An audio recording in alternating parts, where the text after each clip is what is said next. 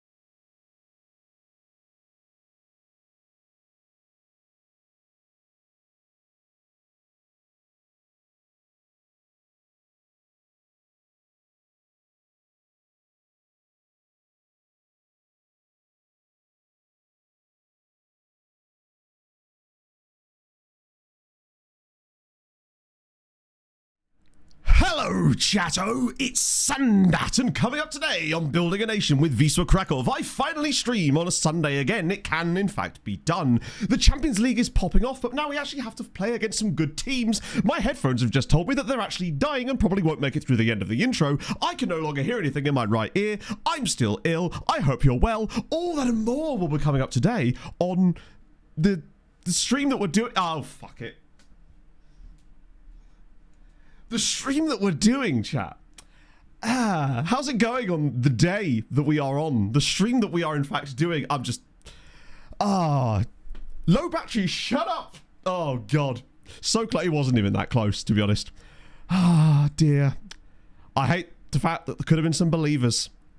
Oh, that was very similar. It's usually 50-50, which I respect. Right, will he mess up the intro? Will he mess up giving up the points for the intro? Will he mess up the intro? Yes. Yes, in fact, he will. 2 minutes under... Oh, in it. Like, if this was a normal month where it was just, you know, trying to pick my Sunday off or whatever, I probably would have chosen this one just because of my illnesses. But I was like, no, you can't be doing 4 off in a row. That's not how this works. Dear. Welcome, everybody. Hopefully you feel slightly better than I do. And happy Mother's Day to all the mamas out there. Don't know why I said it like that. That was weird. But I'm standing by it, to be honest. I have to. So, I basically... When I woke up, my alarm went off, and I noticed my group chat was popping off. I was like, oh shit, the F1's still on. Rushed downstairs, managed to catch the last sort of 15 laps of the race, so I suspect I missed most of the good stuff, as seems to be the case. A Sunday stream, I know. Who knew that they could even be done? I'm kind of glad. I always really like Sunday streams, so it sucks when I do have to, like, miss one. Or 3 in a row, to be fair, which is even worse. Shout out to Virgin Media for that one, by the way. It's just nice. We have good vibes every stream, to be fair, but Sundays are just a chill vibe. Twazak with the 70 months. You'll love to see it. Oh. 70 months of pretending I understand what's going on, woo. What's going on, woo? What is going on, woo, is you, my friend. Thank you for the 70 months. That number is absurd. Too high, if anything. We should probably lower that down. Can we stack overflow the sub count so it just goes backwards again? That'd be nice. Devilish answer. It's because I have had an haircut. It may not seem like it, but I have. For me, this is short. I was like, you know what? It's getting silly. Let's try and sort this out a little bit and go a little bit more... that was about where I tuned in, Harold, as it happens. I think it was lap 41 was when I switched on. Just as... There wasn't really a lot happening, actually. Most of the things I saw was Verstappen retiring the car. Hulkenberg seemed to be going through the field quite quickly, sort of, until a certain point. And the Ferrari file. The Ferrari battle was kind of good. According to Charles Leclerc, anyway. Andrew, with the 27 months as well. You'll have to see it, friend. This is a resubscription alert from Andrewshk. Andrewshk. Do I have to, like, shelter in place? I'm going to have to switch over my headphones in a minute because this thing's really annoying me. You'd think that it would just say low battery, like, once or twice, so you're just like, oh, yeah, I'm aware that I have a low battery, and then it would just shut off when it's done. No. This is going every 10 to 15 seconds. It's like, low battery. I'm like, bitch, shut up. But hey, when she goes away, I'll miss her. Hairdresser stories. Yes, we do. Yes, we do. Perhaps a bumper crop of stories fresh off the press from Emma, because it's a double whammy this week as well. Particularly as I got a follow right before stream today from someone called Hairdresser41. Now, I'm not saying that's her, but it probably is. Let's be honest. So shout out to Emma if she's figured out how to watch Twitch. I suspect her son's probably done it for her. So shout out to him. What season we're in? Right, let's get off of my big face so we can talk about that, shall we? We are in season 7. We're sort of midway point, I guess. Quintessential Sunday content. They are, aren't they? Yeah. It used to be Thursday content. But since the switch to the Saturday hairdressing appointments, we've got that Sunday hairdresser. Oh, thank you, Friday. I'm glad you put that in there, actually, because I couldn't have shown it before. Right. Let's quickly show this. I've got a look up to do as well. Wait. Fella from Jelena. Tell us again. Relates to a certain Fulham player. Oh my God! Is this Timothy Castagna's long-lost brother? He's got a slightly smaller, like, head, but the same face, if that makes sense. It's kind of like you took Timothy Castagna's face, but then put it onto a head that is like 80% scale, or something. Really interesting. Okay, I'm switching headphones. This is ridiculous. Thank God I've got another option. See you later, Jinjo. Don't spam us with bots this time, though, you know? We got caught out last time, and I did blame you. Actually, What I could do is just use the left headphone for a little bit. Since that one's not complaining at me currently. That one seems to have maintained a bit of its charge for some reason, even though I'm now going to feel really off balance. Lockers, thank you for the 68 months. That's one away from the sex number. KHJ, KHJ, KHJ, KHJ, KHJ, KHJ, KHJ, KHJ, KHJ, KHJ, KHJ, KHJ, KHJK. Actually, I just realised that shirt I told you about. This is the one. I sort of tried to show it off on Tuesday, but it was difficult when I wasn't actually wearing it. So this was the shirt that I got at the Supporters Club shop. So not the club shop, the Supporters Club shop, because there's two apparently. I never knew that was even a thing. Maybe that's more common on the continent. I've never really heard that being a thing in the UK, or maybe it is, but just not for Fulham. But yeah, what it is, obviously it's like a shirt, but it's got a map of the city streets of Krakow on it with like different highlights for different like things based on the red and blue colours, which I just think is cool. And on the back, just says Wisła Kraków, which I just think is cool. Like, it's the sort of shirt that you're just not going to be able to buy. I don't think you can even buy these online. So I just thought, yes, I'm definitely picking. Now take it off. Oh, nobody wants that. I haven't quite got the physique yet. That's stage 3 of the matte revolution, you know. First, sort brain out. Then, sort weight out. Now, done it yourself. Look at that, chat. Round of applause for Em. Not you. Different one. There you go. An early POG appearance. And Hairdresser Emma is live in the house, chat.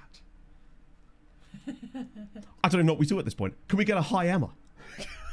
Oh my god, multiple Emmas. I know, Mr. President. Like a second Emma has hit the stream. Incredible scenes. A shirt you can't buy. Do you know what it does? It's a shirt you can't buy, but you can steal it in the dead of night. Which is what I chose to do. Oh, I have so much to say. Quite more. It is a bit actually, isn't it? Yeah. Start streaming telling her stories. Andrew, I was trying to explain to her yesterday how that would work, were that to be a thing that she would do. Here's how I envisioned it. Couple of cameras set up in the room. Obviously consent, right? That's meet Timothy Castagna's long-lost brother. You don't realise who that is, of course, but... I didn't pick that. That was chat's choice, thank you. Blame Fry for this endeavour. Being stalked indeed. Ironically, that brings us to one of the stories I have... Paul with a gifted sub to Hairdresser41. Thank you, Paul. That's very kind. And that brings me on to... Let me just get... order the camera. Did you actually? No way. Hell yeah.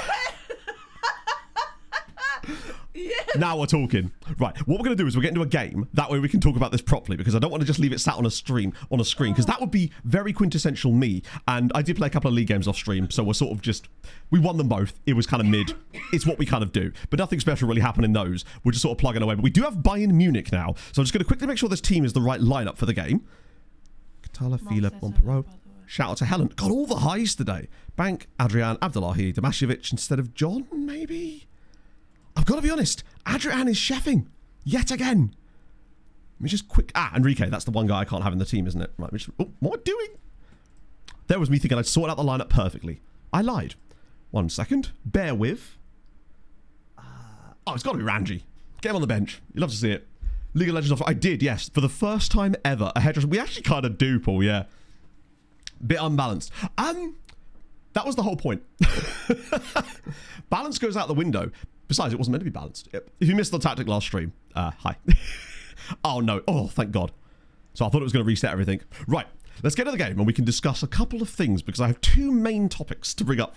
One involves a cowboy and the other one involves creepy neighbours, which is your favourite topic of conversation, chat, as you know. Oh, shit. Rennie. I promise I will get to that lookup right after the buying game. If I don't, please spam the shit out of me to make sure I do. Who's getting a number? Number 4. That's excessive. Oh my God. On review, that is no longer excessive. First team signs. We made a couple. Basically, I actually had some thoughts on the old first team signings thing as well. I reckon we're in a state now where we almost... We're in this... I was trying to put words on it last stream and I couldn't quite formulate the thought correctly because illness thinking all that. I think we're in that horrible... The terrible twin era, basically, of a team where we managed to sign some really high PA, low CA guys towards the start of the save. They've developed nicely. But what it's done is it's lifted the functional level of our squad so high that it's almost impossible for us with our reputation and clout level plus money to sign first team players for the most part. And I think the problem I had this summer is that I spent too long trying to do that. And what it ended up doing was kind of derailing our transfer strategy. So I think what I need to do, occasionally we will find a guy who's first team quality, but they are the exception and not the norm. And I think that what we need to do now is, instead of looking at guys that are going to make our first team better, because we've overachieved a little bit, we need to go, right, this guy could make us better in 3 years. This guy could make us better in 5 years, and just go for the young, high PA guys, even if they're not going to be anywhere near ready for the squad now, but be willing to spend a bit more on them. I think that is the thing I'm always advising other people to do, and somehow I ignored my own advice because I got stuck in this kind of we must improve. And I think I understand now sort of why people get stuck doing that, because I did it. It's so easy to fall into that trap. But we did make a couple of guys. The biggest I'd say in terms of first team signings, because you look at the squad and you're like, it's mostly the same guys. The biggest one for me, oh my God, surely not. Oh! Oh, please don't be offside. Michael, I beg of you. This is not the time for it. Too bad for the Wonder Kids. Yeah. This might be onside still, you know. Oh, God damn it, man. Yeah, the only player you'll notice in our starting 11 really that is that different to last season is Adrian, because I sold our starting centre-back pairing. Yeah, he is offside. So I think that's going to be our functional strategy for the next couple of seasons, is to just revert back to going for the pure younger talents with the high PA, that we can see at least. And that means it's going to be less transfer room in probably, or if we are doing transfer room in, it'll be more youngsters, breakthrough prospects, future prospect types of lookups rather than the starting 11 kind of guys. Although we'll still look for those because occasionally you do get lucky. And then more team report scouting, more sort of database searching kind of scouting. I think that's going to be the way forward to take us to that next level. Because I think this squad is developing nicely, as it is right now, but there's a few players that seem to be reaching some natural ceilings, perhaps. Some of our midfielders, particularly. Oh, sliding through. Here we go. Speaking of one of them, just drop it across. Oh! This one better not be offside as well. By the way, we're playing Bayern and we should be 2-0 up inside 2 minutes. This is outrageous. That one's surely given, right? Are you joking?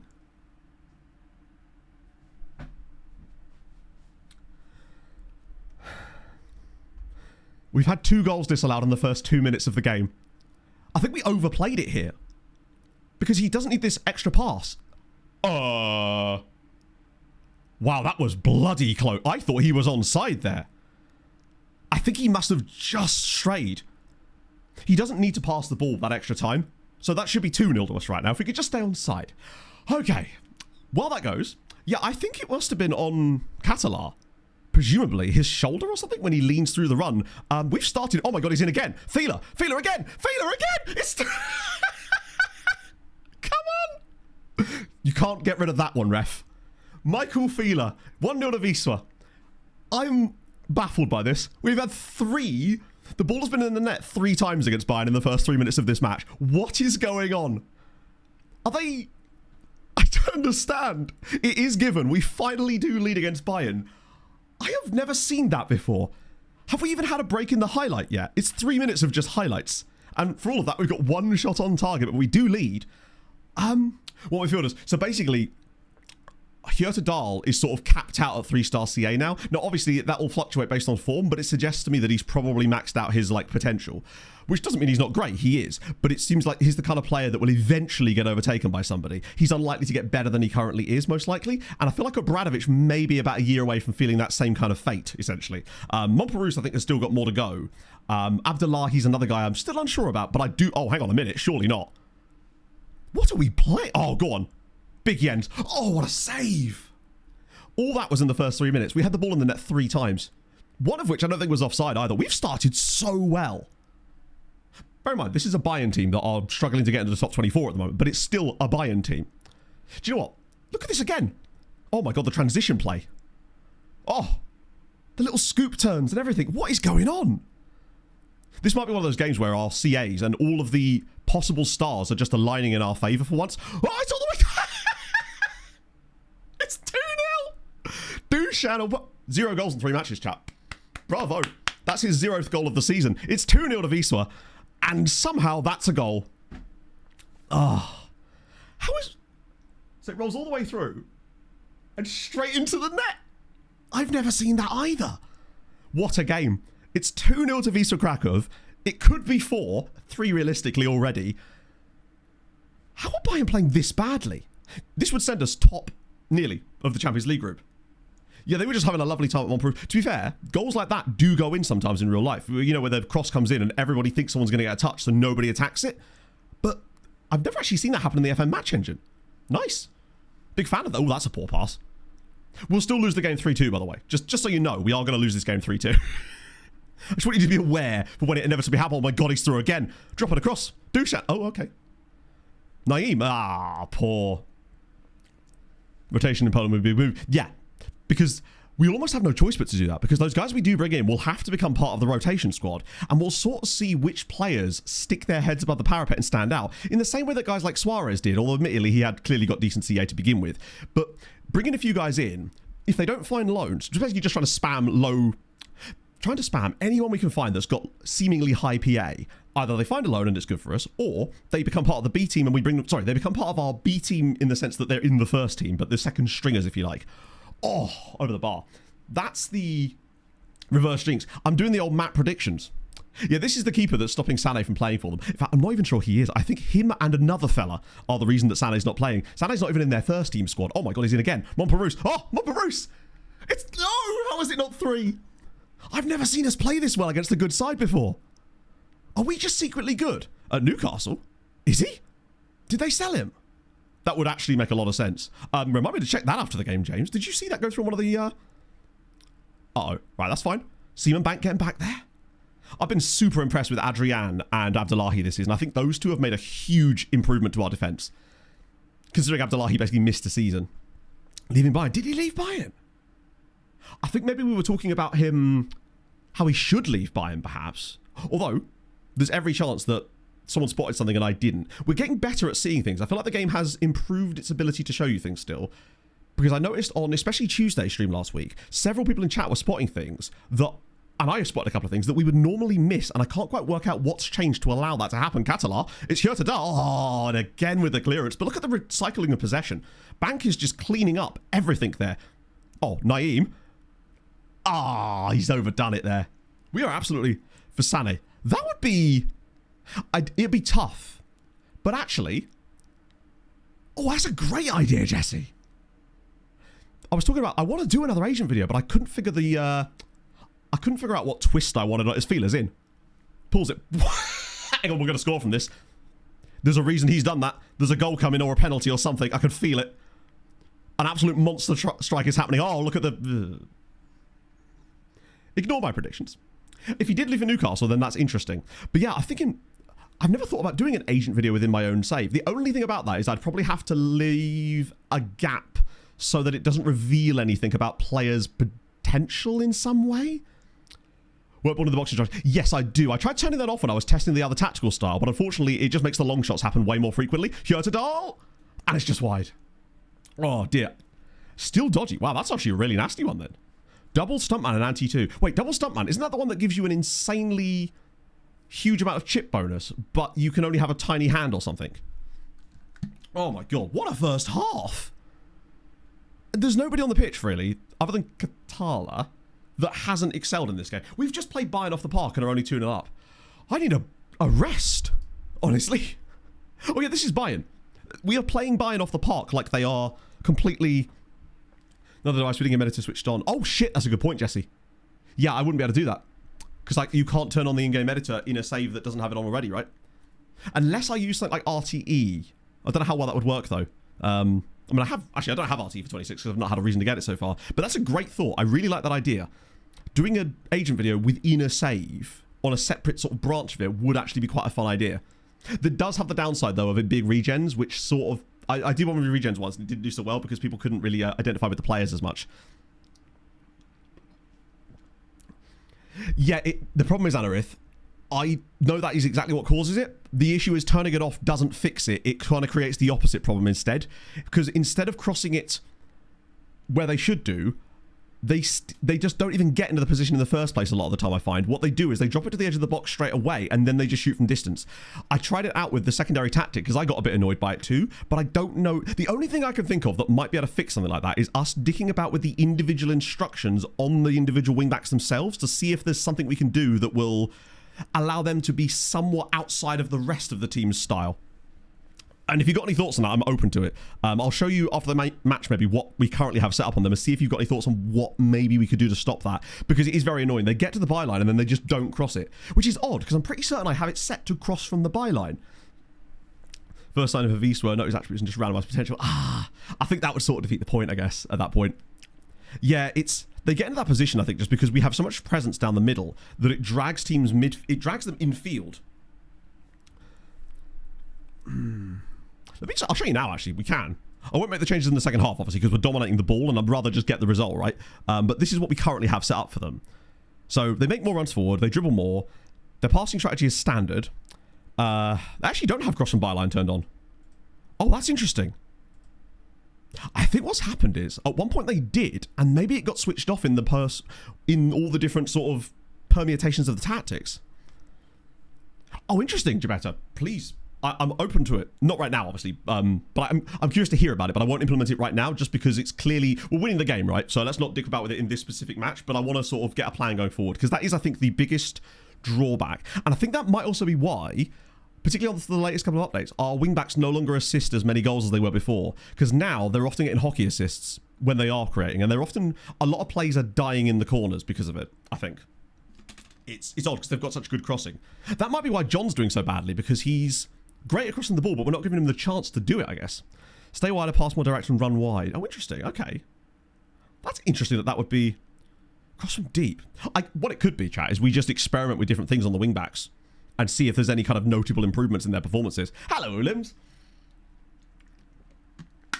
I guess there's more than one way to skin a cat, because I really like this stuff here.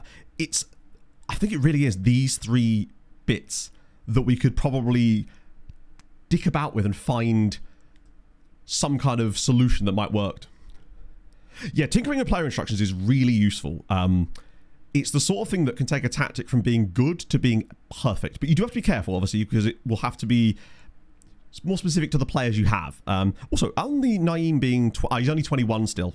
His birthday... We may get to his birthday today, actually, because I think we might get some January transfer stuff done, potentially.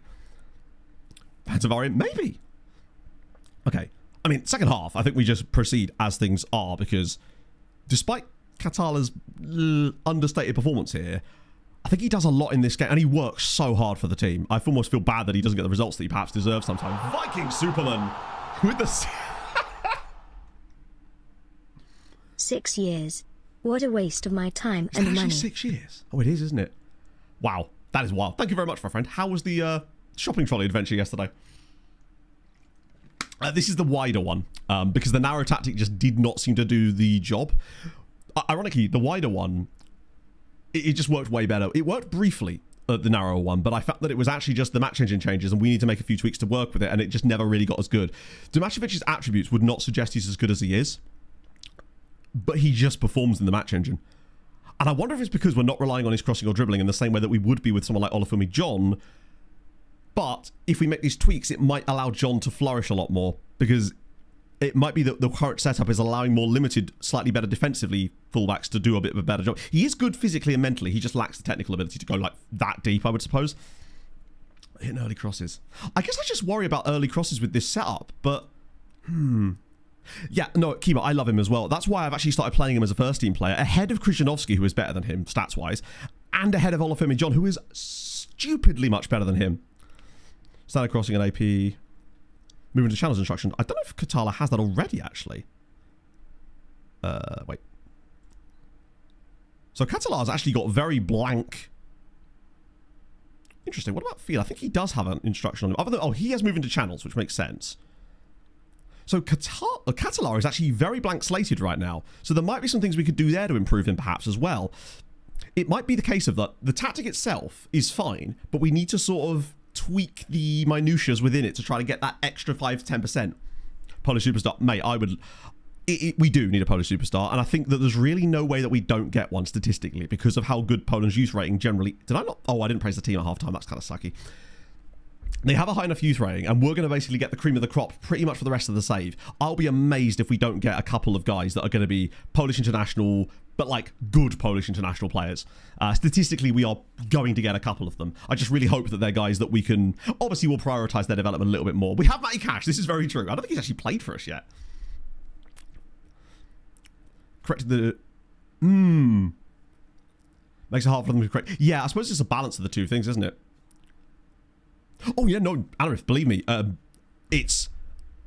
well aware of that. Like the changes you can make from just individual instructions, sometimes on one singular player as well. I'll always look back to the Wimbledon save with not Jamie Lane. There was a guy called Lane, a French left midfielder I signed, who was infinitely better than the guy I previously had, but he couldn't perform. And it was because of a player trait and a player instruction I had on the role. And one little tweak and me doing a 20-minute analysis video on him, because I used to do that back in the day. Oh shit, my bad. Thank you, Kima. Forgive me. Right, boom. Honestly, this game just kind of dying on us is actually probably not the worst thing in the world. We are a bit light there, actually. Wait. Oh, no, that's Pena. Never mind. We are not light at all, are we? Suarez, of course. Obra's been very good, actually. Banker's just doing the job, which is fine. Decaba hasn't had to do a lot, really. I think I'm just going to prioritise legs, but without trying to weaken the starting 11 too much. Actually, I'm not going to make any more subs, purely because I don't want to weaken our on-pitch levels too much.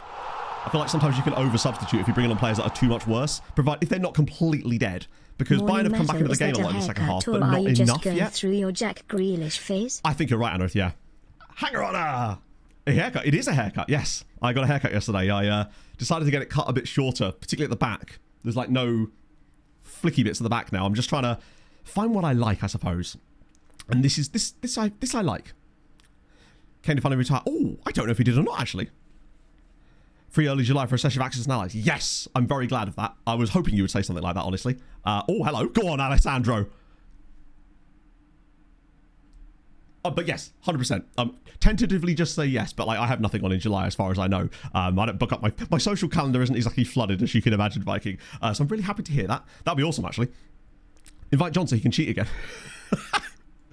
Oh, that is a great pass, by the way, from Fila. He does link up the play superbly. Pena is so good at this, though. Oh, channel forward and channel mid. Yeah.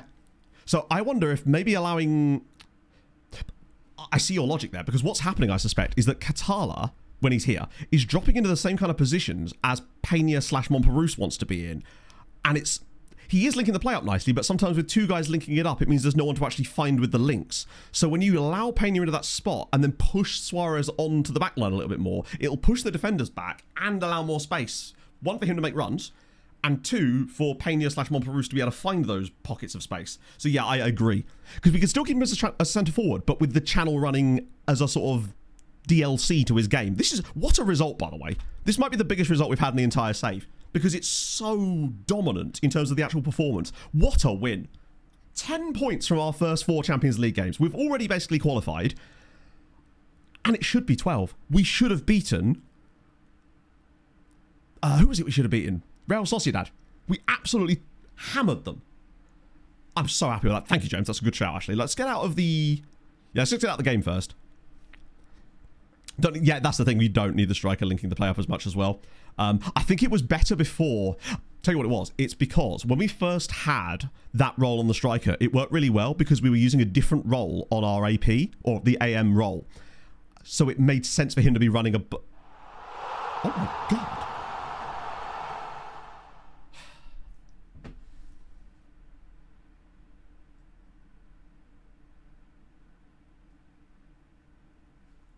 My God, Dyron, thank you, man. That's so unnecessary, though. I really do appreciate it. Once again, volleys and people that are listening, forgive me if I sound congested. I am. I've got the Sudafed on. It would sound worse without it. But thank you so much for that. It's incredibly kind of you.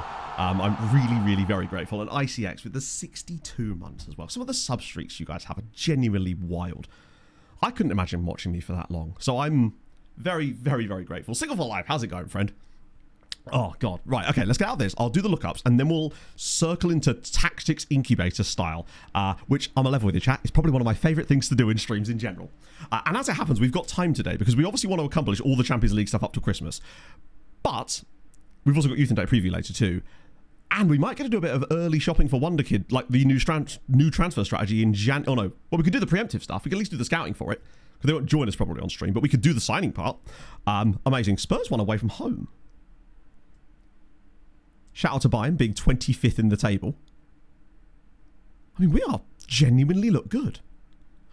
Top 8 feels probably out of the range for us, but top 16? that usually requires about 13 points. 1 win. I think we've got a winnable game in there. Standard runs. We will check on that because we might have to. I don't want to adjust too much. It might be like 1 tweak per match or like 2 at the most. Yes, sorry, the hairdresser story. I'm so sorry, chat. So I'll start with the first one. Basically, obviously she's got the pervy neighbours, the ones that are sort of voyeurs in their bathroom window for some reason. So there's another house just around the side of that. I'll show Lewis Wren while I talk about this, because I promised you a story and then didn't do it. My apologies. I actually got really engrossed in the tactics side of that game. Please tell me you played. Ah! Yes, you have! Oh, because Santos got relegated. Different story. We'll talk about that in a minute. That's insane. Has that happened before? I feel like it has. So basically, she's got another neighbour that's sort of slightly further away. It's an older gentleman, would you believe? And he basically, because she's in the local neighbourhood stuff, she has like random neighbours on WhatsApp and stuff. And he just sends her what I've been referring to as stream of unconsciousness messages. But it would just be random things like eyes emojis and just generally pervy stuff. But it's the fact that she's got him in her phone as Paul round the corner, which... So every time it just shows up as Paul round the corner, eyes emojis. But some of the things that, like, she finds it incredibly funny, which I'm just like, fair enough, right? But it's like proper, it's the epitome of like dirty old man behavior. You know, like now that I've said that, you know exactly what I mean, right? Without me even having to tell you the things, it's like a kind of, like a floating deity. Yeah, I don't know how you've not got games for Santos, to be honest. You think that your player is actually quite good, I think. The issue is that we've never managed to get a proper scout report, which means I'm going to do it now, even though we should have one. Yeah. But it's the fact that, like, he's the local curtain twitcher as well, because he'll just stand in his window looking in and stuff, like, while she's got clients round and things like that. And it's just the strangest thing. And, like, walking around to people's driveways, taking things off people's doorsteps, and then that way they then have to go, like, packages and stuff, so they have to go around and get it from him and shit like that. Just really abject, weird behavior. Hello, Pog. What? Why are you taking stuff off people's drives? I'm not taking things off people's drives. Paul around the corners. I do that all the time. Are you Paul around the corner, Viking? Is that not illegal? I think so, yeah. I believe it is, yes. Yes, Paul? Can I borrow your card to get colds and flu and stuff? Yeah, of course. Yeah, my wallet's downstairs. Just take what you need and be on your way and stop crying your heart out, you know? I want to get myself a coffee. That too. Paul the Porch Pirate. Great. So yeah, there's that. Hang on, let me just check my notes, because there was a couple of other things. I actually made notes for this. That's how serious I took this. Oh, yes. But there was actually 3 things. So basically, one of her neighbours drives like a bright baby blue Ford Mustang. But he also dresses like a cowboy. Full cowboy regalia. And you might think, oh, okay, so he's wearing some boots and jeans. No. We're talking full-on Stetson hat, plaid shirt, bolo tie, belt buckle, you know, this kind of malarkey. The problem is, I saw the video. It takes him forever to get anywhere because he's obviously having to sidestep every time he walks like this. Because much like a chess piece, you know.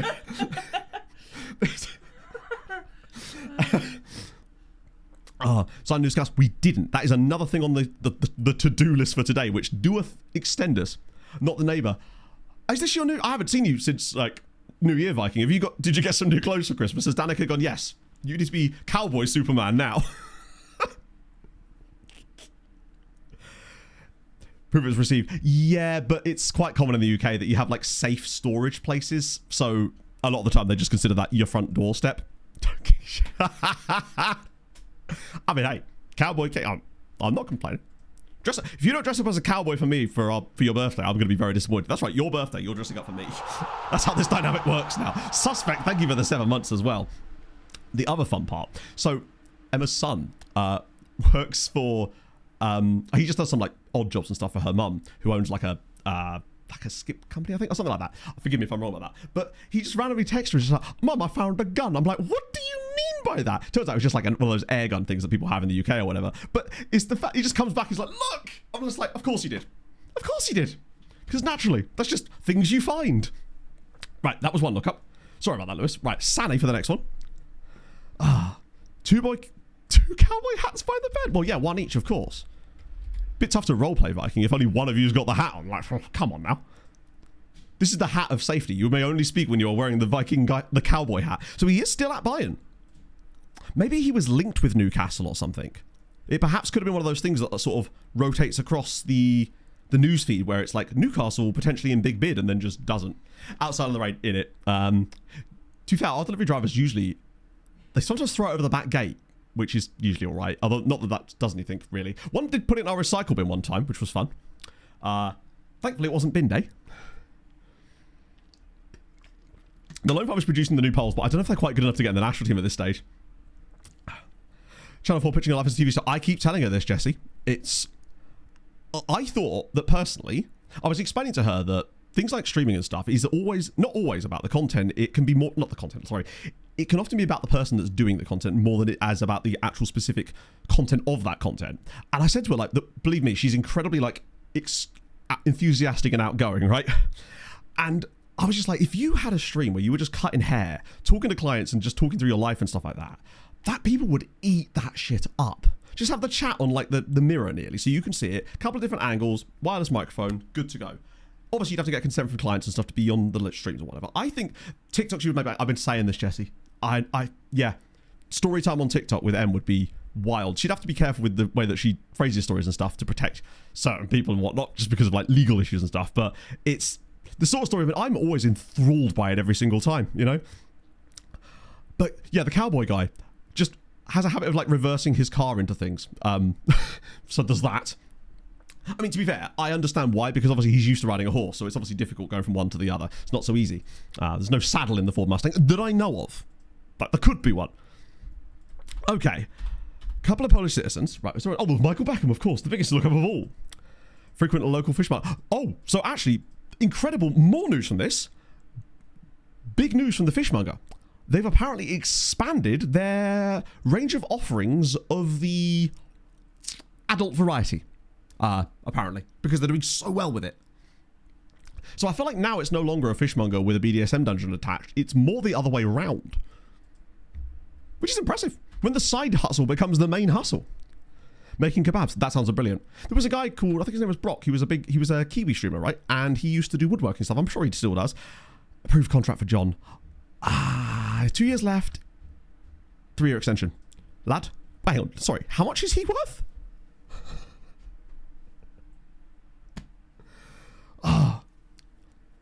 Oh yeah, sorry, I forgot. If you knew and you haven't heard the fishmonger story, basically she was out just buying some fish one time, and a lot of people kept coming into the shop and asking for a key, and she was like, what are they asking for a key for? So it turns out that it doubled up as a BDSM dungeon underneath.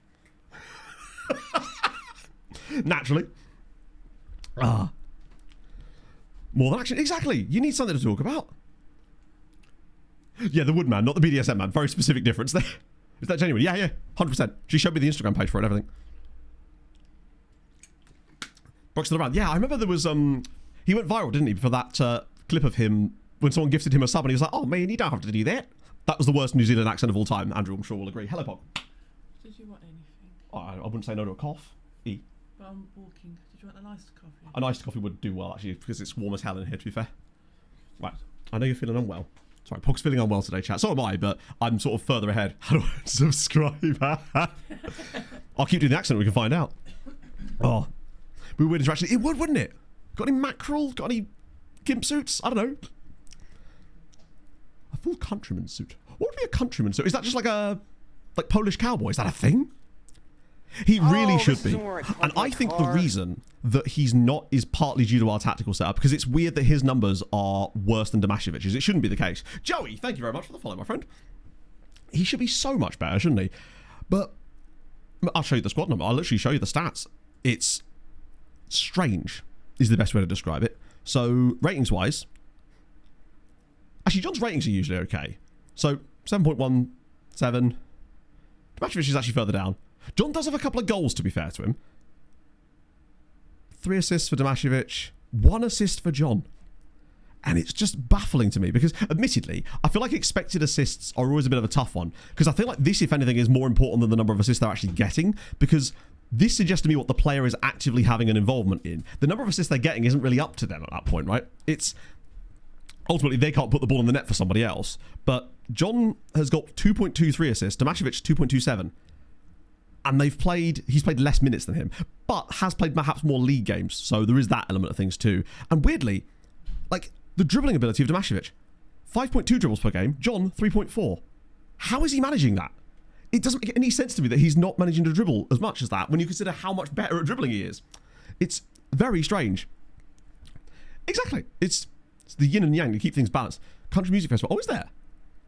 That's kind of... I never really thought that about Poland, but then I guess, yeah, you learn something new every day. Didn't see many cowboy hats when I was there. Maybe I was in the wrong part of Poland. I need to go to the wilderness. Even Naeem's dropped off slightly. You can just see how much better he is.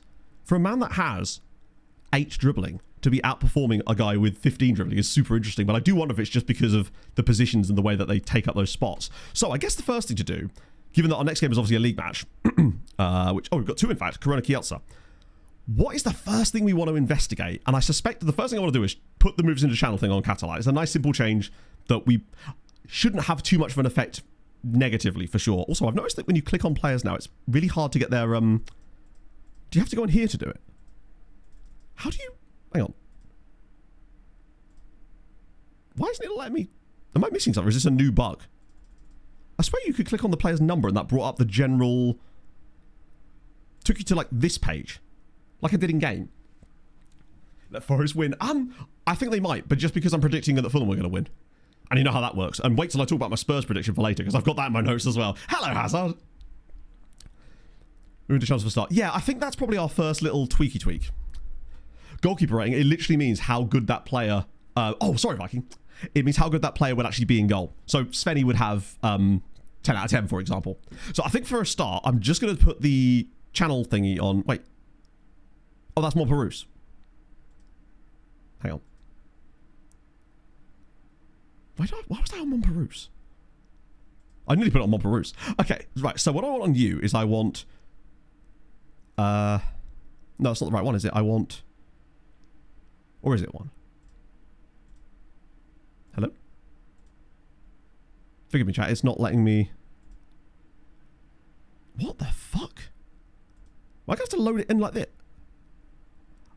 Oh! What? Hang on. Can you not have your... Oh, that's really interesting. You can't have him make more forward runs, which is very strange, which might require a different role, which I don't really want to do, but ultimately, if we want to try that, I mean, do we just have 2 channel forwards? Emergency goal? I guess so, yeah. If you find it, I've not seen a guy with higher than 4, to be fair. On this save, at least. People have sent me ones with 5 in the past, so it definitely can happen. I mean, I assume it can go all the way to 10, in theory. Yeah, if we're going to do that, it might have to be... Yeah, I suppose it would become a different role at that point. Under attacking with... Oh, is it? Okay, my apologies. Right, in that case, we might better change that then.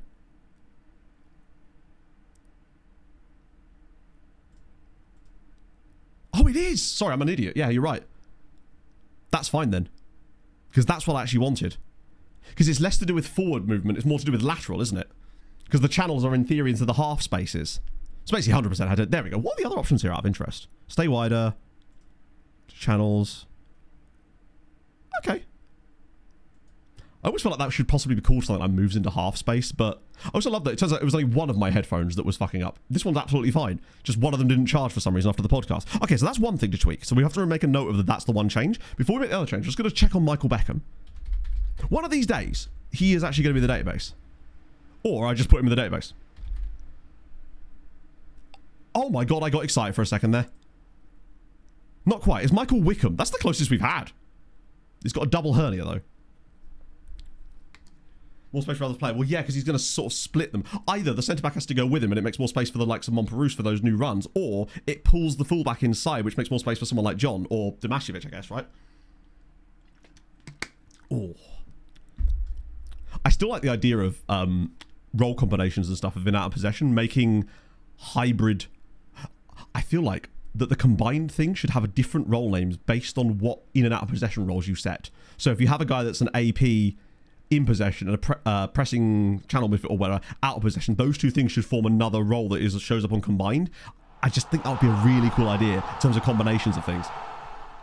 Michael Beck. Michael Beck is definitely the closest. That was a Danish guy, wasn't it? Hello, thanks to @Benikage. Hi, Matt and chat.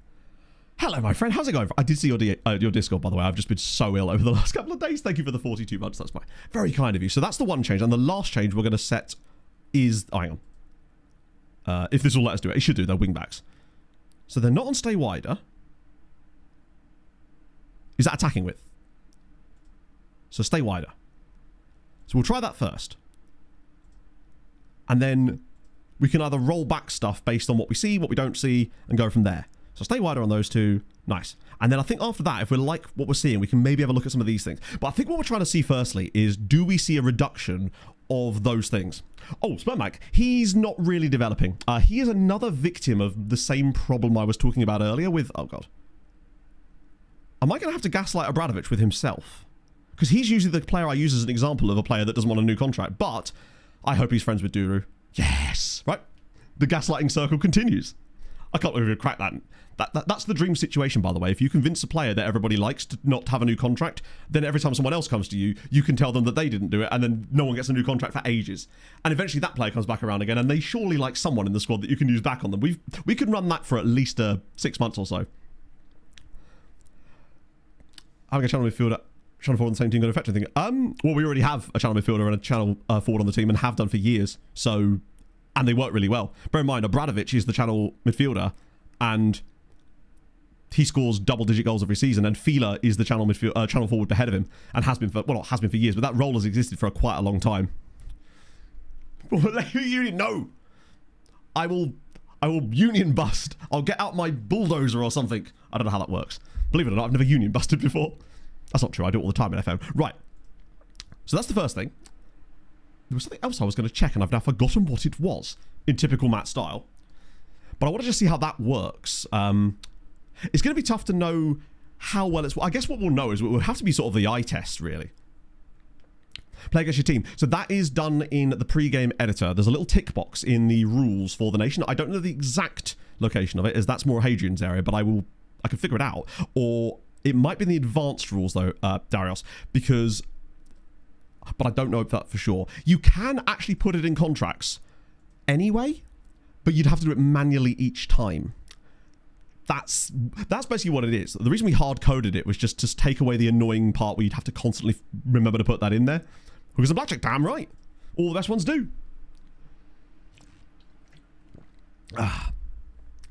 Yeah, rating's not useful. Don't worry, we're not going to instant result the game. We've not got as many games to get us to Christmas today, so we can afford to have a little bit of a tactics incubator times and make little tweaks.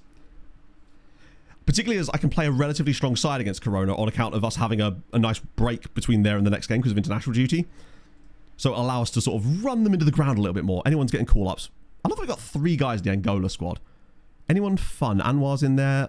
All the Nigerian. How is Uluwakire doing these days?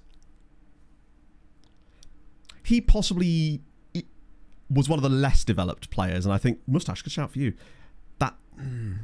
He's doing a decent job out on loan, and that's all I can really ask for, but I feel like he's not one of the guys I'm super excited to come back, I suppose. Nigel Lunga's in there too. Nice to see. See you, Academy. I'm going to stop clicking on each individual one of these and just using the mark all thing, because it's so much faster, especially with the legacy spacebar thing seeming a bit more janky these days for some reason. I don't really know why. Oh yeah, this is the league table, by the way. I had a couple of games off stream, which were, I think it was 2 matches. It was, oh no, 3. The Pogon win, 2-1 away from home, relatively minimal. Fila and Montperouse. We then beat Richester 1-0 in the cup thanks to Duru. That was it. It was a dominant game, but we weren't scoring a lot. Both of these games I was playing the other tactic, and I'm still not convinced by that, because you can see that it sort of really tailed off. It worked really well while they were learning it, but the second they got hold of actually knowing what it's like, just went out the window. 2 goals for Arola in that game as well, which was cool. He's a good player. I want to find a way to get him some game time as well. Hello, the Beast! Which makes me think I might remove that tactic from being trained. Nah, I won't do that. What I should have done, though, is perhaps created another... Like, got rid of this version of the tactic for the time being from our use, because we don't really use it. And then... Irreversible on my front bottom. What I'm going to do is make a copy of this one. One sec. Polish expression wide. And then the original one, I'm going to just turn these things back off again. So we've got the default. You're opening... Oh, good shout, yes. We didn't check those, but we will in 1 second. So you... have a new thing which we're going to do, but we're going to push that back to standard. And it was these 2. There must be a faster way to get to that menu. And now back to standard. I do hate that you have to scroll through these rather than just being able to click them. It's just another little tiny thing that they could tweak that would make the game just a little couple of less clicks, you know? That should be their biggest challenge for 27, just like reduce the clicks. Okay, good. So that's now default. This is... I don't really want to save it yet to give it a different name. We'll just leave that. That's the one we're working. That's the work in progress tactic. Right, okay. Other Polish results. But yeah, as a result of that, we did overtake Korona Kielce in the league. Just barely. They're having a very good season. Their goal difference suggests they're not out there. But by the way, if you missed this last stream, check out the state of Łukasz Łódź. I've never seen a team be this bad in a league I'm playing in this early. This might be a generationally bad season. They have a minus 39 goal difference before the halfway stage in the league. They've conceded 49 goals in 15 games. That's over 3 a game. In the NHL, you'd be like, like, they're actually tracking for over 100 goals conceded in a top flight season, which I don't think has happened in this save at any stage. Not even close. Yeah, they're only 3 points behind Pogon, who were in Europe last year. Not this year, thankfully, so that might save them. And also, note that we could end, last year we had teams getting relegated with record high points totals. This year it's the opposite. I think we could get teams staying up with record low points totals. Piast only have 13 points, shocking goal difference, and they could stay up. They're already 3 points clear of it, which is nuts to me. Bad signs for these guys. Also, Legia still down there, because of course they are. Who did they beat? Motor of all people. And the draw was against Górnik Zabrze. But they regularly concede 4s and 5s. That's what it is. Every now and then they... Legia being this bad does kind of sucks. When the cut... Oh, God, imagine. Oh, and I know someone's going to ask this as well, so I'll just show you the second tier. Yeah. Lech Poznan and Jagiellonia are very good. They don't score any goals, but they don't concede any goals either. They've conceded 8 times in 16 matches. Shout out to Wichista, though. They're doing all right. Pushkin Yapur are in there as well. Zagłębie Sosnowiec have fallen off a little bit after a really strong start, but it's sort of looking exactly what we expected, where these two will be flying back up.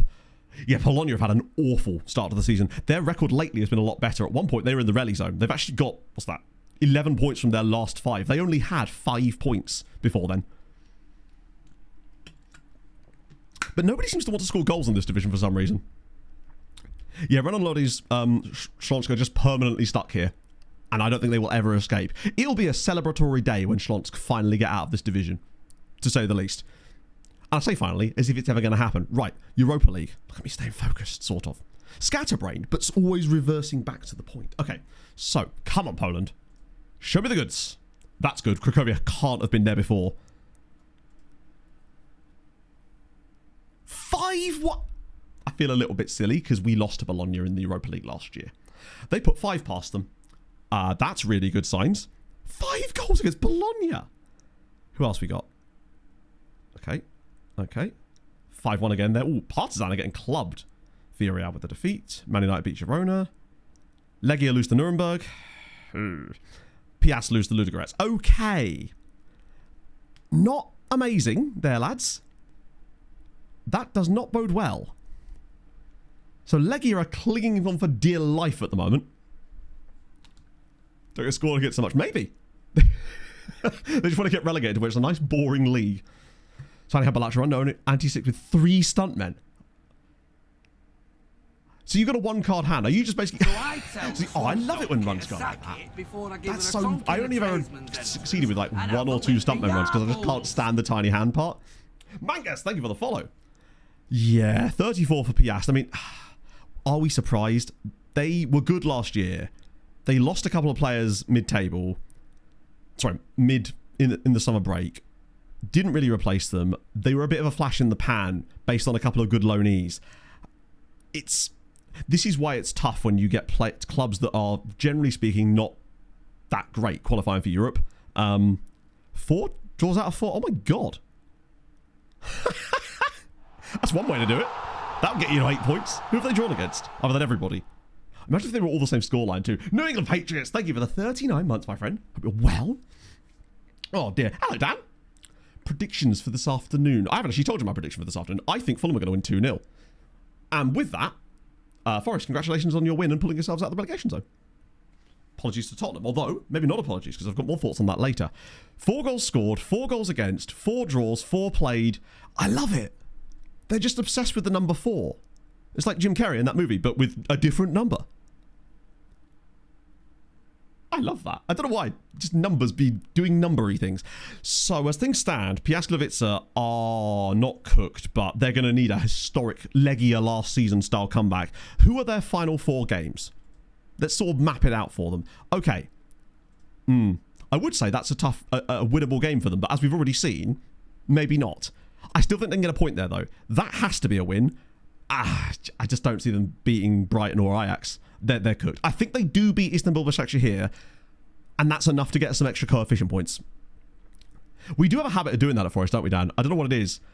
Like, I can't remember the last time I actually was in a position to watch a game that Fulham played against Forest away from home. I'm always randomly busy during them for some reason. I remember the one we won a penalty, I think it was a Raul penalty with me last year? It was the October, but I was at Nerdphonic's house while that was happening. We were filming stuff, and I just had the scores coming through on my phone. I was like, Oh, so we won 1-0, but because that was the same day that Chelsea scored Cole Palmer scored 4 goals in the first half or something.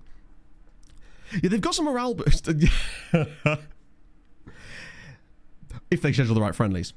It's tough. I'm not convinced they're doing much with that. Legia, I think, still have a chance, but just because they are a better team, despite their league form, in theory, they'll have some easier games, right?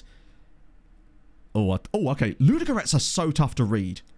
That's going to be crazy. If they're going to get through, they need to win the next 2, basically. Ludogorets at home is must win. Rodriguez has a hip injury. That's not great. Just as well we didn't keep him. RZ, the Troy Parrott Massive, going to be tough as well, but maybe winnable. Do you know realistic about it at home? Right? Yeah. Oh, 100%. It's very Fulham in it. That being said, we are just one of those clubs in the mushy middle. Fulham, Brentford, Brighton, Bournemouth, Sunderland, Palace to an extent if they even if they just won one more game. There's probably another one in there as well who's escaped my brain. That just, for example, that win with Brighton at Sunderland yesterday was the exact result that you would expect from that type of game. Because Sunderland, Newcastle, yeah, no, honestly, Newcastle too. I feel like Newcastle earn their points differently, though. Because they have a weird habit of losing to a lot of the teams in the mushy middle and then just getting wins like yesterday away at Chelsea. Out of nowhere. They're so inconsistent. But, yeah, they're definitely in that same patch as well, even though they perhaps shouldn't be. Brighton absolutely needed to win that game 1-0 yesterday, because that's just how it works, to stay in that little group of teams.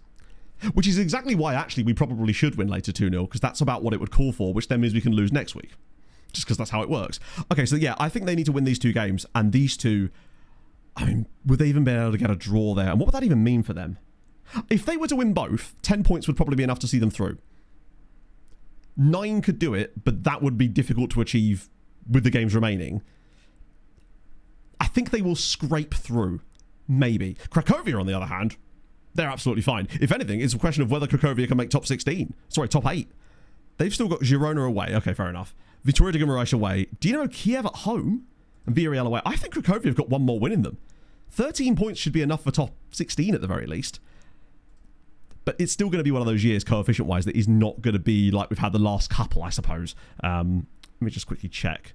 We're certainly not going to be getting 17 points this season. But that's okay. We don't need to. We just need to sort of tread water for a year. We've had 2 years of really strong progress. 5.1 on the season. We're not even doing that bad. But, of course, once the group stage finishes, all the cheaty points come out. And then that's when... I mean, England are already doing quite well, aren't they? Another 31-point season. That's crazy. But if you look for next year... Like, we're still comfortably above the Netherlands and tracking on the same points as them. We're matching a lot of the teams around us, which is okay. So I think that's okay for the time being. Hello, Quimby. Torquay. I've been to Torquay a couple of times. It's sort of a... I'm trying to think what the perception of Torquay is. It's a seaside town in Devon. But I almost feel like it has an older swing in terms of demographics, perhaps, than some other seaside towns. I don't know if I'd be right in that thinking. It's more of a... I don't know. I'm trying to think of the right way to phrase it, I guess, without being like, Torquay shit, but it's actually okay the times I've been there, but I guess it depends if you go to the right part. But I think the best way to describe it is seaside town that is popular, I guess, retirement. Yeah, perhaps. Palm tree. Yeah, I suppose because of where it is, you do get palm trees there, which is kind of fun. It is a bit retirement-y. Not quite Eastbourne, but yeah. There's still some nice stuff there. Like, there's some pretty things around that area, of course, because that coast is just gorgeous. Right, there's some tiredness in here, and I might just drop out him, and obviously get John in, because obviously we want to see what he's like in this role anyway. Any towers that are faulty in it, yeah. A sunset town. I don't know. It's more just a... Not even a retirement village. It's not like, for example, there's Torquay and there's also like Nuki, but Nuki is more, or it certainly was, more younger. I was going to say very much no, isn't that has some other connotations that are perhaps sort of more archaic, shall we say. Right, let's go for Branch Bar. Wait, is he not registered in the league? I really need to sort that. Enrique, yeah, get him in there. Get further forward. He does now, yeah. That was one of the first things we put on him, but unfortunately with the changes to the match engine, it helped him for a bit, but English Riviera, there you go. They're too young for Respawn in their 60s. I've never been to Respawn, to be fair, so maybe I'm just unnaturally, like, slandering it. Okay, so the changes we made. Moves into channel, stay wider on the fullbacks. Just want to see what they look like in-game. I love that we're making tactical changes after we've just dominated Bayern Munich 3-0. It's very unlike me. Because you know how I'm, if it ain't broke, don't fix it kind of a strategy, generally speaking. But sometimes, just the little... We can get better. I'm backseating myself. That's what it is. Dribble more as well. I believe both of our wingbacks have dribble more on automatically. So that's not an issue. That's already built into their tactical role. They kind of have to have it in some respects on account of them being the only presence in our wide areas for the most part. If they didn't have it on, I feel like they wouldn't be able to get into the right positions enough. Should have been 4. Could have been 4. Honestly, it really should. I mean, if you missed it earlier, we beat Bayern 3-0. We had the ball in the Bayern net 3 times in the first 2 minutes and 56 seconds of the game. The third one was finally allowed.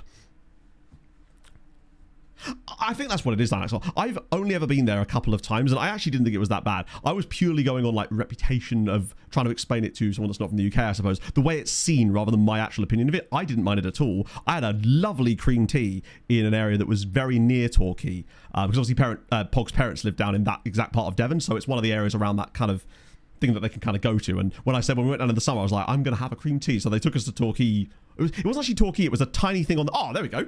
It was near that area. Is it Torbay? No, Torbay is somewhere different, isn't it? There's another little... Pog will know the answer. There's a little tiny place that's right next to Torquay, but isn't technically Torquay or something. That was a nice little... I mean, he still cut back, but in the end, we've ended up with the ball on the net. And it was Katala with the finish, which is a nice sign.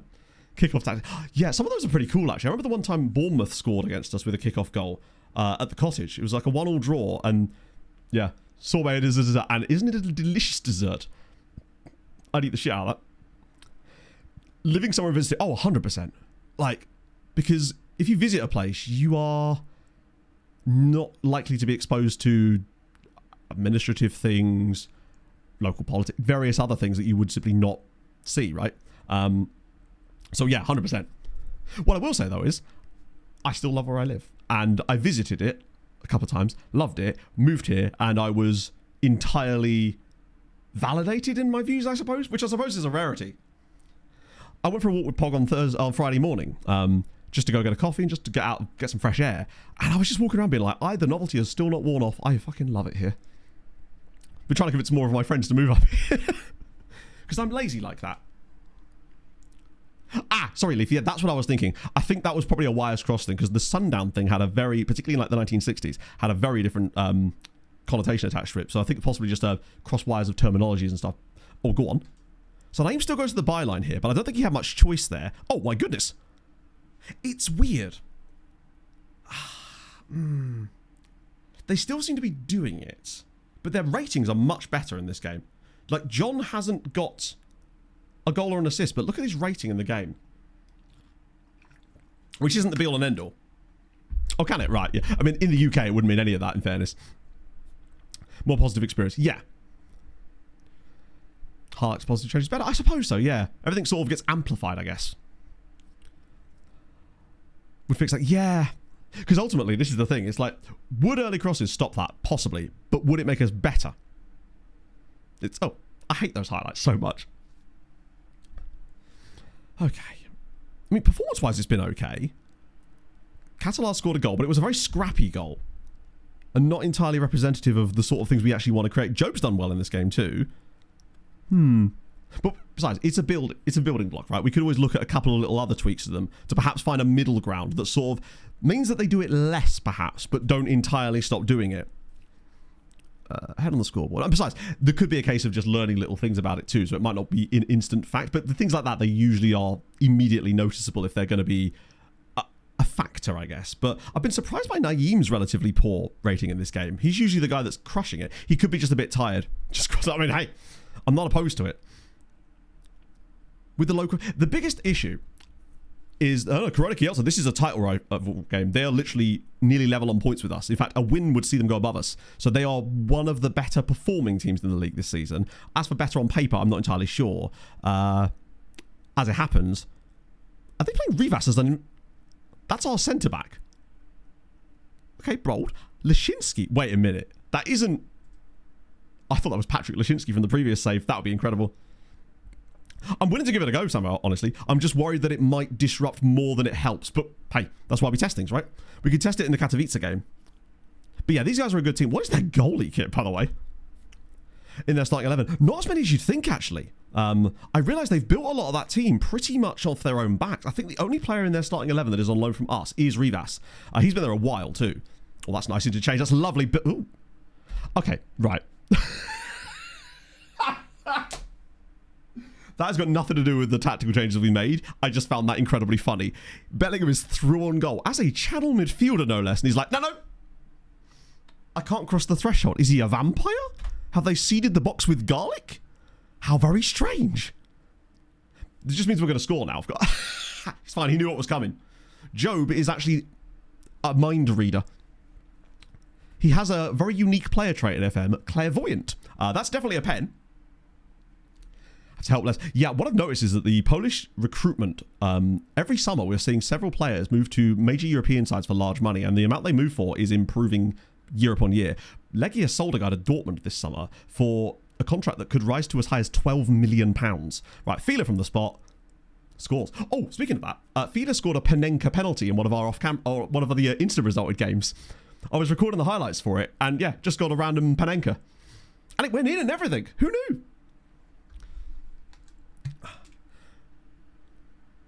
Nui Burger. Was it one of those? Was it what what was it called? They call them millennial burger places. I don't know if that meme has sort of reached outside, but it's the mustaches on the walls, aprons galore, man bunnery and whatnot, and burger bunnery. Mostly I think it was just the prices were bad on those things a lot of the time, right? Burgers just became really very expensive. Yeah, I don't think we've got any more players in this team. I'm pretty certain everybody else is their own. This Martin guy. Oh no, hang on. Yes, no, he is that striker. I'm surprised they kept hold of him, honestly. He's really good. Stupid names for sauces, yeah, it's just, mayo and ketchup. But it's our special secret sauce, which is concerning at the best of times. Right, substitutions now, just to freshen up the guys that have played a lot this week. Coffee can come in. And, oh, if only I could have put... God, as much as I said, yeah, we still can't go for the whole first team signings for the central midfield thing, but I will have to try to find a guy that could sort of do... Oh, we got Enrique. Never mind. That was why I signed him, wasn't it? Pena comes in. I'll leave Català for the full 90 in this one, just to sort of Happy feel him out a little bit there. Hope you're well. Man. Been working from home a lot, and the YouTube VODs have been superb company for the lonely times. Cheers, Matto. Thank you.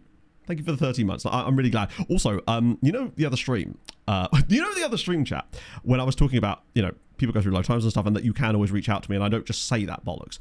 A couple of people actually did, which, by the way, thank you for doing that. I'm really glad that you reached out to someone, and I feel thankful that you chose me for that, even if I'm perhaps not the best man for the job. Okay, that's annoying. And obviously I did respond, but because of my illness, I haven't had a chance to get back to people as much frequently as I would like to, but do not worry, I will. Because I just wanted to make sure that I'm not just ignoring the response to the responses as well. But thank you for reaching out. I'm glad you chose to reach out to someone. That's all I can say. Yeah, they are voting both. It's worked for them, though. They have scored a goal. Failed to pay rent. Yeah, you can't do that. Like, famously. That's a tough... That goes taller rather than wide. Right, thank you. I hate it when a burger comes... order a burger at a restaurant or whatever, and I'm like, right, this is not fitting in my mouth. Like, what are we doing here? Like, what...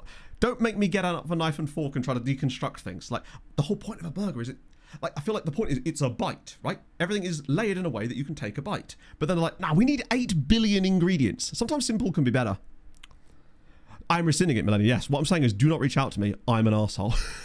But you knew that anyway. Wider, not taller. Yeah. Agreed. Even then, I think you've still got some limits because you've got to be able to hold it and make sure it's... The bun needs to have a structural integrity to it, and it needs to be toasted the right way to be a little bit more firm for that. That's just, yeah. I will die on that train. I had a burger at my mum's birthday a couple of weeks ago. We went to this pub.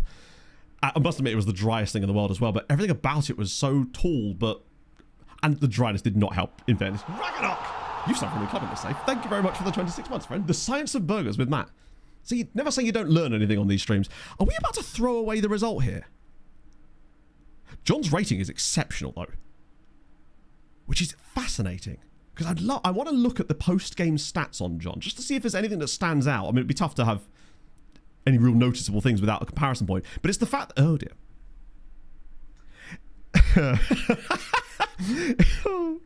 It's the fact that he's improved in rating so much. I mean, wasn't great there, I must admit. Struggles with the league. Isn't it just? Oh, cut. Wait, was that really disallowed? He did not look offside to me. Because that isn't when the ball is played, is it? I don't know about you, but I'm feeling this game is ending 2-2. Oh, it's there. Ending 2-2. It feels like it, doesn't it, my big forehead? And I actually thought that was the 2-2 goal. Thank you for the 2-2 months as well. Shout out to the Desmonds among us. We've been the better side. This would have been an unlucky scoreline. What I will say, though, is look at the possession they've managed to achieve against us. That's rare. That being said, these guys usually do have a habit of achieving an enormous amount of possession. I wonder if it's the inversions that are doing it. Yeah, it's... Considering how we won our first 8 league games and then drew a load of matches when I went, haha, Chow, I've got a new tactic for you. That worked out well, didn't it? Yeah, I often find that I sometimes go sans sauce in general or have it on the side. I feel like, but that might just be because I've got weird texture things with food and I have to be, it's rare that I go into a restaurant and there's a burger on the menu that I'm like, yes, I'll eat all of the ingredients out. There's always one thing in there I'm just like, but then I'm not afraid to be like, just don't have that. Ultimately, I'm saving them ingredients, right? I think sometimes restaurants can overcomplicate certain foods and just add too many ingredients. Right. Catalar's stats for the game, and also I want to look at Johnny Boy's ones as well. So, 0.4 XG. Fila got most of the XG in this game, actually, but admittedly took a penalty. To make, yeah. I'm one of those people, I'm like, I don't like tomato, but we'll still eat pizza and everything tomato flavoured, including pasta with all the sauces and stuff, just not actual fruit. Oh. Sweet corn, oh God. I would never go back. Pog would love that, though, to be fair. She's a huge sweet corn perv. So, Johnny Boy, expected assist only 0.1. So there actually wasn't a lot of creativity. Then again, that was the problem before, wasn't it? And then Johnny got 10 progressive passes is a nice sense. A lot more than Naeem. I think that's where a lot of his quality was coming from, the passes. Catalar got 3 himself, attacking-wise. It's annoying that you can't see the actual number of shots on this screen. Very bizarre to me. Won a couple of fouls. John also won a couple of fouls. Got some dribbles to his name, where Naeem just didn't get involved. Defensively, perhaps. What's his numbers like there? 14 interceptions. My God. Oh, I love onion. I need a bit of onion in there. Onions and garlic and stuff. It's my jam. Okay. We won the game. We played extremely well. Scoreline doesn't really reflect that. The penalty does kind of help that, and the possession was very strange in that one. I don't hate it, and I don't think it made us worse, is what I would say. And Catalar at least scored the goal in the game, which, you know, could be a blip, but I think it's a decent platform. I don't think I want to roll anything back, I suppose, is the crucial point there. Boiled potatoes. Yeah, I had these potatoes in this Italian restaurant in Poland last week. It was basically just these smaller potatoes that had clearly been like roasted, but they wasn't like roasties. They were done in like, they kind of were roasties, but like not traditional style roasties. It was really good. I didn't know you could even order that in Italian restaurants. It was banging. Burned the shit out of my mouth though, because I suddenly went, oh yeah, that's fine. Put an entire one in my mouth and then could not get rid of it. So the entire top of my mouth is gone. Back to standard. I don't know if Naeem was just tired, honestly. I don't want to remove his ability.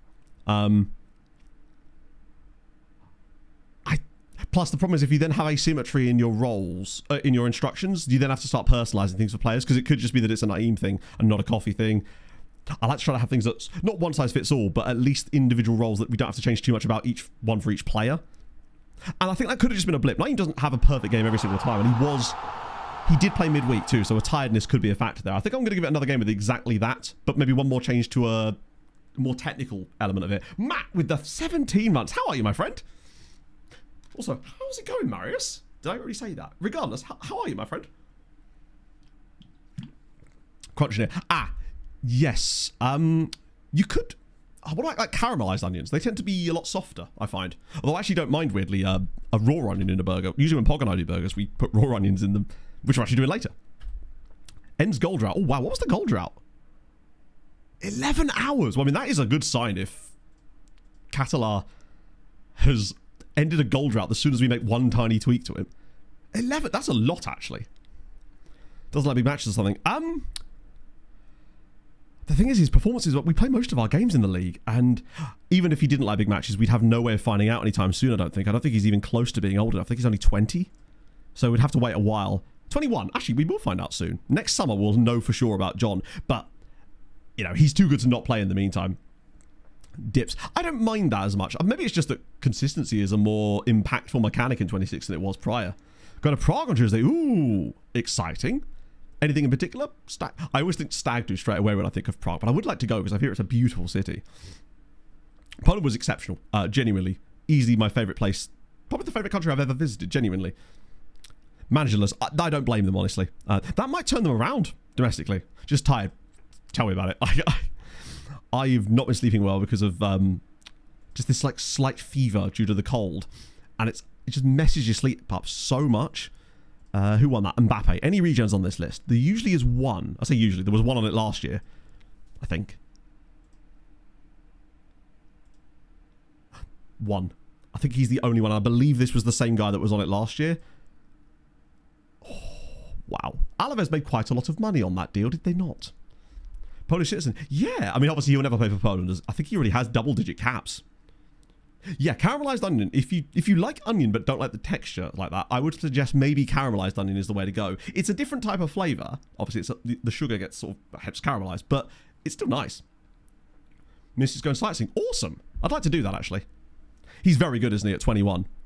But bidden. Thank you, Crofton. Yeah, got it from the club shop. Not the club shop, the supporters club shop. Fits really nicely. I've not actually worn it until today, as it happens. BLS. Thank you for the 50 bits.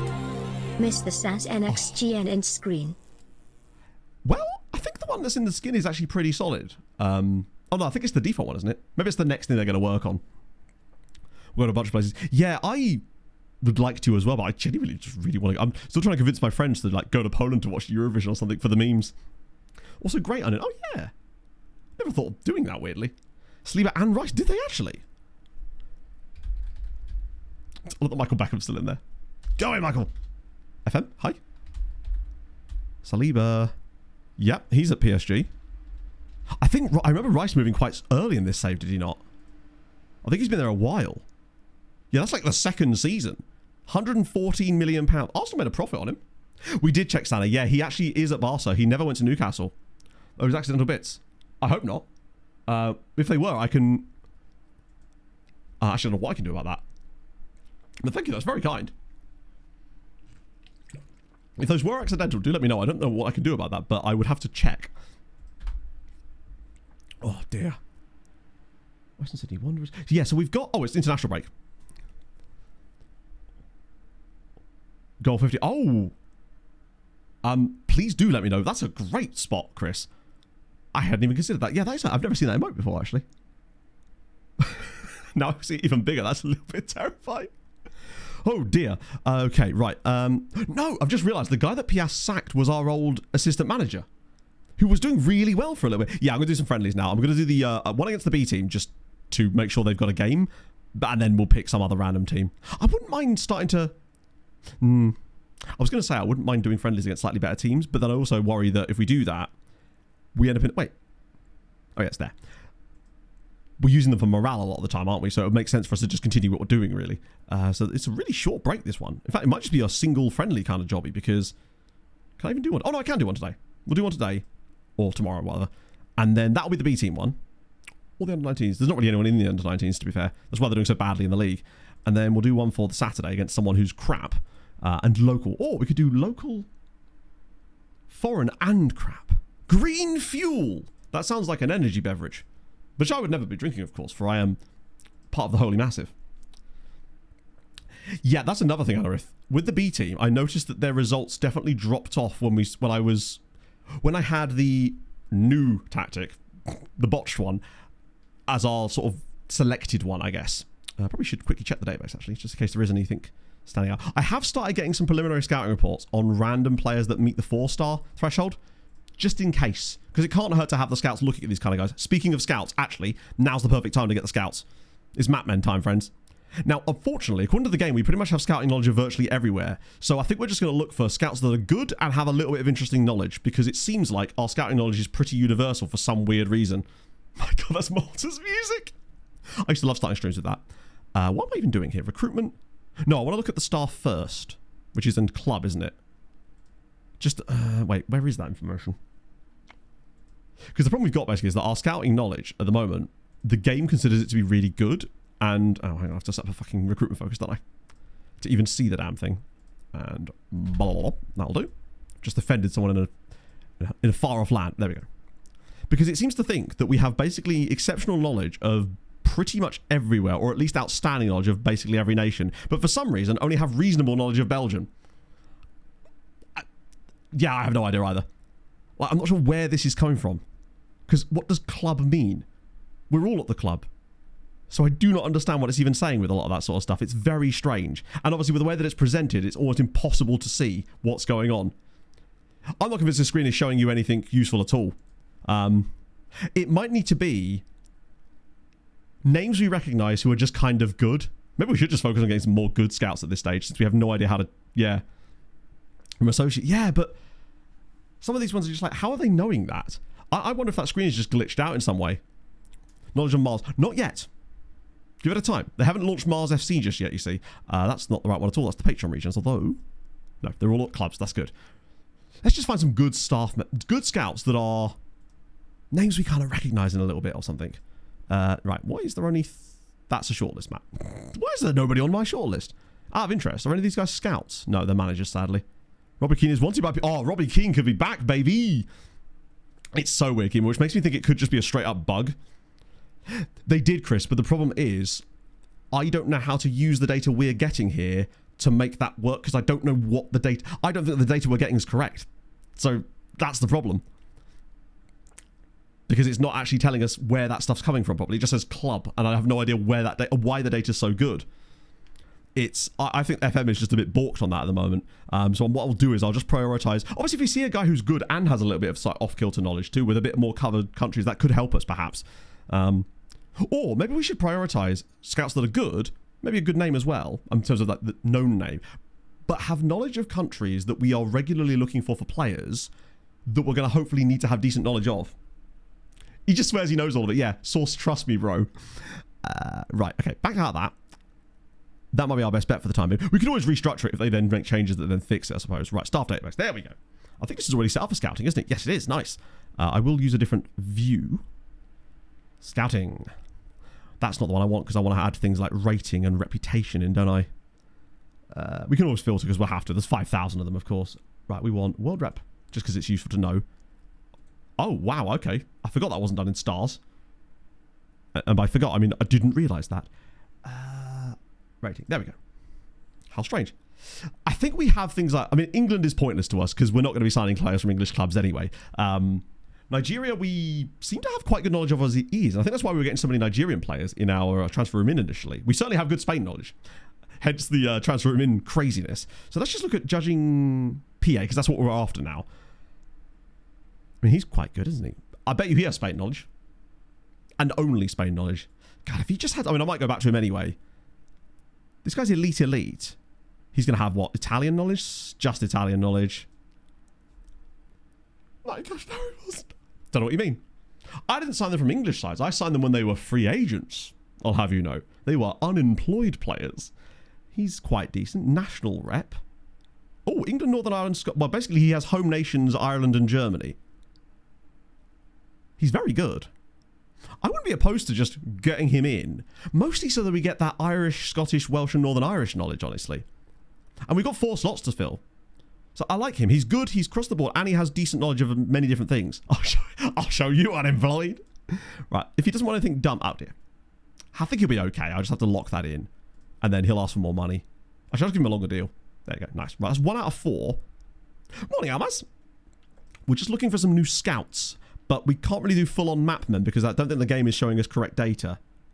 I think for me, as long as they've got elite judging PA, I'm happy. Oh, hang on. Let's tell you what I'll do. I'll put their nationalities on here too, so that might give you a bit more information. I didn't see a guy from Africa, though. The Ukrainian guy, he might have regional... Brazil. Of course he does. Yeah, but basically, I don't want to reduce the quality in order to... At this stage, at least. I mean, there is something we said that we... Actually, yeah. Elite's maybe a bit harsh, because that's too much. Maybe I'll go down a bit further than elite. Wait, judging... Oh, staff ability. Wow. Oh, gee, Wally. Thank you for the 22 months, my friend. How's it going? Adaptability. I mean, I could put it in. But... Or can you even see that? Oh, you can. But ultimately, with the way that we do our scouting, it's not going to be all that meaningful because adaptability only really comes into play when you are using recruitment focuses. And it is really useful then. But since we don't really use recruitment focuses, it's ultimately not that useful for us. I did do some proper deep tests with that. Coughing up to the tits. Yes, I got a haircut, you see. So I've still got loads of product in it from yesterday. Getting knowledge. It only helps with them getting knowledge if you're doing recruitment focuses to get them the knowledge. So you have to actively be doing something to give them the knowledge in the first place. Wait, why doesn't it show anything? Is it like a hidden attribute? Oh, hang on. Isn't there a glitch where... Wait, why doesn't it show anything there? How weird. Yeah, that is strange. Okay, weird. Yeah, I have no explanation for that. Not even for Scout. Yeah, so basically, if you're doing recruitment focuses where you're sending a scout specifically to a region or a set of countries that they don't have knowledge of, the higher their adaptability, the faster they will grow in their actual knowledge of that. So taking it from like nothing all the way up to complete. However, that only works if you're doing specific recruitment focuses that rely on you trying to do that. And the reason I don't do that is because the knowledge decays too quickly for it to be worthwhile, and you have to have loads of wasteful recruitment focuses set up in order to do that when they're doing that instead of scouting the players you want them to. That's the biggest issue with it. I wish it worked like that. And worked way better, because then I'd be more likely to use it, because that's how it should work in real life. I was kind of hoping that he might have like Nigerian second nationality or something so we could get some knowledge there. Estival? Oh, hello. Oh my goodness me. He looks like Joshua Weissman. Portugal, Brazil, England, Spain, Argentina, Angola, France, Netherlands and Colombia. That is a lovely set of knowledge. And look at the state of him. In a good way. Very animated. Thank you, I guess. I'll take that. It's going okay. This year Poland is doing a bit weird in Europe because we've got everyone basically in the Europa League except us. I like him. New Man of the Winter stories to share. Yes, actually, I had several earlier. Basically, there's another creepy neighbour. And a guy that dresses like a cowboy and just comes onto the drive randomly. Genuinely.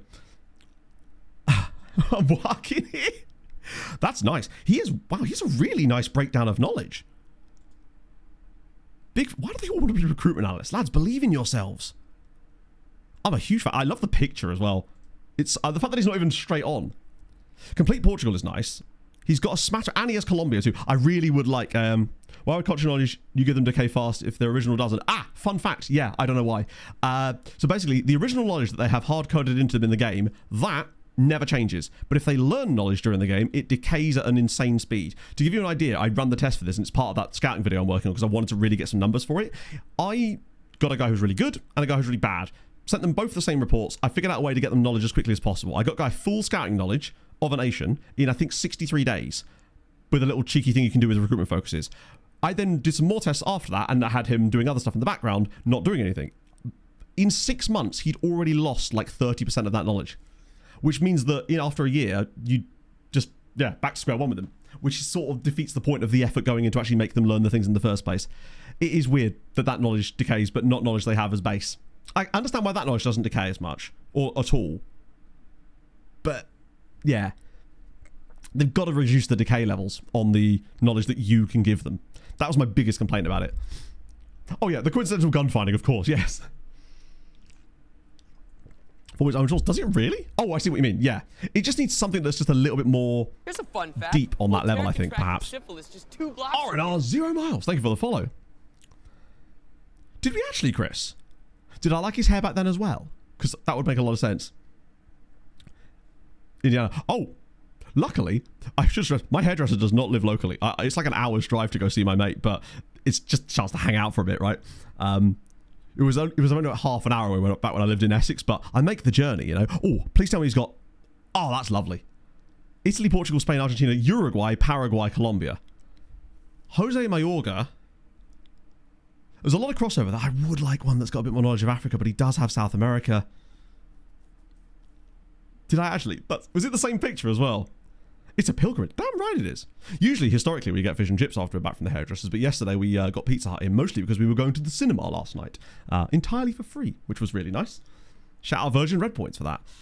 Hang on. We'll swing back to him, because I might grab him if I can't find a guy that's got better Africa knowledge.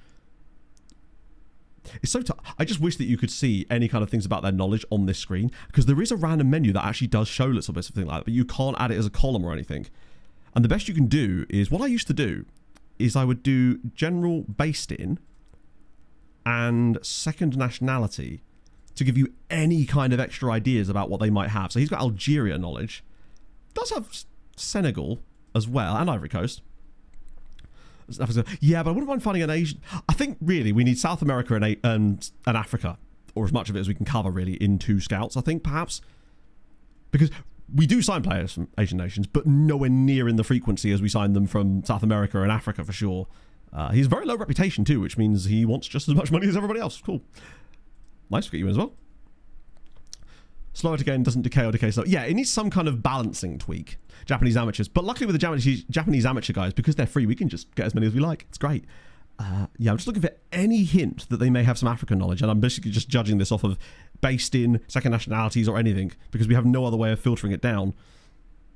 I also don't want this to drop off too much, but has that been resorted? No, it's still outstanding.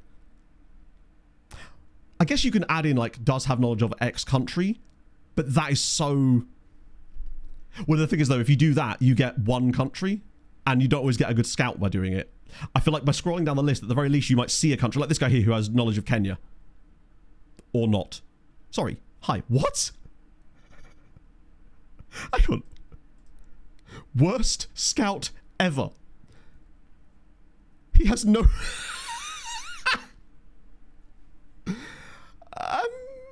Sure. Bro barely has knowledge of... What? I don't understand. He has no knowledge of anything. Do we have to scout the scout? He's a video scout. That's all he is. It's his first day on the job. Oh, yeah, Zambia.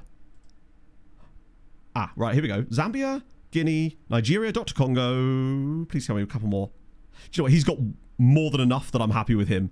And adds some extra Scandi knowledge too, which is nice. Hello, Wolfie. Worth getting into now. Yeah, I'd say so, Wolfie, for sure. With the skins and stuff, and the improvements from the latest update, there's still issues, of course. And I'm coming around to the idea that people say, you know, oh, it's just a beta for FM27. And ultimately, every FM is a beta for the next one in some ways. This one just perhaps more so. But I'd say, yeah, now is definitely the time to jump in, I'd say. Particularly if you can find it on sale or something. I like him. It's a great name. It's a shame he has no knowledge. Like a blank slate scout would be awesome if we could actually get him to learn stuff, wouldn't it? How sick would that be? Oh, is he a club director? Why would he even show up on there? It's the brother of the guy. They are a pair of philosophers between them. One knows nothing, one knows everything. Together, they know an average amount of things. Was that 4 people? I did the English guy, the guy with a bit of South American knowledge, or did I? I can always go back and grab one more guy if that wasn't enough people. Velex MK, thank you for the follow. Maybe he had an NDA, perhaps, or something. Or maybe he lied about it and already taken another job at that point and was already working in that role and had taken screenshots off his computer of all their proprietary knowledge and is now being sued in a court of law. Deep cuts. New contract? No, down one. David. Dushan. Moving on. Tumbling with an egg for an arm and an arm for a leg. Didn't even cost an arm and a leg, though. That's weird that he's even showing up in there. There was a player you could get as a scout or something. Not a player. A member of staff that you could get as a scout who you couldn't send on scouting missions or something because he was stepping away from a front office role or something. He was a guy... Was it Limvoy Primus? How much Tom would want? Did I actually click on him? My apologies. One sec. Take a look at this guy. Oh, rare nation. You'd love to see it. Oh, Uzbek. I always feel like... I always look for Uzbek players and they're always they never seem to have the ceilings. But I tell you what, what's his name as well? We're going to have a good name in there? Yes. Once you start showing up with apostrophes in the middle of the name, that's how you know we're doing good stuff. Ulegbek Asherov, really good player. 12 goals in 17 games is very good too. 38, there you go. And if you do buy a Faithful Fanatical, you can get an even bigger discount because I have a Fanatical code. Please no feel any pressure to use it. Do you mean the Premier League is the youngest? I don't know. I have no idea how to figure that information out. Oh dear, God, my lips are so dry, man. I didn't do Mars lookup. My apologies, Chatto. 1 second. Mars FC. That feels like it could be a real team, actually, now I think about it. Okay, part as a scout. There you go. I knew someone would appreciate that. Wait, that's a real team? You came in summer. In winter. Why is that? That looks like the Premier League badge, but like a stylized vector version of it for some reason. George Earthy, thank you for the follow, friend. Hope you're having a wonderful Sunday morning. Could become world budget. I hope so. I'd love a player like that, to be honest. Unum, you're right, it is. It looks a bit like a cross between that and the Premier League badge for some reason. Maybe it's the colour scheme that's thrown me. Salford City of Timu. There's a lot. Not Salford City anymore, because they've got a new badge, haven't they? And it's orange, because they've gone back to their roots, if I recall correctly. Actually, while we're on the topic of that, Andrew, what do you reckon to the race later? Thoughts? SVG qualifies 16th. How is he doing it? Is he going to win the Cup Series this year? Lions live on Mars, man. They've got to live somewhere, right? That's fine. Continue loan. Okay. It exploded. Careful. There's that pressure. So the skin I'm using is Mr. Teeny's skin. However, it is now behind the paywall on Patreon because, and I've seen this quite a lot throughout the community, unfortunately, recently, a lot of the people that are doing these ridiculously big mods, like Bassi as well, have been getting so much shit in terms of people demanding stuff from them and complaining constantly about it that they've ended up basically being like, listen, screw you guys kind of thing. I'm just putting it out on the Patreon instead. And I honestly don't blame them in many ways for that. Particularly as these guys are not doing it as, this is not their job. They do it because they love the game and they want to make it better, and people just ruin things. I think that's the reason that Timo stopped making databases a few years ago, back on, I think it was 21 maybe? He did come back, but he used to get all sorts of stuff for that, and it was like, admittedly, sometimes it was due to like inaccuracies in the databases, but his are so good, the effort he puts in. Oh no, Saz, I believe you 100%. I think you've actually shown me in the past some of the things you've been saying. It sucks. Isn't the one? I don't know which tier it's on, actually. If it is, that's actually a really good idea. Yeah, for sure. Like, I won't do that. In fact, actually, it's a good point to mention this, because we've had quite a lot of Patreon signups lately on my own one. Thank you for that, by the way. That's very kind of you. I really hope that that isn't because of any confusion about the fact that I put the filter pack on the Patreon page. But please know that you do not need to be a member to see that. It is just there so I can update the same page repeatedly. We don't have to keep changing links. And I can actually put tutorials and guides in there in the same post. So yeah, that is the reason. Just makes it easier for... The main reason is actually for YouTube more than for Twitch, because it means that then I don't have to go back and update links in my bios of videos for every time I put out a new pack or update something. And not again. Isn't this the second time today we've already had this discussion? Oh, come on, man. John, come on, friend. It's not the time for that. But yeah, it sucks that people behave like that. But if it's on the £1 tier, then obviously I'll be getting straight on that. I actually thought it was on a more expensive tier. But that's a good way of doing it, to be honest. Because it's very, very good. Masonda's coming in. Love to see it. It's always very strange. So it's always very strange that people complain about things that they're getting for free from people that are not doing it as a job either, and are just doing it because they want to make the game better. I feel like those are the very people that we should respect the most. Like, this is my job, so it's slightly different. The dynamic is very, very much different there. Those trials are coming to an end. So Masonda's in. I'll ask you to recommend a signing, because why not? Mayorga's coming in. Those ones are fine. We'll get this sorted. Hello, Hadrian. We're doing fantastically. We beat Bayern 3-0. And we had the ball on net 3 times inside 2.5 minutes. And naturally, off the back of that, we've decided to make some tweaks to the tactic. Because of course you do. It's just how things go. Also, what a win for your lads last night. What you need to do is surround the referee in the centre circle. That can only lead to good things. Hello, Iceland. A weird amount of competency. Luckily, that competency doesn't extend to the other teams in Poland, sadly. Who are, with the exception of, unfortunately, Cracovia, starting to shit the bed in Europe a little bit too much this season.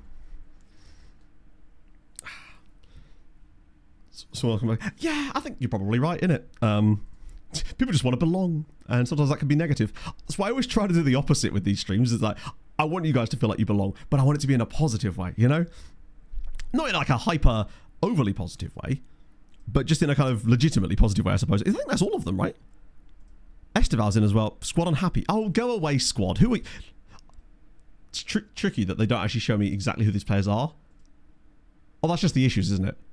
We skip these meetings now. James finally won me over to the idea of just ignoring those entirely, and I've suffered no negative consequences yet. They'll all come at once.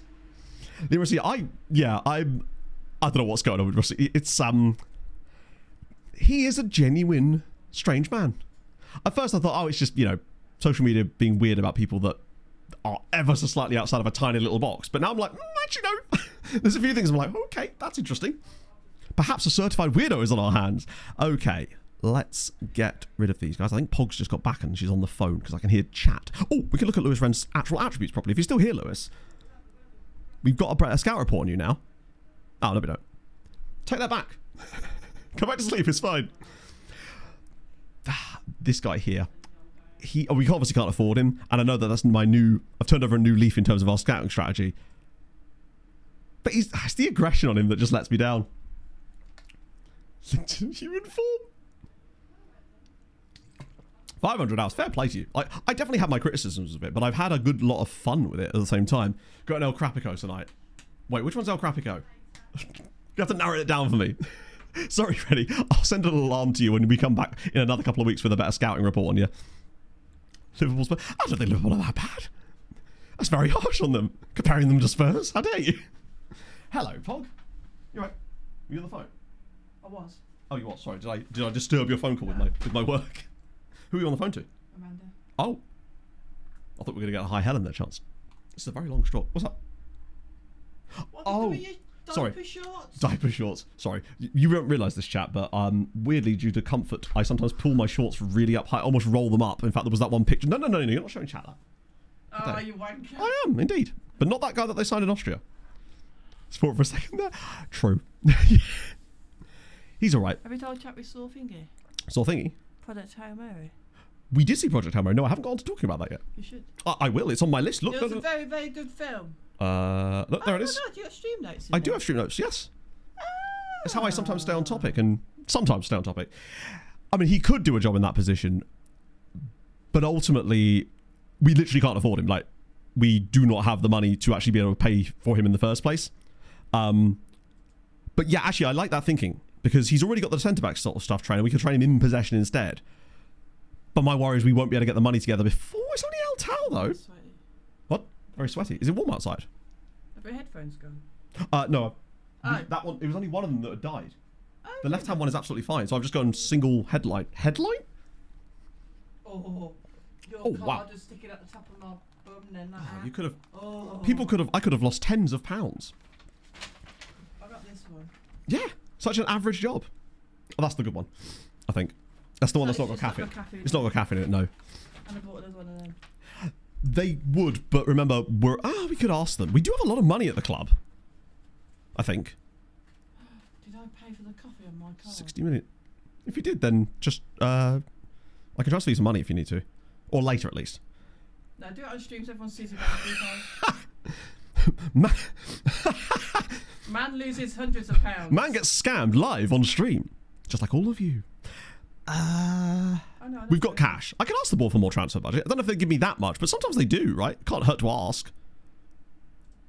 Because I do think that the sperm bank is a good player, but he's one of the guys that sort of lacks the ceiling, whereas he is actually kind of both. You saying that? Yes? Right. Me saying that? Right, now I saw it in the Transfer feed budget, on like, you know, people go up to people on the street and go, what do you do with Wait, is it not? Let me. Oh, chat, it's not letting me click it. Oh, I think it. Hang on. Did that work? Sorry, Pog. I'm just trying to. Yeah. I think I clicked it. I'm not sure, honestly. Go on, People proceed. people on TikTok go up to people and go, what's your job and shit, and ask interview questions. One woman... Sai Maggio was in the background of one of those. Was it? Yeah, the career ladder guy. The Sai was just in the background of one of his that's videos. funny. And one of them was just like, oh, where do you work? She goes, I work at a sperm bank. And he goes, oh, how much you take home? And she was like, about 2 jars a day.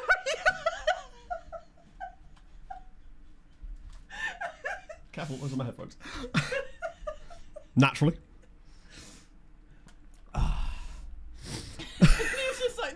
shit though, how much you make, how much money. It was one of those ones where I knew what was coming, but I still got surprised by it. The way you delivered that. Solid work there, but these are all extensive. Is any of these guys affordable for a start? Okay, we'll just pretend these fellas don't exist for a moment. I think those are all guys that were scouted in Spain, but have all since moved to much larger sites, perhaps. What's your algorithm in it? Spent a lot of money this season. We have spent a weird amount of money, despite... Basically, we were discussing this earlier, but what I tried to do this year is I got caught in that... Some of these guys are so expensive, man. In fact, the only guy that's really affordable is the guy at Libertad. Like, everybody else is so expensive, with the exception of Lucio. I think it's because these are team report players that are at really large sides. That guy... Oh, he's 1.8 million. Thank you so much for... Oh, no, he's at Zag. Although, maybe worth shortlisting him anyway, just in case. That's your one. I bought Thank you, Bob. But yeah, what happened was... I got caught in the trap of trying to increase the quality of our first team when we were at a stage where basically it was so tough to do so because the players we did have that were first team quality we developed from a younger age. And as a result, we put too many eggs in the basket of trying to find first team players rather than going, right, we take a step back, focus on younger guys that then become those first team players, which is what I'm always telling other people to do.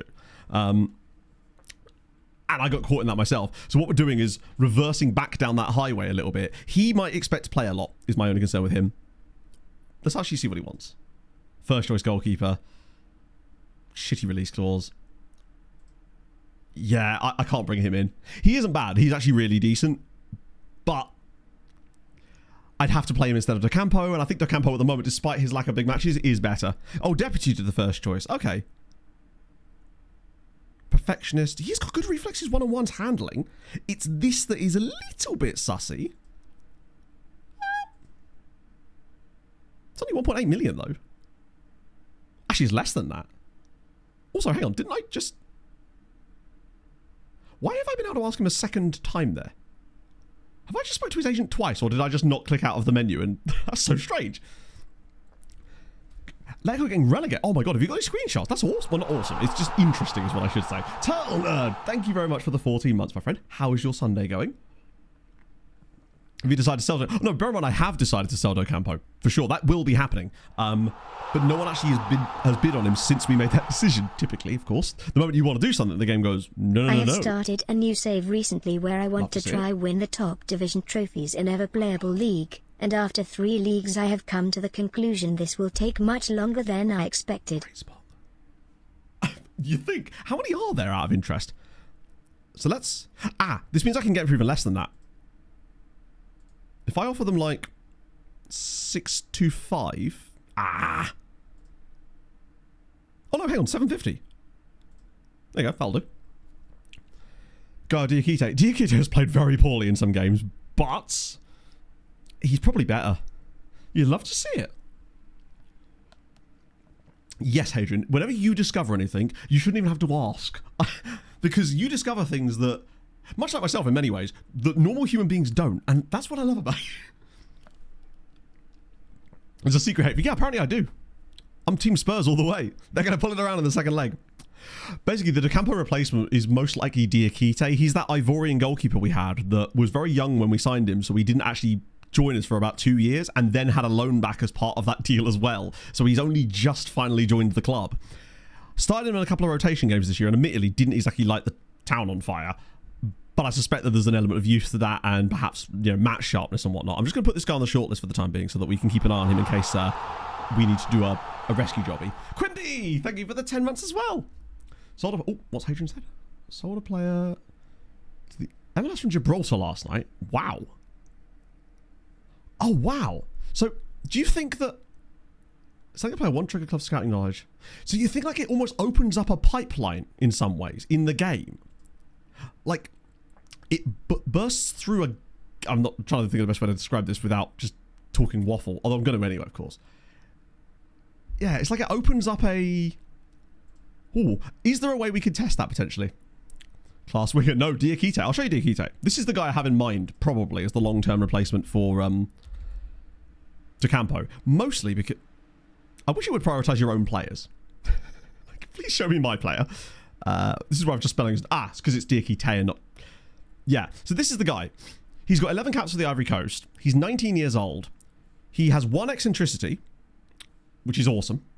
He has 15 command of area, 6'3", jumping reach for days. His reflexes is the one thing I'm a little unsure of on him. In fact, is there a way I can train that? There must be, right?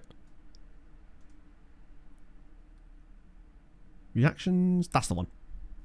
Because that is the one downside about his game. But he's 19, and for a goalkeeper this good at 19, with the amount of caps he's got, I think he's very good. I did Vauxhall, yeah.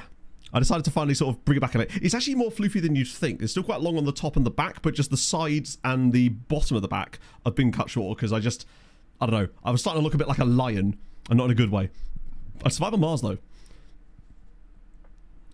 Somehow worked. I think I've just been burned too much with goalkeepers on bad eccentricity, right? Guaranteed to win it anyway. The reason I wouldn't do that is because I don't want to affect the sale price quality of Docampo, who in the league games is fine because they don't count as big matches. So it makes more sense for me to I do play Diakite in quite a lot of league games in the rotated squad, but if I put him there all the time, Docampo will kick off and then we end up with squad. We'd be giving ourselves a negative squad harmony effect for basically no reason at that point, I guess. Yeah, like it's created a preference. That's, yeah, the best way to describe it, I suppose. Never thought about it like that. It's almost like it's affecting their transfer preferences in a dynamic way. But I like the thought, Ben. But that's the only reason I wouldn't do that. Honestly, my logic was that he'd play for us this season anyway, solely because I expected that Docampo would get a bid. Ooh, what am I doing? That Docampo would get a bid in the summer. Unfortunately, ooh dear. Okay, I'm just gonna, since I'm not entirely sold on this dude, and I'm like, fine if he doesn't choose to sign for us now, I'm going to just auto-exclude all of those and see what he actually wants, and then work my way backwards from there. Oh, shit. Fine. I thought he would at least ask for more money, but sure. It's good to know that we can do that, though. Makes all the signings. Do you know what, Moxel? It's funny you say that, because I'm actually working on a video right now where that is the exact thing I'm doing, but it has a little twist that isn't just, that simple. So basically what I'm doing is that, but I've appointed the worst DOF imaginable. I found the worst one in the entire game that I could get and appointed him as my DOF and then have to work with the most incompetent director of football of all time, basically. That's the side issue to that, and I'm only allowed to do tactics, pretty much. I can't sign play, I can't do anything except for the game's tactics and maybe some training. So yeah, I think I'm 4 seasons into that right now, and it's he loves signing goalkeepers, is all I can say. He once signed 3 first-team goalkeepers and another on loan in the same window when I already had a starting goalkeeper who was decent and a Northern Irish international. It's, yeah. My guy has the equivalent of 1 in every single attribute, basically. His name is Andrew Smith. He's a regen. Because I just went and looked for the worst regen DOF the second I got in there. But yeah, that's the Plymouth save I refer to occasionally. That is the DOF save. Yeah, here's another goalie. Yeah, it's just one of those ones. It's taking a long time because you just have to, because I'm playing through 10 seasons and I'm not like holidaying it and stuff. I'm not playing all the matches, obviously. I'm insta-resulting a good amount, but I have to keep stepping in to make little tweaks and stuff. Long video of the save. I don't know what you mean by, I mean, the save is for a video, so yes. I suppose that kind of answers the question, but yes. The save, that's the point of it, basically. It's for a video. It's kind of the long-term project I'm working in the background while I get my fitness levels up to finally do the Ely City running series / video. Worst face in the gameplay. Ooh, how do we... Why can't I spell today? There we go. Yeah, sorry, forgive me. I don't know why I read that so weirdly. Wait, there's only 16. I don't think this thing counts them properly anymore. Because these guys definitely are facing the game. But you'd think there'd be more than 16 by now. At this point, right? Get some club recognition. I don't know. I feel like with those, I hate being I think it's partly the reason I've never worked with a lot of clubs, because I don't like going to people and be like, hi, I do this, and like, this is what I'm doing, and these are metrics and stuff. It feels really self-aggrandizing, and I hate doing that. You've seen me try to take a compliment. How did the guy manage to phrase an email to be like, hi, I do this as a job? So I think my plan with something like that would be, because that one would most likely be a series of quite long videos that each one does a certain thing, just to test the waters with it as well. And so maybe it would get naturally picked up, perhaps. Oh, good point, Saz. Yes, you're right. They didn't add most of them until... Yeah, we started to say quite early, didn't we? I hadn't thought about that. So forgive me that. I'll send you points back, Andrew. Because most of those guys... Because those are pretty much the default ones that were in every single save. See, this is the kind of stuff I like to see. these guys. We signed Adrian because we liked the potential. He was decent-ish now, but I felt he could be better in the future. He's not always the best example because he's a bit older. But that type of and he's a model citizen. You have to sign him, right? Joe Root, eat a boot. Thank you for the forward, Doris and Mike Roch is getting engaged. Party popper emoji. Party face emoji.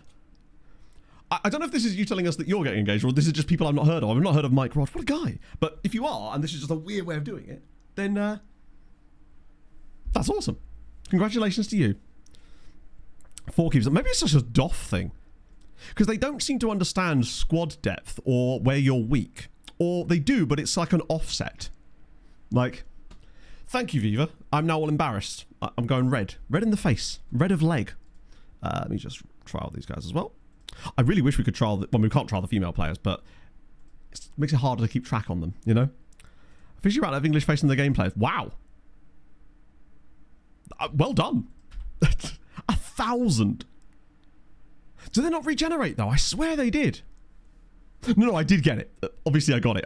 It was one of those ones where you have to, like, you run the meta line, but then have to also ask the question of if you actually are engaged, then you've got to be, wholesome about it at the same time. It's a tough one. It's a tightrope walk, I'm like Joseph Gordon-Levitt in that movie, what he was in. Oh, hang on, I missed the scout report. I definitely need to put that on my list to go through and recheck our team report setup. Because we definitely would have lost some teams in there over time. Facing the game players. Do you know what, Daz? I don't think I could think of anything I'd rather do less than that. Maybe go to a Brentford game, but like, it's a tight one. Sweet Jesus. Who gets to keep their last name in that scenario? Good question. Particularly, well, one of them would. Oh yeah, because then someone's going to lose the meme. Do that Brentford double down. Mentoring. Oh yeah, no, okay, fair enough. Turns out there are more things in FM that I don't like than I perhaps thought. John says no, he's not. I thought Vida had the same haircut as John now.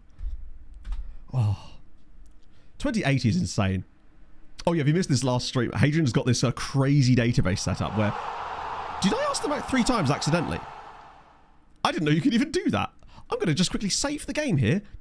Actually, no, I might not, just in case I accidentally save a bug. Ruskin with a gifted sub to Viva. Thank you, friend. How's it going, man? Most player of the match winners and F1 winners has to be given a full fruit shoot. Wait. That's only he's 19 though, right? Which country was it? Oh, China. Maybe the legal drinking age is different there. We haven't even talked about the F1 yet. Christ. I did watch the last... Oh, no, we did. I watched the last 15 laps because that was when I woke up. Let's try and... We've got the money, lads. Perfectly good budget. Fair. I agree. To be fair, I've actually never had the board agree to up the budget. Usually they just do it naturally. Which does make me think that we could get a large budget increase anyway... As we encroach closer to January, they may just do it for us. Or we've just ruined our chances of that happening. Yeah, they're not doing it. Those are about 11. So, I missed a lot of what happened early in the race, other than that Piastri didn't make it to the grid again. Oh, God. Yeah, not going to happen. Actually, let me just try the third. I wanted to see if we could trigger them on the third time. I know that Alonso had to retire because of the vibrations, right? What happened with Norris? Because Piastri's not even started a race yet. Oh, is it both of them? My God. Mercedes is just putting stuff in the engines just to mess with them. That's wild. I saw Verstappen retire. God, that's absolutely horrific. Like, God, imagine that. Both cars. Was it electrical stuff? Oh, wait, yeah. 2 separate coincidental... Jesus. At least, one thing I will say, FM will be made more watchable this year, even if the regs make it so that Mercedes are running away with it, just because the reliability is so bad at the moment. It at least gives you every race is like 5 DNFs or DNSs in this way. Was there more? Because when I put the race on, there was already like 5 or 6 of them, and I thought, okay, but they can't have all not made the start. But I wondered when they were saying that Piastri didn't make the grid, I was like, hang on a minute, why is he listed above these other guys then? So Bortoletto and Albon as well. My God. It's not a great look for F1, is it? But I must admit, though, some of the racing I watched, particularly the sprint race, I do quite like it. It looks good, at least. Maybe that's not great for terms of pure sporting reasons, but it doesn't half look good. Yeah, I figured that Stroll would have to retire just because, of course, it's Stroll. Alonso up in 9th place, God. The biggest shock for me was when I saw a Cadillac that was nearly in the top 10. I thought, that can't be right. What's happening here? Just as kind of, I saw someone say this the other day, it's like they win one race and it's just immediately. I find it so weird when people like hate F1 drivers. I'm just like, come on now. Like, it's a sport. I'm happy for Kimi Antonelli though. He seems like a good kid. Although it does look like it's going to be a very one-sided season. It's nice to see Ferrari do well. Nice to see Hamilton get a podium as well. That was his first one with Ferrari, right? Yeah, the Hamilton and Leclerc racing was brilliant. It's just, it feels like something that wouldn't have been possible before, right? Oh, hello. I forgot that we sold Mosquera. Is there a world where he comes back at some point? Hello, Vog. Don't laugh. Explain. Sorry, it's your diaper shorts. I'm just going to vacuum up the... Yeah, that's fine. We have confetti all over the living room because some friends of ours came over on Friday night to sort of a late birthday present, and a friend of mine bought balloons with confetti in them. So naturally, my living room is a mess at the moment. Yeah, the battle is really fun. I like that. Surprised I didn't censor that, to be honest. The midfield certainly will have some fun in it, for sure, but it does look like... I mean, obviously, with it where the regulations are, there could be huge changes and huge swings. It's just a question of whether Mercedes are so far out in front before that happens that it's sort of irrelevant at that point, right? I must admit, though, even as a casual viewer, I was really struggling to understand what was going on a lot of the time with battery charges, and it was like boost and overtake, and I was like, what does that mean? And maybe it's because I've not actually watched the race. That's the first like chance to see a race I've seen so far. Wait, wage height? Oh my god. Ooh, don't need that. It does suck that Williams have not had the best start of the year. I do like them a lot. I just like Albon and Carlos Sainz. He's a very handsome man. A wild car lap. We just... just rolling roadblocks, basically. Get Latifi back. Chunky ball. Well, it was, wasn't it? Yeah. To the point where... Were they worried that they weren't even going to be able to make the... Is there weight requirements or something? Or is that like usually underweight would be the thing that would get you kicked out? I suppose you could put a... It'd just be slow, wouldn't it? Yeah, 5-week gap, I suppose, there's a lot of time to improve there, but I guess less things to test. Boost equals KERS. Okay. So, overtake is reducing drag, right? And KERS is increasing engine power. Would that be the best way to me to dumb that down even more for me? I need it on... No. I don't know what KERS is. Oh, wait. So I meant the wrong way around. I must have just said them the wrong way around. A roller's good. The problem with a roller now is that he's going to find less game time because we won't be playing that tactic. Oh, I see. I mean, a roller is excellent. Look at his value.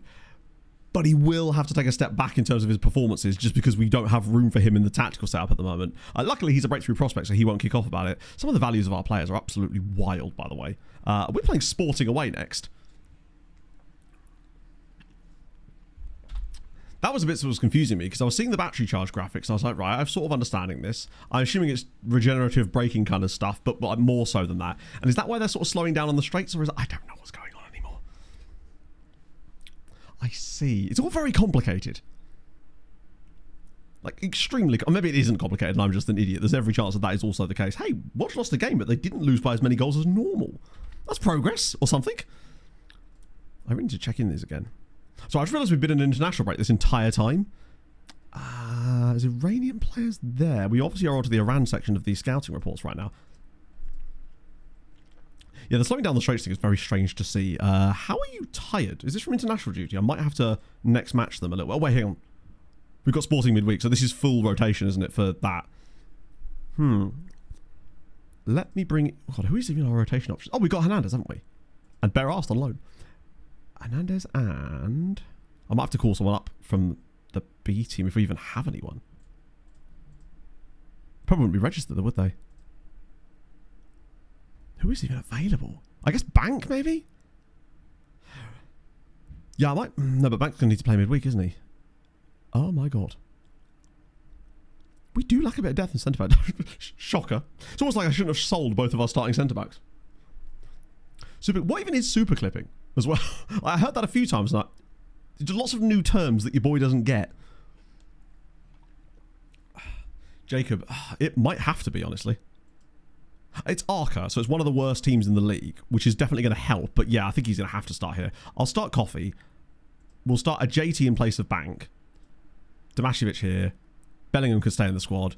We're a bit light in the midfield too, actually. Ooh, Ranji, he's unregistered. Oh, he needs to sort that. I'll bring Areola in for this. Not Areola in for this game here, even though we can't play a bit deeper. Duru can drop in. Suarez can drop in. That'll do for the time being. When you click through what I see. Oh, God. Slows down the track. Oh, I see. Right, yeah, so it just loses the power. Okay. Actually, yeah, that does make sense.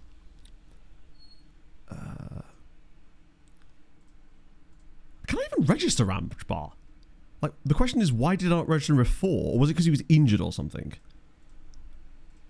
I know we're bound down towards the bottom, potentially. Oh, hang on. Ramage Bar. Can I put him... Oh, he's under 21. Wait, what? That's the Champions League, man. Homegrown... I can't touch that at all, can I? Oh, no, I have to take someone out. Probably that backup goalkeeper. He's homegrown as well. No, I can't actually register Ramage Bar. I forgot there was actually a registration window. I don't know why I didn't register him in the first place. Shit. That whole world, yeah, I don't know what's happened with that, really. It might be a visual glitch, but the problem is, without it resolving itself, we won't know if it is or not. And it's sort of it puts us in a really tough spot. Has Harold played for us? Harold, oh, he hasn't.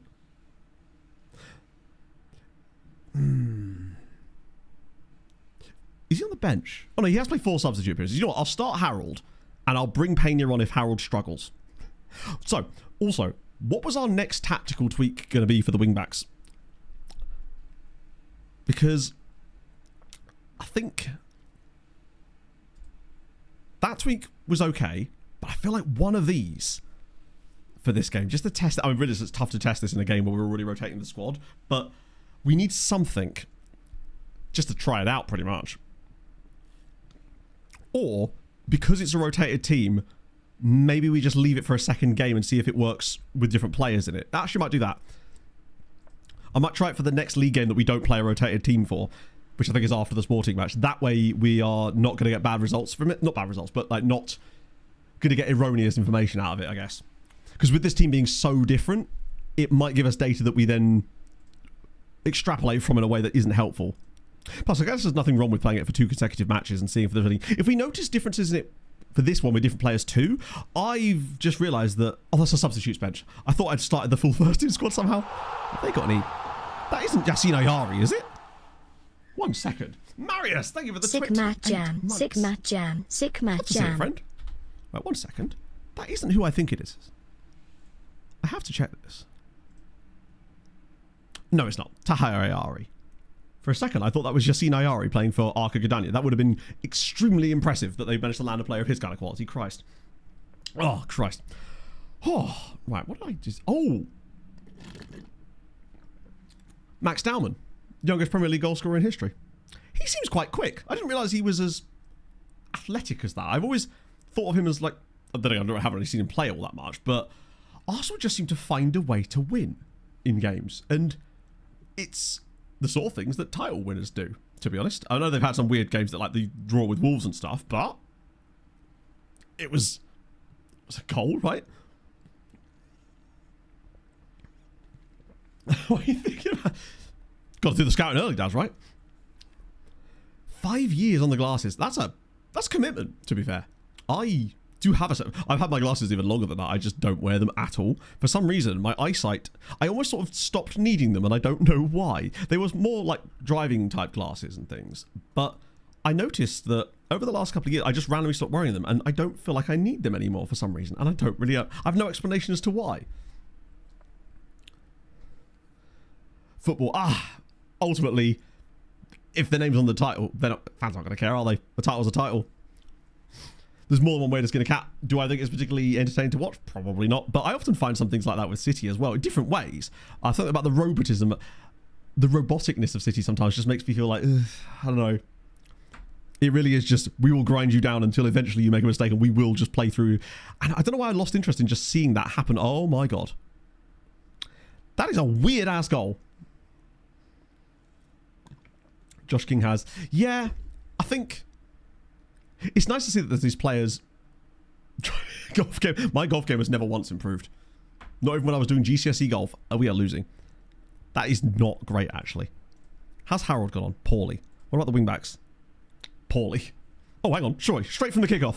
No! Occasional headaches. Yeah, I don't really do that. It was like I had... What the fuck? I had... Hey, I just didn't want to play cricket. They gave us a big list of sports and said, hey, you could use any one. And I was like, what, any of them? Oh, no, not the shit. At least we got out of it that time. One time we got trapped in one of these highlights things. Maybe, no, it was the thing you could actually do. Technically at GCSE PE back in the day, you could pick any sport you wanted as long as you were able to prove that you could play it. So I thought, my mate, I'd never played golf before, but my mate played golf. This was when I was like 14. And I thought, fuck it, why not? Didn't particularly like cricket, so FM sadly not on the list. But things like korfball were. Still don't know to this day what that is. Much better. Yeah, I mean, ultimately, if it wins some games, right, that's what they're going to do, because football is just... Yeah, Joba's not been good. Arola's been okay, considering. Dura inspires a struggle. Things like what? Things like all sorts. Korfball, for example. Probably Kabaddi was in there, for all I know. I might just whack it on attacking for the second half. I might have to make a couple of subs here. People like... Oh, God. Maybe even Bellingham. For... Bloody hell, who do I even bring in? Maybe bring Pena in there? Just because he isn't going to start the next game, so at the very least he can offer us something a bit deeper. And Wilson's kind of strong, but then I can't bring Pena off the bench. Maybe just make that one little tweak, because Bellingham has struggled massively in this game. And I will just throw it on attacking for the second half, so we could try and throw something at them.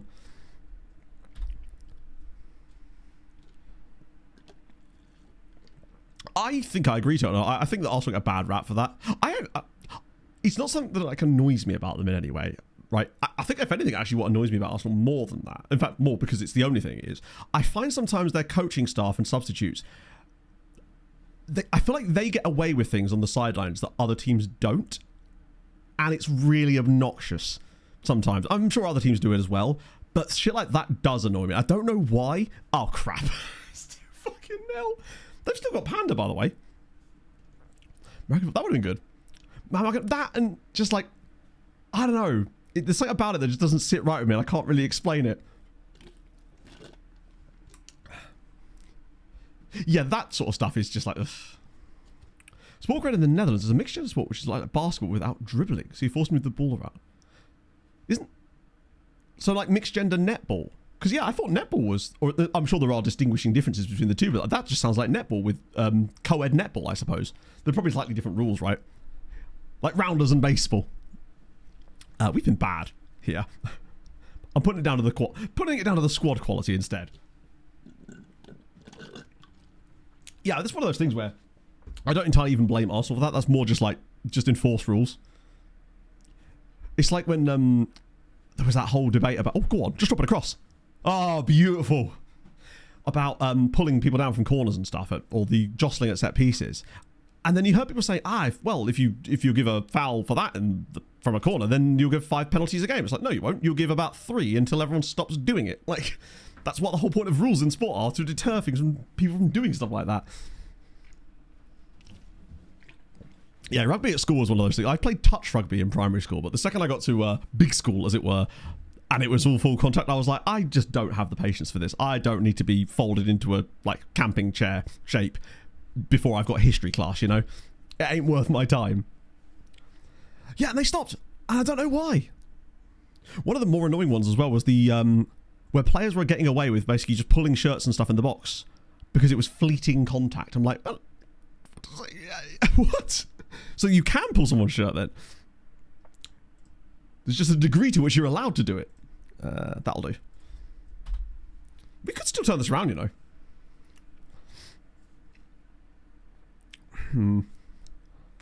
Nobody else does. I must admit the sudden switch to... maybe I'm just annoyed about the set pieces stuff is just because... Put him in AM. That's fine. Actually, probably should switch him and Arola over. Might as well put him in a more comfortable role. It's just because Arola was already on the pitch and I was trying to make subs and I forgot that he was in the wrong position. We're going to lose this, aren't we? Oh, it's fine, Matt says. They're a newly promoted side. They are actually doing okay in the league. My jeans wash. Yeah, go on then. Thank you, Pog. We've got an injury to Arola as well now. But I don't think I've got any more subs, have I? Maybe? maybe have to be Montpellier for 10 minutes. It's okay. Yeah, it's not been a great watch. But then I'm also like, what do I want to see from the Premier League? Like, what type of football do I want to see? And I do kind of just miss the days of lots of screamer goals. I feel like with the increasing amount of data and obvious things like just logically that shooting closer to goal and creating those better opportunities is going to, in theory, allow you to win games, because clearly it does. But I do feel like sometimes just have a smash at it. It shouldn't be a good thing to do, and it clearly isn't. But my God, is it nice to see it when a long-range strike goes in, right? Villa were having a lovely time with it this season. That's why I've really enjoyed watching Villa, just because of things like that. They just seem to ignore it and went, nah, we're going to twat it. Oh, speaking of, absolute shit show. Yeah, Watching Villa. I know. Words I never thought I'd hear. Exactly.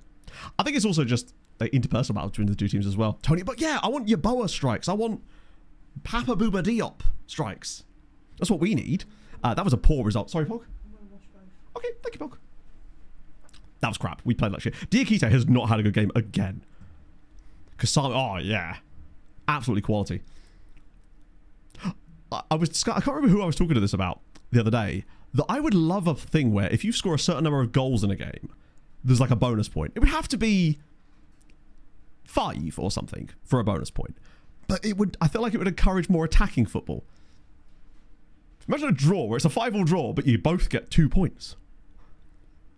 Like in rugby, I think they do something like that in rugby, right? Where they award an extra point or some kind of bonus points based on tries. Mercy, right? Yeah, just, I don't know how you make it better.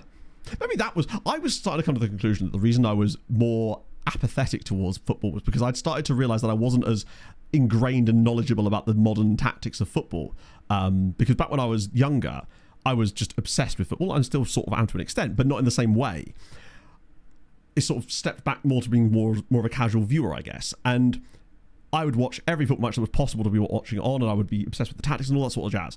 But then obviously as an adult, you have less time for things like that. And I was wondering if maybe that's the reason I'm not enjoying things as much in modern football, is because I'm not understanding a lot of what teams are trying to do in the way that they're building up the ball. So I actually ended up trying to find loads of like videos on YouTube or channels that do like tactics breakdowns, but it was really hard to find any content that was any good that did that kind of stuff. Because Tifo used to do videos like that back in the day, but they seem to have moved away from it. So if anyone knows of any channels that do that kind of stuff, like explaining how a certain team's tactic works for whatever reason and stuff like that, I'd be really interested to know if you guys watch any content like that and who they are. Because yeah, I don't click. See, yeah, this did not come up when I was trying to find stuff like this. Just anything like that. I found a couple. There was one called Football Made Simple that had some stuff on it that looked quite good and was more like frequently updated. Adam Cleary, right? I heard about Coach's Voice too, actually. A niche that needs filling, perhaps. Not by me. I'm going to try and fill a different niche, which we talked about with that other channel idea I'm potentially going to do, because I think it'd be fun. Cracovia win. We got the title race is still only 1 point clear. Help. I have heard those really good. So what was it? Adam Cleary. Let me just put that in my notes.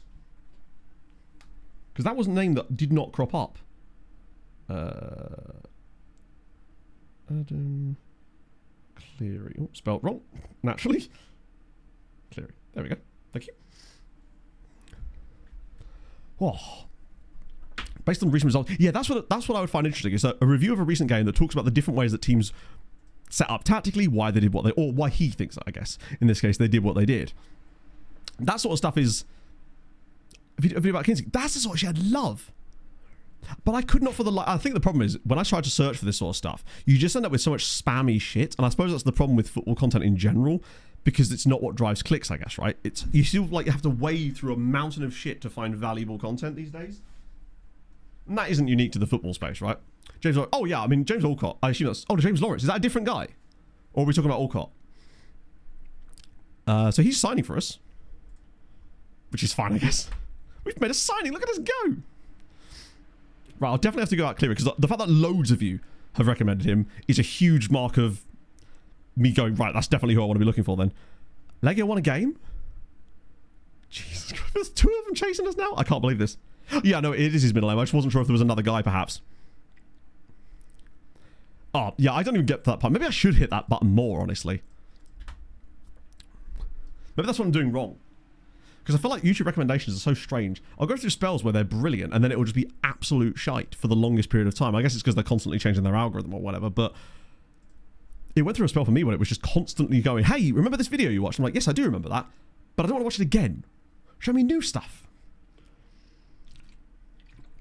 Cow hoof trim. That's very niche. That's going to be a huge result, isn't it? Gone wild. Yeah, I mean, I basically just leave mine now on the default thingy rather than try. I used to place them manually in places that I thought would be the least, like, intrusive, I guess. But YouTube's new manual thingy, if you try to do that, they just basically go, oh no, you don't like to get ads there. Well, let us do it. So I just ended up doing that in the end. PS want to go as well. Million times before. Yeah, it goes through phases like that for me. Sometimes I'll go to my new to you thing and it actually has loads of good shit. But then a couple of weeks later, it's back to the same old crap. Exactly. If you're on the lookout for a good FM streamer, you're not going to find them because you're here with me for a start. Wisła Kraków. Nice. We've actually won, I think, 5 titles, maybe 6. No. Yeah, 5 titles. So we obviously promoted first season. We've actually won every single title since then. The first one was a bit of a surprise, as you could probably imagine, as the newly promoted side. That was just an absolute crazy year. We were not really even close to being the best side in the league that season. It was just wild. So as a result, we have now taken back the mantle of most titles won. Changing it up in it. I mean, they look like they're doing okay. Back to the top flight next year, presumably. I know they were playing Miedź yesterday, weren't they? Or was it the day before? Might have been Friday, actually. I mean, admittedly, they did obviously lose out on points last weekend on account of the whole not going to the game thing. Oh, we got a report on NEC, Jinjo. It's Adam with the raid as well. You'd love to see it. Welcome in, everybody. How was stream, Adam? I'll be getting you a shout out. If I can remember how to do it. Why do I struggle to do this? Right, no, it's... There we go. I haven't done this in ages. Look at him doing... Matt's doing manual labour. Look at him go. I've spelt it wrong. Matt's bad at work. And there was not a single hint of surprise around the room. There we go. He's done it! He can press mod commands and all sorts. And now I nearly fell over. Martin just... Really? If that's the case and they actually don't lose the points, then that is some exceptional 1000 IQ behaviour from Wisła. I think that even if they do lose the points, it won't matter too much in the long run, although we have been a little bit squiffy. First half of the season was seemingly way better. Arsenal just put 6 goals past Real Madrid. In an even stranger turn of events, Spurs just beat Bayern 5-2. They'll lose points. I suspect they probably will. Hopefully it won't matter in the long run and they'll still get promoted. I think they seem to be very good this year in general. I think perhaps they should be penalised. I think it's one of these things where probably a fair thing in the ultimate is that likely they both get penalised, basically. Yeah, but Bayern are just bad, aren't they? They lost to us, and now they've lost to Spurs. Maybe that result wasn't as good as we thought it was. Milan beat Galatasaray. A nondescript energy drink company won a game. Tell you what, Napoli are quite good. Scott McTominay is still doing things. Love to see it. Yeah, that's the thing. We beat them by the same amount as Tottenham. I mean, they had a red card as well. They still started scoring goals after the red card. Horrifying. Right, Sporting away. Where are they in the league? Oh, they're 23rd as well. I mean, he's away from home, though, so that's likely to be... That's a broken ankle. You hate to see it. I'll keep you out on loan just in case, though. Because it might... No, I was going to say it might be a 2-year loan. But we all know that it is, in fact, not going to be a 2-year loan on account of the fact that I, unfortunately, missed the loan extension deadline during the summer, and all of the loans we have out are coming back this summer. Oh, they're not all coming back, but yeah. Yeah, Bono Glimp's little brothers. Lavidio, thank you for the 44 months. I need to drink more water. If I had to smell like 2 things for the rest of my life, I'd pick lavender and citrus. But that's just my 2 cents. I love you, Matto. Thank you, Lavidio. It's very kind. Drink water. I could. I should. And I got some new shower gel. I tried it out on Friday and very smooth. A lot of cedarwood. I smelt very manly. So that's the only manly thing, but it was close. I take what I can get at this point. Right, everybody else is fresh to play. A couple of players are unhappy, but it's just the fullbacks. Who needs those? How have you lost that much sharpness in one match? And Arola and Enrique step out. There are definitely some holes in our team in terms of depth stuff, for sure. But hopefully we can fill that over time rather than trying to... rather than overdoing it, wasting money we should save that money and invest it smartly. We'll put it in our club's ISA. We've got Herrera, Ranji to the bench for this one for sure. And it feels like a waste of having... Oh, we'll put Lunga on them. Nigel Lunga might actually get way more game time than I was expecting. Which I'd be like, true. It was just very... I don't know, just very smooth. I was like, I've been using like crappy quality shower gel for the longest time because it's just the stuff you get from Tesco's. Individual instructions much? Generally speaking, yes. And that's actually one of the things we've been messing about with today after the result against Bayern. Because there's one thing about our tactic that does annoy me and chat it about equal measure. It's the fullbacks getting into really good positions here with an open crossing opportunity, but instead cutting back around again. Because that's what we're trying to sort of fix at the moment. We've put a couple of things in place. We're not sure how well that's working yet. Because we played one game in the league with it and it looked okay, but then the next game we played, we had a massively changed side, so it wasn't really a fair representation of it. So we're going to try it today, though, against Sporting and see how that looks against a much better quality team with some fun players in their lineup, no doubt. Florentino Luis is in there. Luis Suarez, back to ball playing. I just never got around to doing it. I think the main reason as well is I'm still not convinced the centre-backs we have are good enough to be able to do that. I guess I just don't want them giving the ball away more than they necessarily need to, especially when we have a player in front that they can just pass the ball to. Oh, they're playing 4-2-4. This could leave gaps. It could also get us absolutely exposed. Because I think one of them does still play as a ball-playing defender. I can't remember which one. I think it's the left-sided one is the ball player of the two. But I usually do switch over both of them to being ball player. Same system bind. Oh, is it? Oh, that could be an interesting test, actually, if we're playing the same kind of shape. Hosbaba, thank you for the raid. It's a second raid in about 5 minutes. They do, yeah, I think it's because they're in a non-playable league, so you're going to see less sort of circulation of names and stuff there. Jens oh! Enormous amount of balls into the woodwork. Less so than before. There was a spell we went through where there was a lot of woodworkery. We have had a few woodwork hits, but I can't remember which patch it was. Perhaps, might have even been the last one, actually. There was a noticeable uptick in the amount of woodworks that we had. So, what's going on here, chat? I'm a little bit confused as to what the random messages are about at the moment. But yeah, it's not as bad as it was. What was that game where we hit the woodwork like... Oh, it was the final. The final of the Europa League, we hit the woodwork 4 times in that match. And they were good chances too. The sort of things you'd normally expect to go in, unfortunately, were hitting the woodwork in that game. Montpellier had that great chance to not win it for us, but get us the equaliser. That was a real issue. I forget whether that was on... No, that was prior to the patch, wasn't it? Because we had that, and then I went away, and then when I came back, we had the new patch in place. So it definitely doesn't seem as much in the latest version, I would say. We do still get that random kickoff highlight sometimes where they just play it straight out of play, though, which is a little bit annoying. Ratings for the fullbacks, though. Looking okay so far. That's a great pass. Catala! Ah, that's a good save. His rating's been quite poor to do, though. I wonder if those little changes just not entirely... weren't going to be the game-changing things we were looking for, but maybe it's just up against tough teams.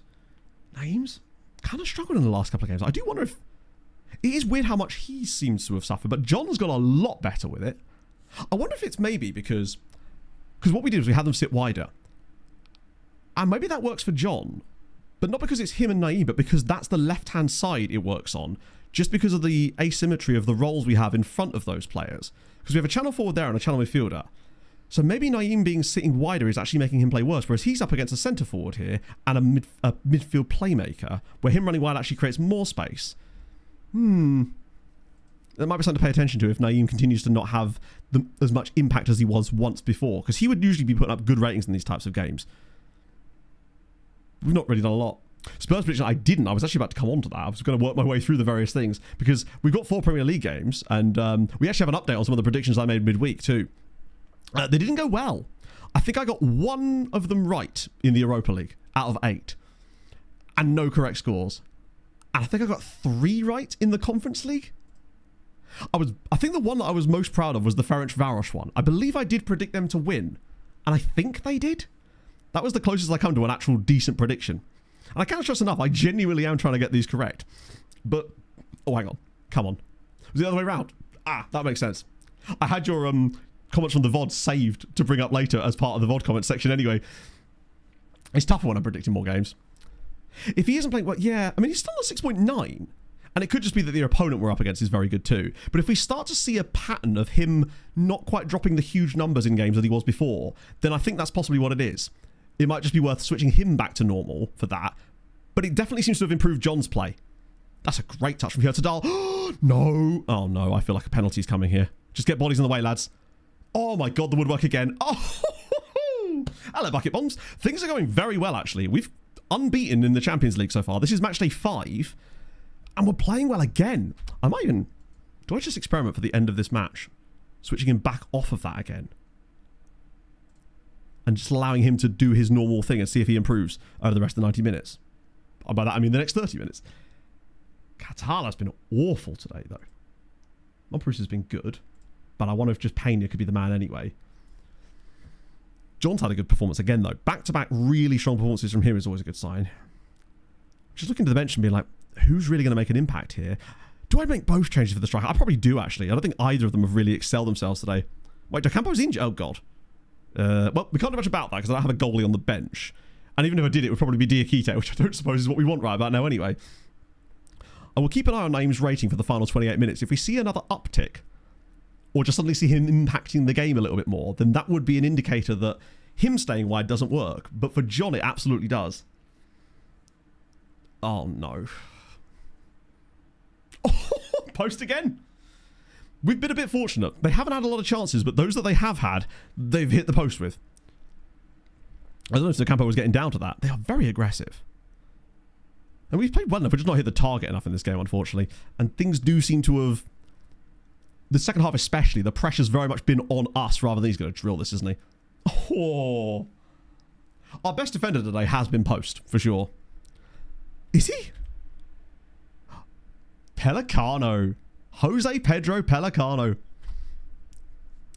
Subs. Well, I mean, subs. Which subs? Like, who are we making as subs? We need to... I don't just make subs for the sake of it, right? Because if we bring on a sub here, they have to be meaningful subs. I could maybe bring on Bellingham for Obradovic, but outside of that, I don't think there's anyone else I really want to bring on, to be honest. They're not going to make us better. And Novakovic is nervous, which concerns me. We just signed Sim Post, yeah.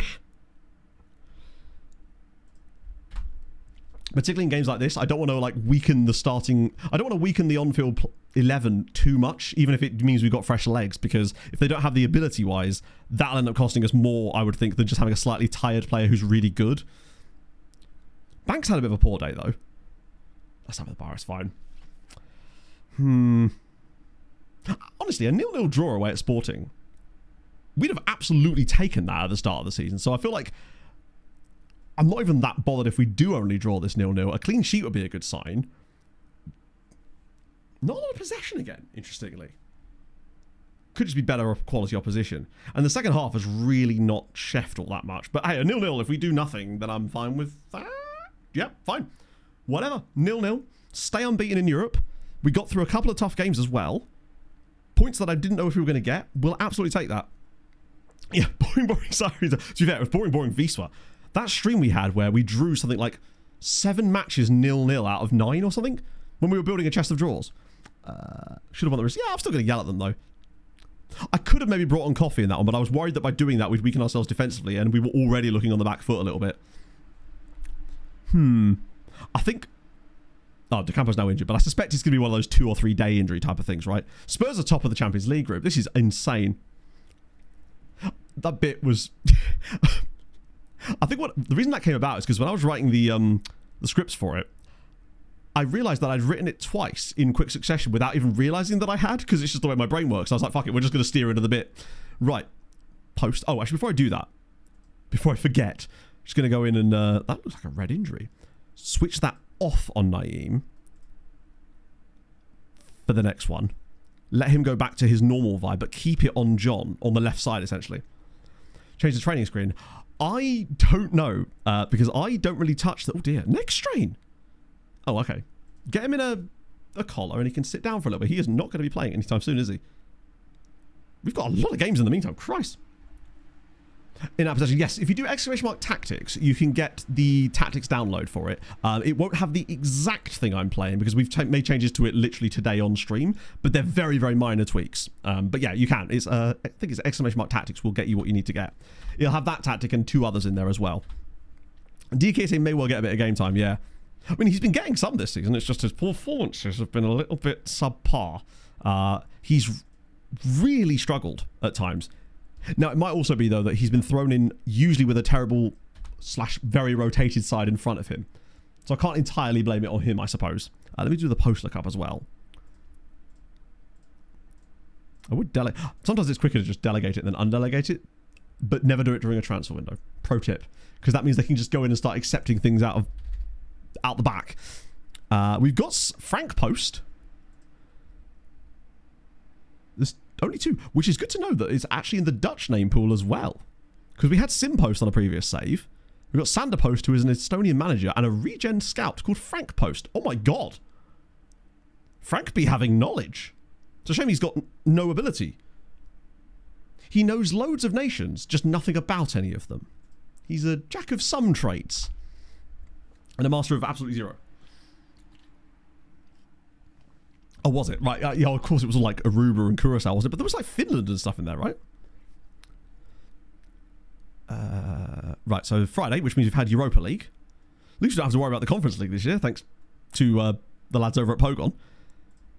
League phase, right, Europa. Cracovia got a point. Please, something good to show. Just want anything positive for us here. Cracovia with a 0-0 draw away at Girona. That is a great... I mean, admittedly they're down here, but that's still Girona. That's a great point for them. Could do with the others. Oh, wow. Legia Warszawa 5, Ludogorets 1, Ordiku Konda 5, Ludogorets 1. And there is the power of the loan farm. Right there. Jesus Christ. Audi. Ooh. He's not quite Bobby Tree, but good God. The thing is, Hadrian, he's not even close to being one of the best overall quality of loan players. He's just really specific in terms of his actual attributes. And there's a reason why he managed to get those couple of Belgium caps. He's still only 21. Look at his form. He's been somewhat out of form a little bit as of late, it would seem. Jesus Christ. Did they drop it? Oh, no. That was Belgium, I'm guessing. Yeah, 5 goals is decent. Off of 2.1 XG. Harris was very good, though. Audi's not quite Harris level, but he is just superb in... overall, I guess. Let me see what's his performance data for the season actually looking like now. So it's currently this year, he's got 14 goals. 14 in 23. 8 in 5 in the Europa. That's a pretty good return. Very good. No, Legia have changed their manager a lot. As a result of their near relegation last year, Legia have had... I think they had 3 managers last season, and I think they've got another new one this year. No, they kept the same manager that did well towards the end of last year, I believe. So he's played well over several different managers. He's played well even when Legia have been abysmal, to the point of nearly getting relegated last season. And might still happen again. Right, what about our other friends then? Okay, it's a draw for Piast. It's not great. It still keeps them... They're not that far off, but they've got to win a game. But 2 draws and a win. And obviously a draw for us. That's more coefficient points. Can't argue with that. What does that mean for Europe, though, on the coefficientes? On the year now, that takes us to 6.1. And crucially, okay, Netherlands are starting to catch up a little bit. We don't want them to have too good of a year because we could lose 7th if that happens. We're in no danger from Turkey, really. And Portugal, they're probably a bit too far out in front of us, really, unless they have a dreadful season. This year, I'm targeting just sort of 12, 13 points. If we can get to 12, 13, I'm happy with that. Like, we've got less teams in Europe that are actually still in Europe. And obviously, we are in the Champions League this year, so naturally, we're going to get less points. Although, currently, we're top 8, I think. No, it doesn't, Triton. The number of loans... I was like, that's not Harry Wilson. Permanent move away from the club. Oh, Harry. Who's going to loan a 34-year-old Harry Wilson? Maybe I could just sell him. Great. Looks like I'm leaving. I'm sorry, Harold. But, yeah. Harold was perhaps not the one. Who could have predicted that? It'll free up some wages in January, at least. But yeah, so the Stack Overflow thing doesn't happen anymore. I would say unfortunately, but it was quite a fun little bug. At least it didn't break the game or anything, right? It was just a nice, silly little thing that happens sometimes. He struggled with Polish. It's not an easy language, to be fair. Right, get rid of those guys there. You'll notice there's some Japanese amateurs sneaking in here as well. Oh no, these aren't amateurs, are they?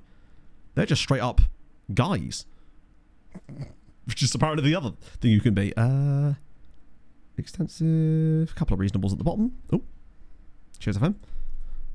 I guess what unknown asking price. How bizarre. How cryptic. This guy does not need to keep coming around again. I'm not even sure why he does. You're all incredibly expensive. You're a Red Bull Salzburg. We ignore you. You we looked at before. You have got my eye on, but he's still too young to sign. This was a guy from the... he was one of the centre backs we were looking at in the summer, but I don't really think he's for us. And then Hugo Camposh. Who's he? Oh, he's another one of them, isn't he? 9 jumping reach. I spit on the transfer room in... I don't. It's a great system of finding players, but I wonder if maybe for us it might have... It's done a great job, but I think it made me over-reliant on it when perhaps I could have been looking at different ways of signing players and trying to focus on a bit younger. So it wasn't so much that he was too young to sign. I think it was that he considered it too young to sign for some reason. He was doing the whole good of my career thing, or he might have signed a new contract when we tried to approach him. I forget which of the two it was. Because there's a reason I kept him on the shortlist, though, because he did look quite good. Although it looked like his PA had slipped off slightly. So maybe not as good as I thought. God, there was me like, oh yeah, I'm going to get to the youth intake preview today. We are, obviously, because I think we've only got... Oh yeah, we're actually fine. Youth intake preview is around about here, isn't it? I didn't realise that. Those results don't look great, do they? We'll count the friendlies. Those are good results. What's the rest of the season? Well, apparently he's back now, actually.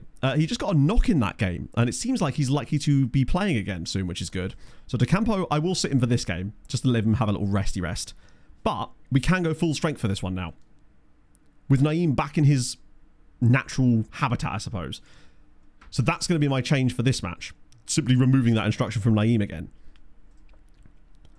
I might just wait one change per league game until we get something that sort of sits right with us for that role. Right, who's coming to the bench then? Oh, so many options. Probably Herrera for the time being. I believe that Diakite is the man long term for us. I wonder if it's just match sharpness. Is he consistent? I forget where to find it now. Oh, it's further down now, isn't it? Wait, where do you see pros and cons these days? Is it performance? And then... I had this issue before, didn't I? It's surely somewhere down here and I've just missed it. Wait, there it is. Become more consistent. Yeah, so he's inconsistent right now, which is very obvious. And if he doesn't get it, that could be an issue. But I'm willing to give him a chance, you know? Kit updates for... Oh, no. Oh, that's nice. Are these just 2D, though? Oh, hang on, that's not the kit pack for Poland. My apologies. Wait, what's... Oh, is this where they come from? For some reason, whenever I'm looking for kits for, like, leagues, I always just end up on Susie. Oh, wow, they've got the depth here. I think I need to go get these anyway, to be honest. Hi, Matto. Do you know? Nice. Lord Nelson's statue is 510 centimetres, but Lord Nelson himself was 170 centimetres. That gives a ratio of 3-to-1. Oh, God. I shouldn't, but I do. It's... Good. Thank you very much for the 61 months, Terja. I hope you're having a wonderful Sunday, my friend. Yeah, he has just kind of been... There's been a very strong lack of consistency. Here's a fun fact. Voltaire contracted syphilis just 2 blocks because we do like having the 3D kits associated with them as well. But either way, I'm glad they're updating. I need to look at FM Slovakia more. It's a site I completely forgot. I love that this... Those are kind of cool, though. But obviously, we the ones that we have for Polonia, for Wisła, are obviously the ones that Passpro does. But I don't think I actually have custom kits for the other leagues, other teams in our leagues anyway. So maybe I should just get them regardless. Motta, thank you very much for the follow. Natty Cap Scouting, let's go. Oh, wait, is he Madagascan? And his name's Assman Justin. Also, shortest name in Madagascan history. I realise I'm not showing you the player. My apologies, chat. That's 19 caps, 19 years old. Yes. Love to see that. Also, I don't think I've seen Assman as a first name in a Madagascan player. It used to be... It was a South American surname we'd see it sometimes, right? I swear we did. That was where it used to be quite common. We had a guy called Brian Assman on a previous save, if I remember correctly. Right, I'm going to make a holy. You've got to show Assman. Have I got another holy left? I do. I've got one sachet of Cola Koala left to my name. Oh, by the way, chat, I found out, finally, when these actually come out, because people were asking last stream, and I genuinely did not know the date. I do. It's the 19th of March. That's when Cola Koala and the blue raspberry one, which I think I've got downstairs, because I was making some for my friends the other night. That's when they come out, 19th of March. I believe, anyway. It's straight in there, yeah? Mr. Cellophane, thank you for the 9 months, sir. How is your Sunday going? Happy Sunday all. Hopefully it's nicer where I am. I was going to say, I was a bit confused, Sam, about that. Just punt him into his own son. I've still never, in all my years of playing FM, had a son. We were talking about this on the podcast the other night. And I do find it strange that you'd think with the amount of seasons I've played in FM over the years of just playing the game, but also as making content, that I would have got a son at some point. But not once. Not even close. Not even close, as if there's a close this too. Yeah, I mean, if Hadrian hasn't got one, what hope have we got, chat? But like, because Tony has one on his save with Darlington right now, and that's awesome, and I'm jealous. I'd love a Polish son in this save. I suppose he'd be a Maltese Polish son in this save, would he not? I just want a son called Widzini. What is? Yeah, I suppose it would, wouldn't it? Weekend's almost over. I suppose those Sunday night blues. So I don't believe it does anymore, Phidias. I think it used to. Because wasn't there a rule with it? Not a rule, but like a... it used to be that you had to have... The manager had to be a certain age and you had to have been at the club for 10 years or something, but that might not be a thing anymore. You suddenly said, that's true, yeah. You think if anyone would have one, it'd be you, but I've got very unlucky with it. I think it costs... I suppose it's a double-edged sword, isn't it? If they make it more common, then it becomes less special. But I wonder if it was just slightly more common. Favorite Let's Play? Possibly. Honestly, I have a few because they offer different things to me. The original Building a Nation, not the original, sorry, the Polish Building a Nation one I did. So not technically the original, that was Midtjylland, but the first completed save, if you like, even though I didn't technically succeed in the goal. That was great. Portsmouth, just because that was the one that got me going. I go back and see a video of that occasionally. I'm just like, how did people watch this? How? The barrier to entry at the time was just so low. If I was able to even have people watching their content back then. And also Red Star, actually. The Red Star save for me is one of my favourites because so many crazy things happened in that save that I adored. I had a central midfielder called China. Or is it Africa? No, I think I had both, actually. But China with a Y. And then I also had the best comeback I've ever had in the history of Football Manager that still I haven't beaten to this day. The PSV game, I think it was 5-0 down and drew 5-all. Oh, God. What are we doing here? Right, wait, it's probably a Job moment, isn't it? Jensen better not be injured for too long, because that would be really bad. Leno, Tete, Anderson. Oh, Anderson's back in. Robinson. That is interesting. Yes, come on, Adrian. A rare centre-back goal. Those are like gold dust. It's dreadful. Oh, absolutely. Like every time we do the podcast, I look forward to Tony's Darlow updates just so I can hear about his son, which I'm convinced is actually the chairman's son. Yeah, I'm worried about Anthony Robinson. I really do think that maybe he just lacks match sharpness. I don't know, but he has looked so off the pace in every game I've watched him since he came back from injury that I'm concerned a lot. Also, exclamation mark Holy. You know the drill, my friends. Thank you so much for the support on that. I'm hoping that I might actually be able to get... things are looking positive that I may get a contract extension, and that would be entirely thanks to you guys. So I'm very grateful. Oh, come on. That was a weird one.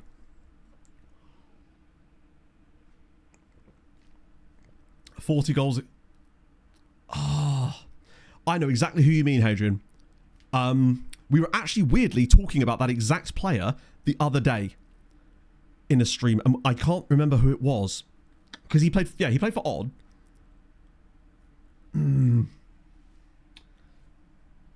Oh, was it Boniface? Was it Victor Boniface, or wasn't that how we got onto him? Or was it another guy that had the same name as him? Maybe. Oh. Yeah, it's when we talk about Classy Netneck and just general Tromsø-related activities. We've been weird in this game. So, yeah. There was a few players in that save that did unusually well against us for seemingly no reason. I've never really been able to figure out what that was about. International coverage with your extension. Maybe. I mean, hey, there's a chance. I don't know if that would even count. Oh my God, I thought that was going in.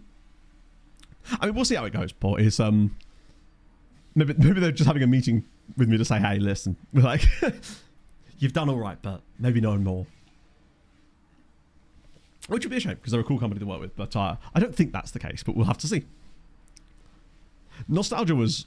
Yeah, Tromsø, I think the reason with Tromsø as well, especially because that was like the only building a nation save I did like during, not height, well actually it probably was height of COVID, wasn't it? Because it was the first FM that was released during COVID. That was when the streams first started to really grow, I would say. Like I had the initial bump and that was fine, but then when I started the building a nation stuff on Twitch, it's like the numbers doubled pretty much overnight and didn't really decline after that. Nordic Nomad save again. I don't know. It'd have to be the right...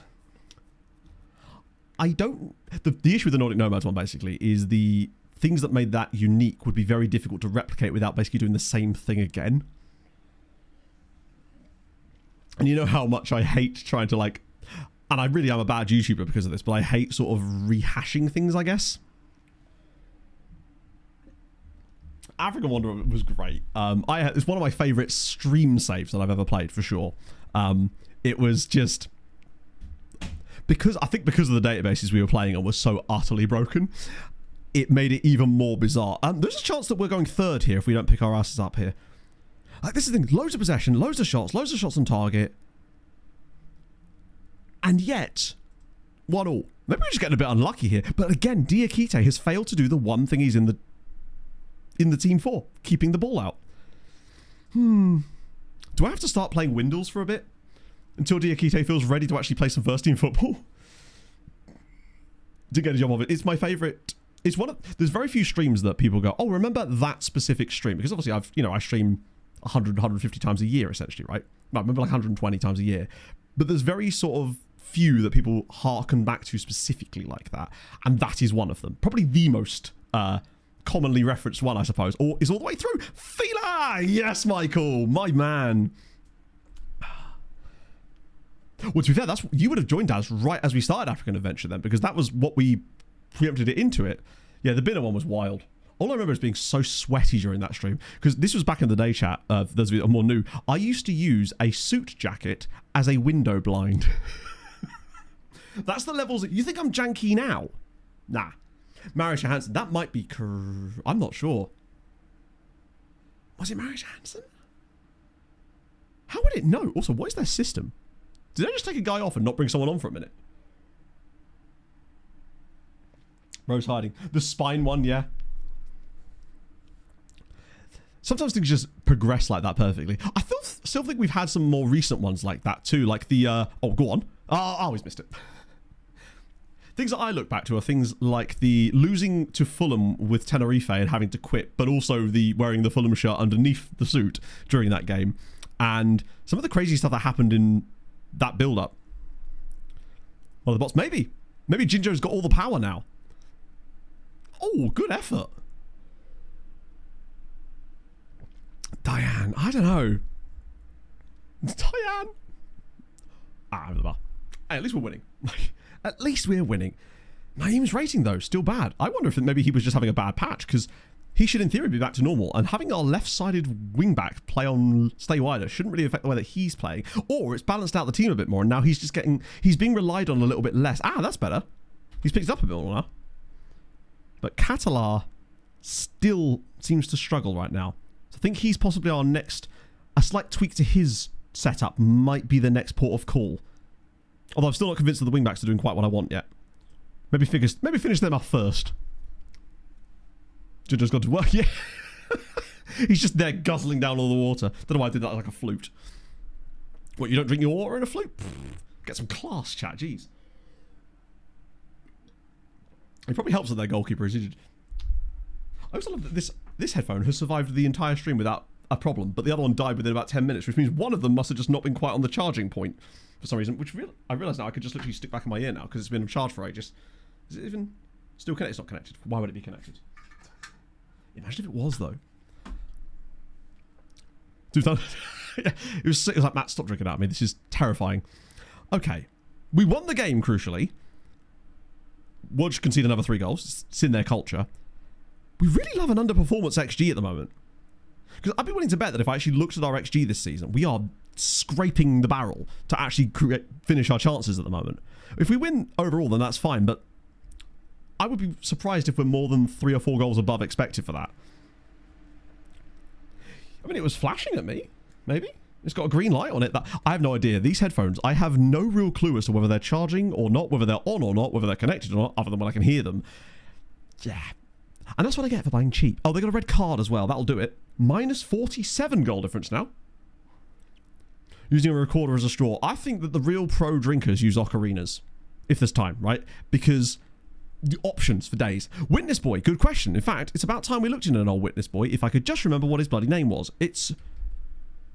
Oh, God. What was his name? See, it's working. Crucially, it's working because we're forgetting what his name is. It was a G, wasn't it? I think we were up to G. There we go. Where is old George? There he is. Georginason. Out on loan at Jagiellonia in the second tier. He's playing. Not playing well, but he's playing. He's actually, like, reasonably solid. Maybe just the loan spell doing the good. Which also now begs the question of what's his new name? Has to be an H1, my friends. Son of Georgina, exactly. Harold Bishop. Is the H silent or is the B silent? There he is. This is where we completely forget all about him. I do a lookup in a couple of streams' time and oh no. That's actually really bad. Or moderate, as the game would say. Ay, ay, ay. Never tried to liter a beer through a tuber. Nope, can't say I have. Shows that I'm not living life as fully as I should be. That's okay. Puebla. Oh, they might have some players. I mean, unfortunately, they're the exact type of guys we might not be able to sign just yet, but it's still worth looking. John's showing plays in progress. Excellent news. Just quickly checking. Swing by here. There we go. Oh my God. Well, chat, news just in. Mexico has really good footballers. I know, you say you never learn anything here, but here I am. Oh, there's a guy at NEC. Two guys, in fact. We've got Jeffrey Luchtenberg and Gust Verhaust. He's 20 years old, which is a bit shame, but this guy here is absurd. Eros Dominguez Nava. He's a goalkeeper. Why you goalkeeper? Christian Gomez, hey, okay. Bit expensive for our tastes. You okay, Pog? Why are you rubbing my belly like a pregnant woman? Because I was giving you a cuddle. Fair enough. Ooh, club improvements. This is where they offer me more money despite turning down the more money that I asked them for earlier. As if. I don't need more wage budget. No, I can't do it, actually. How about more transfer budget? Other potential improvements. Right. Available transfer budget.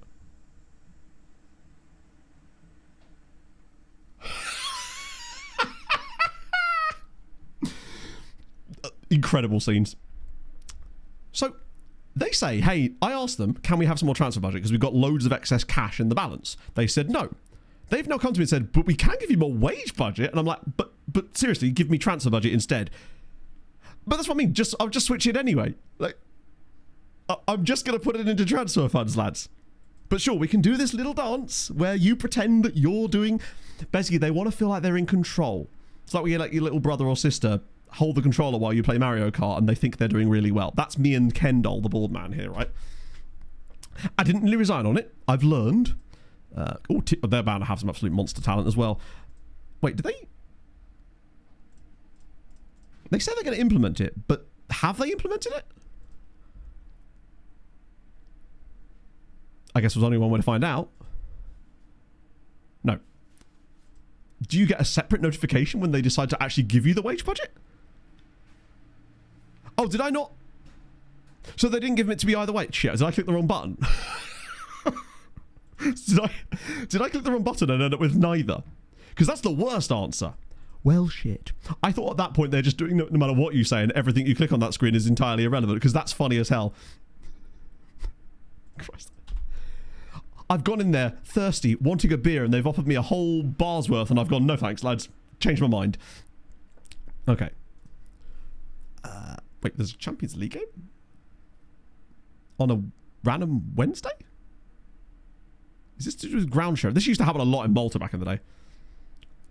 Working control out, scored 6. Ah, you see? And after that, you were suddenly conveniently not allowed to play anymore for seemingly no reason. It was even worse, actually, was the embarrassing one where you're playing or whatever, but you realise you're looking at the wrong screen when you're in split screen. You're like, oh, I'm doing really well. Then you look down, realise you're actually the one controlling the bottom screen, and you're just in the wall with the car. Gave you cider. Yeah. I have not drunk cider in a very long time. It does not agree with me, but I suspect that's largely because I had a couple of bad experiences. I got very drunk when I was much younger on cider, and thus it put me off of drinking that specific thing. I think a lot of people have that exact same thing, like a certain alcoholic beverage if they've had it or whatever, and then just happen to drink to excess more than they should have done. You then just sort of get completely off of it for no apparent reason, even if you actually genuinely like the taste. Imagine if I'd given them... Yeah, if I'd resigned there, that would have been the height of embarrassment. I resigned because they only give me one of the things I want instead of the other thing I wanted. Yeah, for me it was cider, specifically Strongbow. I've had Magnus since, and it's okay. And also Amaretto. I have not touched Amaretto since about 18 years ago. Right. I'll rotate. Actually, we probably should rotate for this game. Oh no, it's Piasklevica though. Nah, we're gonna rotate a little bit for this one. Get the wingbacks some freshness to them. Get a JT in here as well. And it's a weakened side anyway. Maybe give Pena a go. Oh, actually, he's injured. This is the perfect time for someone like a Roller to come in, actually. But such is life. Right, what do I want to change? Do I want to try and work out the fullback situation or the striker situation? I'm going to try another little tweak on Catalar this time. So we've got him moving into channels. I can't make him make more forward runs. We've already established that's not possible. I don't want him holding up the ball. Do I want him to dribble more, maybe? Maybe I'll have him roam a bit. That's my latest tweak. I'm going to try and let him roam around a little bit more. Just have him randomly all over the shop. Right, let's go. Oh, it's the cup. I hate the fact that you've got 3 less players for the cup. It always annoys me. Amin Saar. That was the guy. Yes. I like that Hadrian went quiet for like 5 to 10 minutes and this is what he was looking for. That's the fella. He scored like... Didn't he get like 9 goals against us in a single season or something? Maybe it wasn't as many as 9, but it also wasn't far off of that. I think we played them like 3 times and he got like a hat-trick in every single game, basically. Yeah, look at that. Oh, it doesn't get any bigger. Look at this guy. It is Simon Lingbo. Yeah, we had him. He was one of our first signings at Tromsø. Yeah, I must say, whenever I see clips of this, I'm just like, Jesus, dude. It's crazy as well, because this was like late 2020, and going into COVID, I was in really good shape. Not quite as good shape as I'm in now, but not far off. I've done all right, you know? The draft mode, yeah. Yeah, it does. I suppose it was almost like default skin back then, because I don't think I was using skin. I might have been even using... Oh, it could have been TCS or Renzi? Might have been back then I was using Renzi. He was such a good signing in that Tromsø save. Him... And there was another... Oh, Traore, that striker we had during the first season. We made a couple of really astute signings. I mean, Tromsø were expected to get promoted that year as well, but we made sure of it with those kind of guys. Yeah, I think it might have been TCS. I used Renzi and TCS around that sort of time before I discovered the miracles that were the Saz skin. I was still going to pog about this last night, that I think as far as aesthetically and like healthy wise, I don't think I've ever actually looked better as a human being. And that doesn't mean I think I look good. I just mean that relatively speaking, you know? It's like, hey, you were a 2, but now you're a 2.5. You take these things, and that's nice. Moving in the right direction, I suppose. Oh yeah, they didn't, did they? Was it like 22 that they started having the ability to change things in match text? Because I'm glad that came along. At least we don't have to do with that. Right, 4-4-2 this time. I just want to see a better game out of Catalar.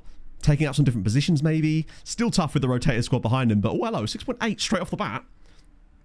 I'm just going to switch something on him every single time. Right, feelers on the ball, but I also don't want him to get worse around him, I guess, right? Right, Coffee down the right-hand side. I mean, these guys they've got some good players, but they have lost some quality as well. Having a poor season, and it is the cup. Oh, the interchange is here. Just have a shot. Oh, it's wide. God damn it, man. Yeah, I think of when it looks like that, I just immediately think of Streamer Showdown. I know, and the fact that you've even been able to find it, I wouldn't even know where to... My brain would not have the capacity to know where to start looking for a lot of these things. I'm trying to be the okayest version I can. It's the best I'm allowed to do. That's my natural PA. Oh, hello. Oh, so you have the whole goal frame for. Maybe aim for the one bit where the goalkeeper isn't. Pro tip from me, a sportsman of the highest order. 2 players from 90 cuts without scouting. It's fun. If the players are free or so low in their value that you can just have a go at them, why not, right? Yeah, that was the clue. I was watching, Jesse, on the Avs YouTube channel yesterday. I think it was yesterday. Videos to do with retired players and stuff, mostly to do with EJ.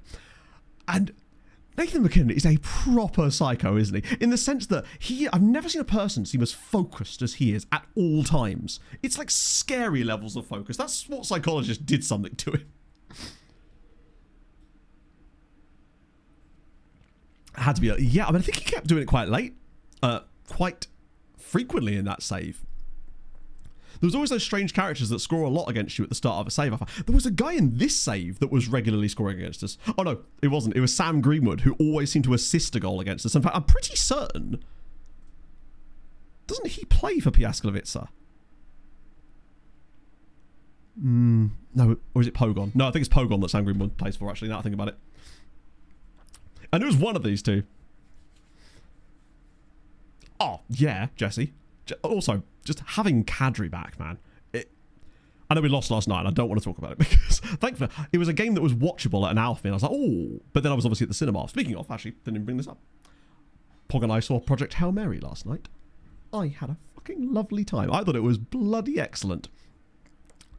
It was exactly what I was hoping it was going to be as far as like an adaptation. Even Pog liked it, mostly just because she liked Rocky, but I was very happy with that.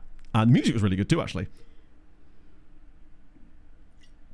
And it's even better when it was free. Bruno Fernandes, that is a footballer.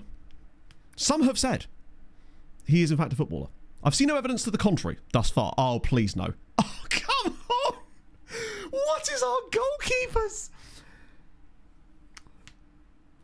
I'd like to defend Windles here because I think this deflects. I hope this deflects. Because if so, maybe Docampo isn't the problem. I think this does deflect past him because it goes in the opposite corner and he doesn't seem to move.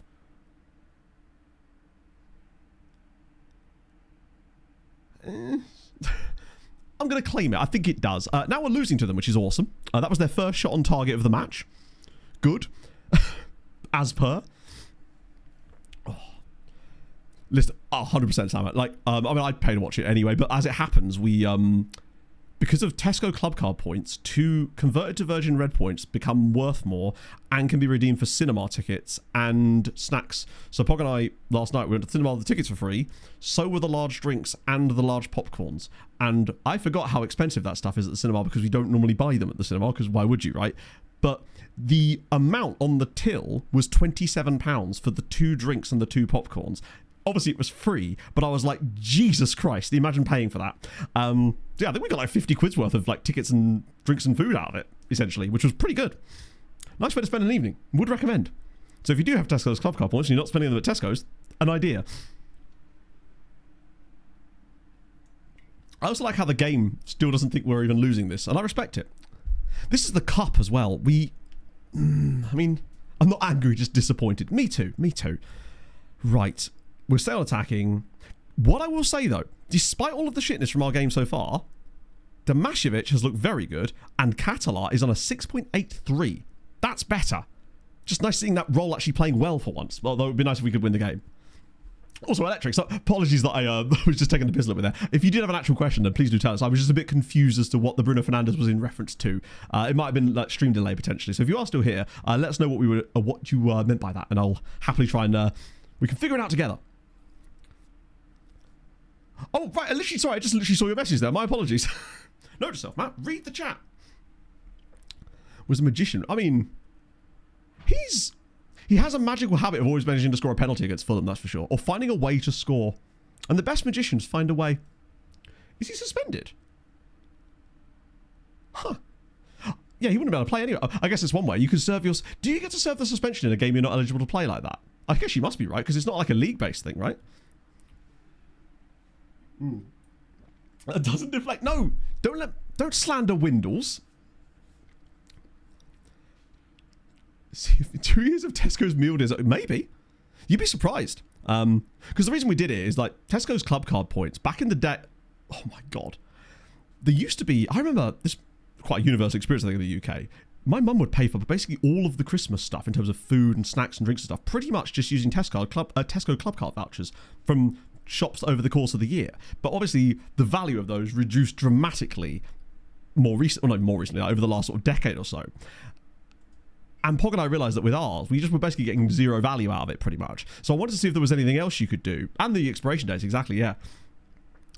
And I found out that they have an agreement, basically, where you can convert them to version red points. And they increase value relatively by doing that. So, oh for God's sake. And yeah, still, the stuff you can't get on there isn't great either, but it's slightly better value. So when you get free cinema stuff, it's not too bad. So worth looking into. I think the Nectar card Avios one is possibly a better use, but we're Sainsbury's people. Oh.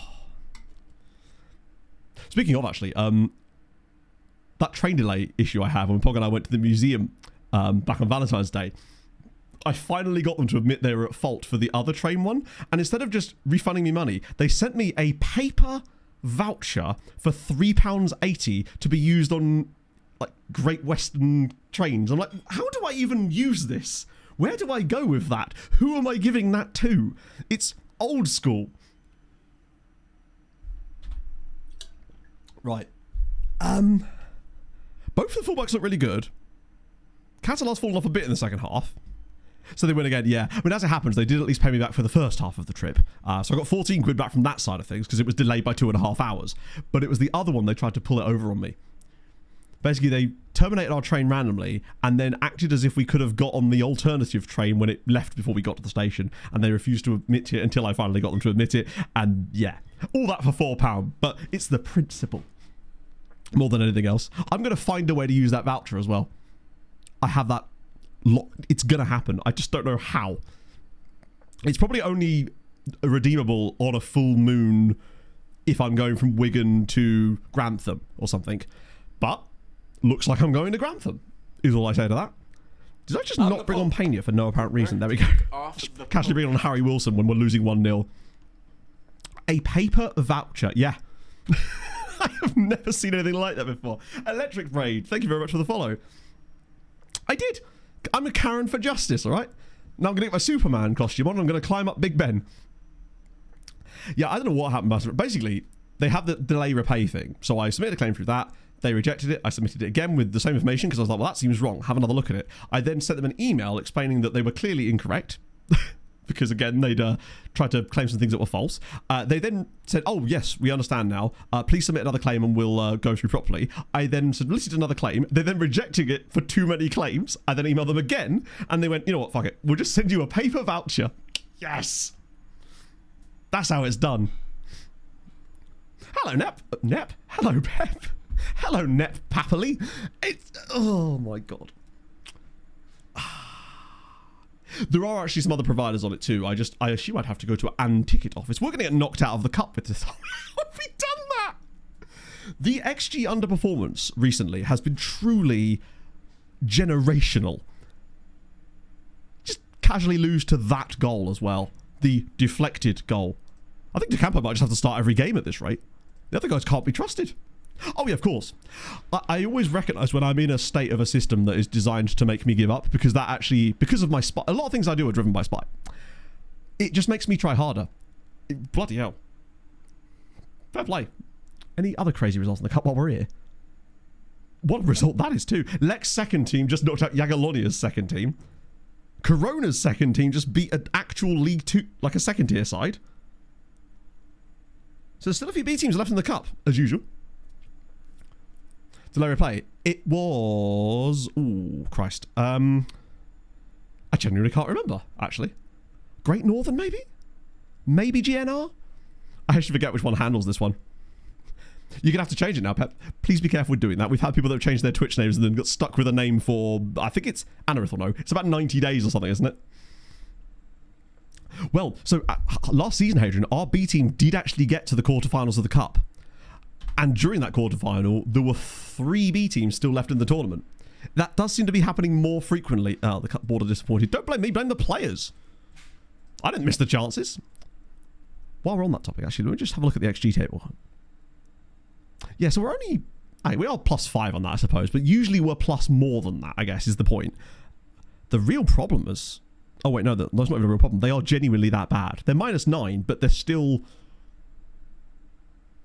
Minus 17 on expected goals against. They've conceded 17 more. It's not quite that guy in the Irish save.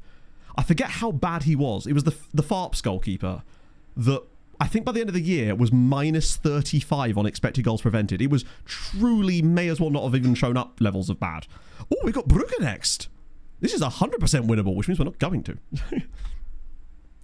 Relegation playoff after topping the table the entire season. Wait, what? Oh, was this because you chose Stoya and found out you were ineligible for promotion? I think I saw this in Discord.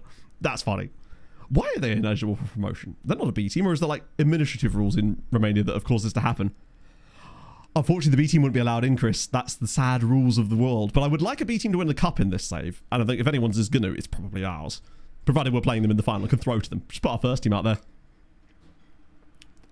It was a bit of a weird one, Master Champs. Ultimately, it was £4, and they did actually pay me back the 15 quid for the other train that was 2.5 hours delayed. So I'm not really complaining too much, but as usual, my spite wouldn't let me just leave it. I was like, no, I'm going to see this through now. Samuel L. Quaxon.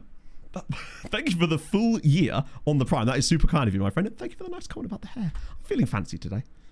Texture powder's the way to go. I'm just saying. Let's build 2 starting elements, make 1 eligible for... Oh. This is where we could... I'll tell you what I should do, actually. Is I should set more players available when we know we've got a cup match coming up, so we could at least have them go further into the cup competitions. Because obviously I tend not to set a lot of our first team guys available for the B team because you end up having them be ineligible for a game that you actually need them in. But this way could allow us to beat the best of both worlds, right? I like that idea. We actually had a B team make the final of the cup, I think, in the second season of this save. They lost less than 3 in extra time. Ready! Thank you for the 36 months. We haven't had a scout report back on you again yet, I'm afraid. Yeah, just do it for a single one-off game in the same way like we do the next match only thing, which I'm going to have to do. Yeah, I'm probably not going to do it here, am I? Because Jens is not going to be around for a while now, which means it looks like it's time for Job to regularly play for us for a little bit. I condone football cheating, damn straight. The day I get to throw a final in a European competition to another side in my league is the day I'm a happy man, you know? Feeler's kind of sneakily creeping up his goal tally now. I think you can kind of see it through the chat there, actually. He's got 10 this season now. He's the first player that's really stuck his head above. But Montperouse has 9 assists already. Less goals this year, for sure. But obviously with me digging about with tactics, and the squad feels... I wonder if we just made so much progress so fast that I just got so ahead of myself with what I wanted to try and do. Is he even allowed to play this game? I think he should be, right? I'm kind of glad that I had the time to think about what I actually wanted to do transfer strategy going forward. I think just... back to basics, young, high potential, those are the guys that we need in future. Maybe bring Pisani onto the bench for a game, and Herrera, and... That's a good... Oh, wait, no, because it's a rotated lineup anyway. The Mongoose? I've never... Didn't we have a player called the Mongoose once? I swear we did. We did, didn't we? There was a guy that we had who we used to call the Mongoose, and I can't for the life of me remember why. Oh, God, who's playing... Krishna's going to have to play centre-back again. I'm going to have to look into that in January. I think we should just sign a centre-back. Like a youngster, of course. Because we've somehow managed to find loans for basically all of them, it would seem. JT in. Then Damasiewicz. Coffee. Maybe Shockley for a game. I'll insta this one so we can get to the Champions League. Make sure we get that done. Obradovic. Oh, Christ. Who is going to play here? Herrera, I guess. And then... Jesus Lord. We are a little bit light still. And I guess Lunga. Oh, Enrique. Wait, what? Oh, he's ineligible. Bugger. That is bad, actually. And now I can't see him on the squad. Oh, he's injured. Never mind, not ineligible. He's injured. I was going to say, why would he be ineligible? Nigel it is. I could do... Oh, no, Ranjvar's is fucking not registered, is he? We'll play... I guess Pena for this one. Duru. And Suarez, who actually hasn't scored a lot since that little burst of goals he got towards the start of the year. And I'll just randomly dump anybody that's actually eligible for the squad in for this game. Which is not that many people. Actually, I'll script to the bench with you, my friend. I've Deadfire. I'm not a game I've... Oh, speaking of actual games, I finally got round to playing Slay the Spire 2 on Friday. A week after it came out, I actually found a little bit of time to finally sit down and play it. I am a fan. Not that that should come as a huge surprise. But... it definitely feels harder than STS1 from the default standpoint. Recruitment focuses for players 15 to 17. I don't think you could even... Can you do playing time requests on recruitment focuses? I mean, I'm not opposed to doing it. Did we actually win that game? 4-0 with... Wow, okay. 4-0 with a rotated team against a mid-table side is surprisingly good. Herrera, Pena, Dudu, and Suarez. What was the ratings like? Naturally, the one game that we actually don't play that well and we end up doing well. Shokri played poorly. Damašević, both of them were a substitute, actually. So they brought them both on, did better. Interesting. Gave up a lot more in this game too, but Docampo's back in the team, which probably made a huge difference. I'll transfer him in. But to be fair, like I was saying earlier, I'm not going to be looking for first team signings for the most part because that's the problem we got into in the summer, and that's the reason we didn't sign perhaps better players, because we ended up looking for guys that were just going to make the first team stronger constantly. And if you get caught in that loop, you just end up not signing anybody, because the reason we got to the state that we were was because we weren't looking for players like that all the time. We were looking for guys that we could develop into those guys. Like, you will still find occasional players like that, but I think if you try to focus too heavily on it, that's when you run into problems, and I got caught in that trap myself. Which is why I'm sort of rolling it back a little bit to go for more younger players that we can develop into first team players, and hope that occasionally we may still stumble across a first team guy, but most of the time that's the exception, not the rule.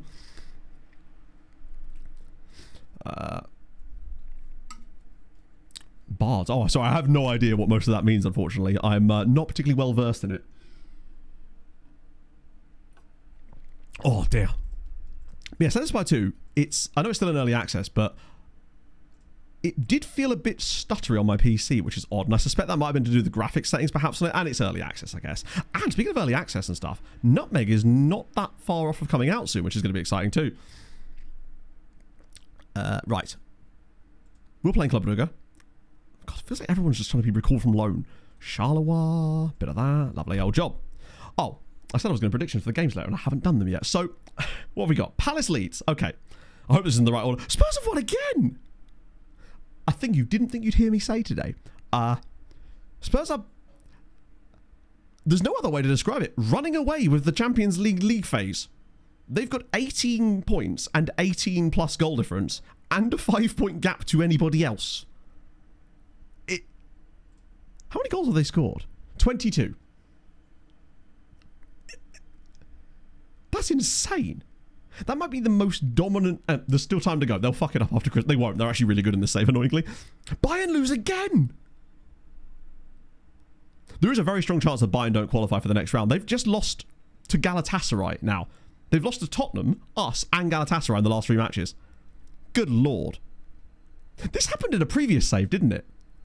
It might have even been in the Malta save. Spurs had a season, or a couple of years, where they were... Not Spurs, sorry. Bayern. Where they were genuinely awful in Europe. I think we beat them during that period too, which is how we stumbled upon their awfulness as it happens, but still. Yeah, Italy, I mean, coefficient-wise, they're probably fine, because obviously it takes a little while for that kind of rot to set in, but what's their rating for the year looking like? Oh, wrong one. What's happened there? 4.8 on the year is actually very low. In fact, that's not even first page. We're at 6.1, which is steady progress. When you sign a player on a pre-contract, they can buy now. The cost is between the player... is different, really. I guess you just go for whichever's cheapest. Or it just lies to you. There's every chance of that as well. Yeah, if Italy fell off, that would be quite good. If England could just do that, we just beat Bayern's... Wow. That's a good sign that tactically we're doing okay, though. If we're beating Bayern's under-19 teams, we've really picked things up in the Youth League. Oh, what a result. Okay, maybe this is the way to go. Right, Montperou's, Bellingham, Abradovic. That's the lineup. The bench is bound to have someone on it that shouldn't be there. There he is. It's Bassani. There's always one sneaking in there. Cheeky man. Right, get you out there. Lovely. There was I about to do a Premier League prediction, and then the game went, no. This is way more interesting. Ranji, Arola, or Cash? Ranji, why not? I'm always looking for midfielders. And there we go. This needs to be a win, which is worrying, considering... Watch this be our first defeat. The probably most winnable game in the whole of our league phase run. This will be the one we lose now. In real life, I'm a Fulham fan, which we're going to come to in a minute, because I was about to do some predictions on that later. So yeah, Palace Leeds. For me, that's got boring 0-0 draw written all over it, potentially, where neither team can really do anything. But given that Palace are still part of that mushy middle, they do kind of need a win just to sort of stay in the mushy middle. So maybe even 1-0 Palace. You know what? No, 1-0 Palace. I'm saying 1-0 Palace for that one. Fulham, I think, are going to win 2-0. Which means you're welcome, Forest.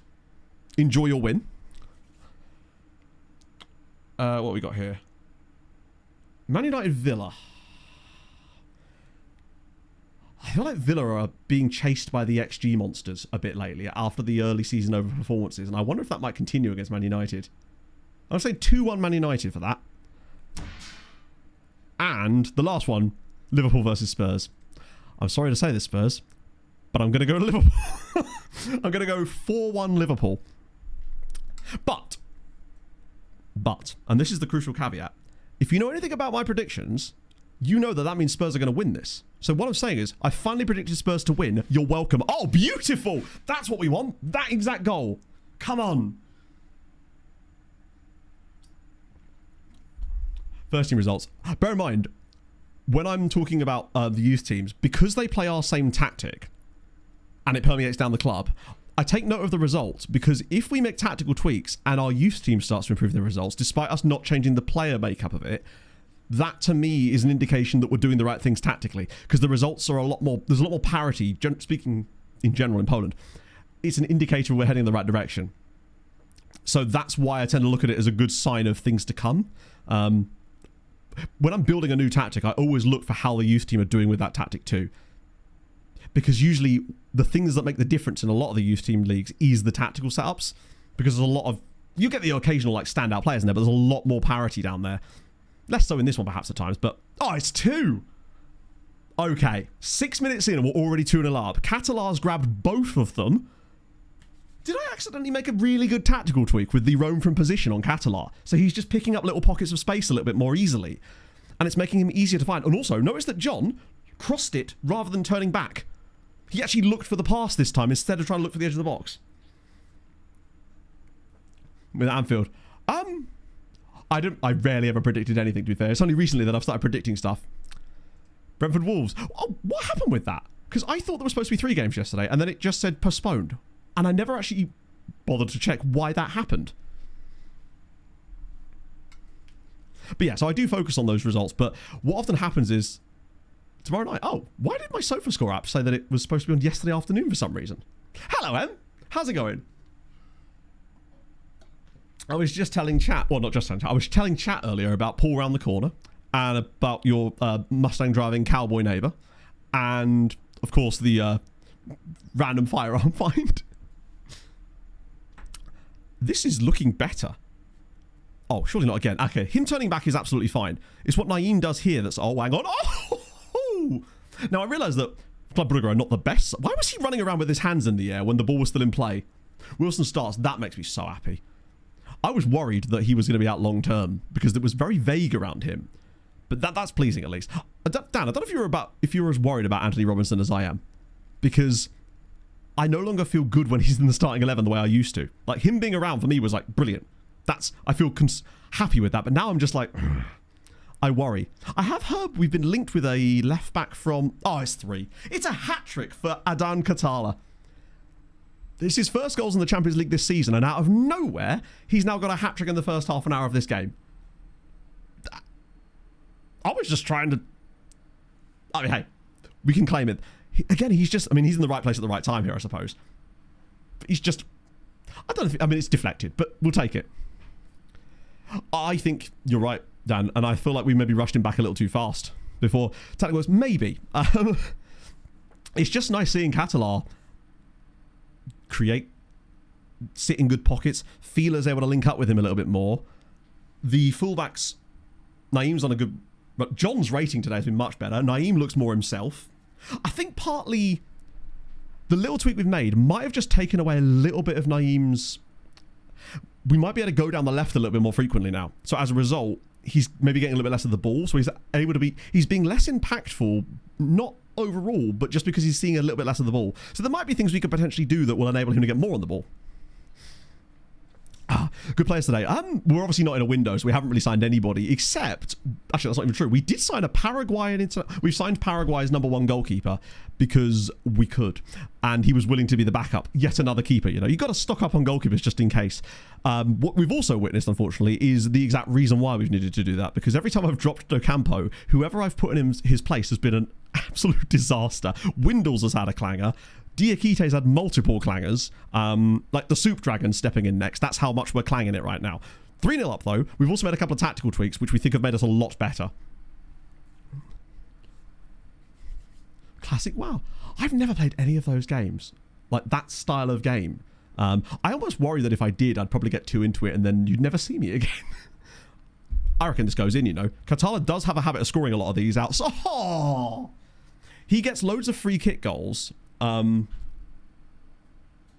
only ever in matches that we don't watch. It's the strangest thing. He's scored, I think, 3 or 4 direct free kicks, and it's always been in instant resulted matches that I've gone back to collect footage of later. Oh, slide him in. This is too easy, right? 4-0 here, and it's cookery time, my friends. We're putting on a clinic. Ah, love the gun match. Did he find any ammo for it in the end? Hopefully the tweaks I made to the sound settings on his PC actually fixed the issue that he was having as well. Basically, he'd bought a keyboard. It was the SteelSeries one, and it had installed stuff with it that basically made a load of virtual audio devices that started becoming defaults in Windows when there was nothing plugged into them, essentially. Oh, nearly. And I'd never seen anything like that before. Oh, go on. I couldn't quite find the little gap, and now he might find a gap for himself here, potentially. Momper, oh, that's not a penalty. It'll be outside the box. Rather than you perform super well. I mean, 14 shots, 6 on target. What can you do, right? All we can do is shoot. If we create chances, then we score goals. Like in the snow, though. Oh, he was given. Who takes the penalties in this team right now? Well, to be honest, fair enough, right? That's fine, but this is obviously my job, so it'd be a bit weird if I just randomly rocked up and was like, hey, today we're playing COD. That would never be me, though, right? Oh, hello, what's Adrian done? He's getting addicted to so many games that I can... Oh, mate, trust me, I feel that. When Balatro first came out, I was in a bit of a rough time, and my goodness, did I get some troubles with Balatro. I could not stop playing it. It's just, number go brrr was the perfect game for me, you know? Dix Williams want to save. Oh my god, he's not even told us the name. I'm now on tenterhooks, Hadrian. Here we go. His legitimate name. Yes! Finally! I mean, we always knew it could happen. Is this a real guy, or are you playing with the regen faces off thing? If I recall. It's always one of those things that's been possible in the name. Ah, no regen faces. Yeah, I thought so. Oh yeah, sorry, I couldn't see the date. It feels... Oh yeah, 2048. I could be a real man. Joe Bellingham says he's going to exist soon. As we all know, Joe is clairvoyant.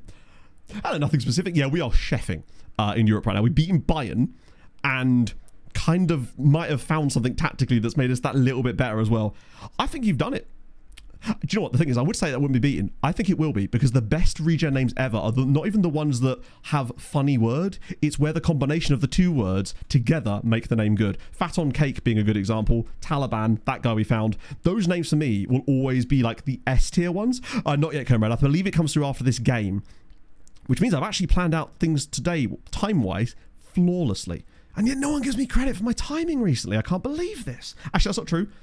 Bear Ass gave me credit the other day for timing during the mega stream. So that's good signs. John can have a little resty rest now. We're 4-0 up. Probably should take Feeler off just to protect him at this point. Plus, Duru's so fun off the bench.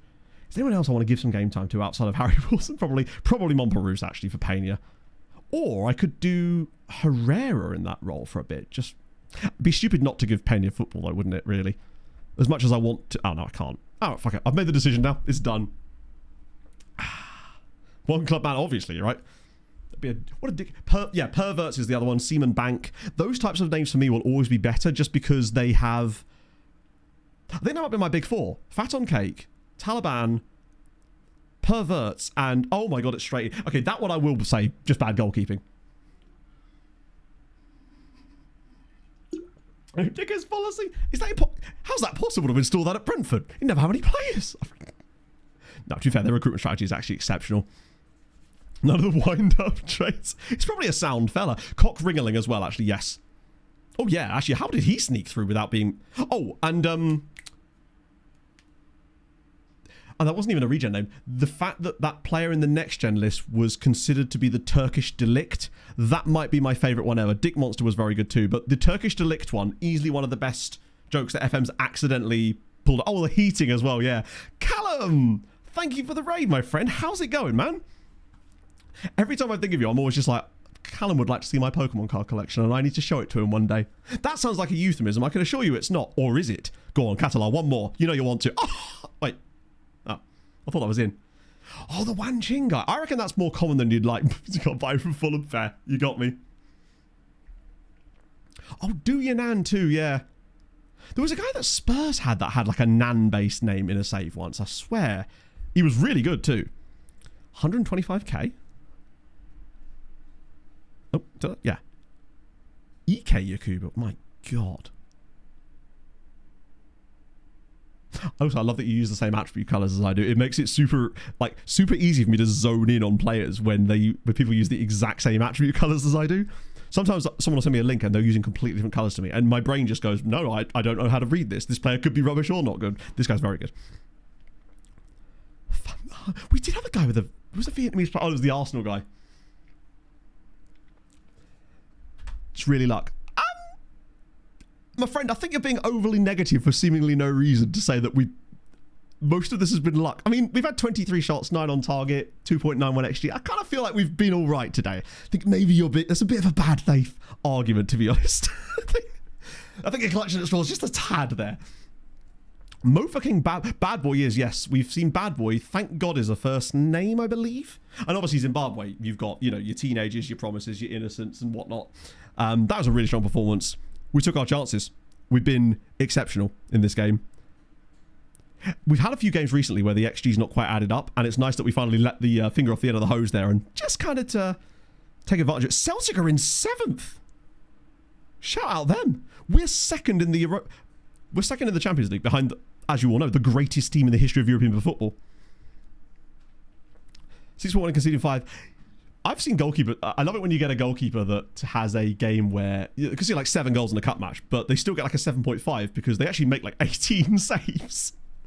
Okay, really, I'm a fan of, might just be a one-off performance, but Katala dropping a 9.8 game in a Champions League match is a really good sign that maybe the roam from position thing is exactly what we needed from him, and that was the last game before Christmas. And now we can look forward to the Youth and Take preview. Damašević is now injured, unfortunately, because typically.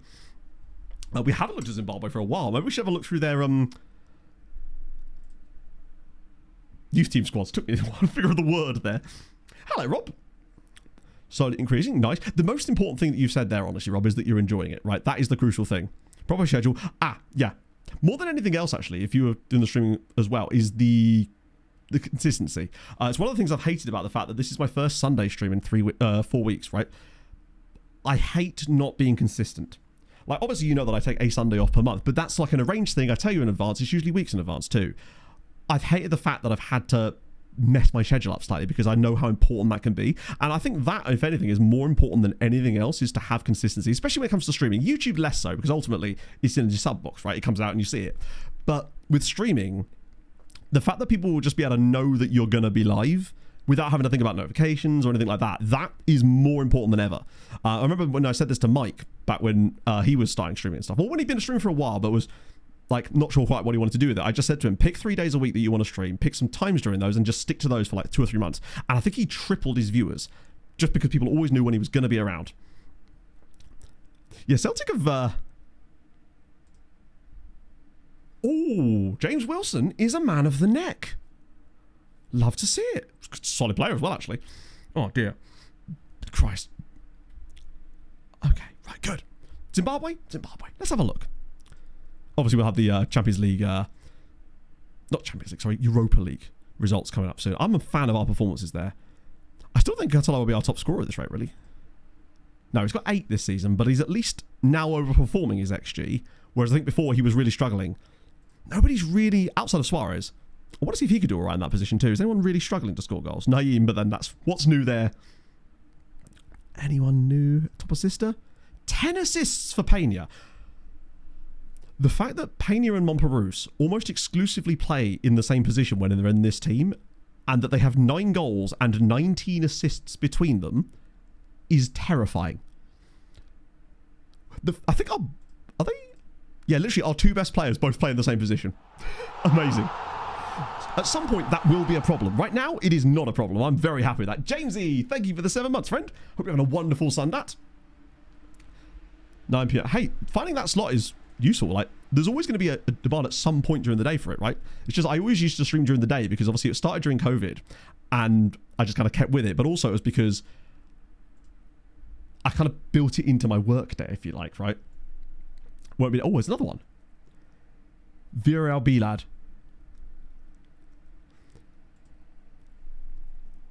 Right, hang on.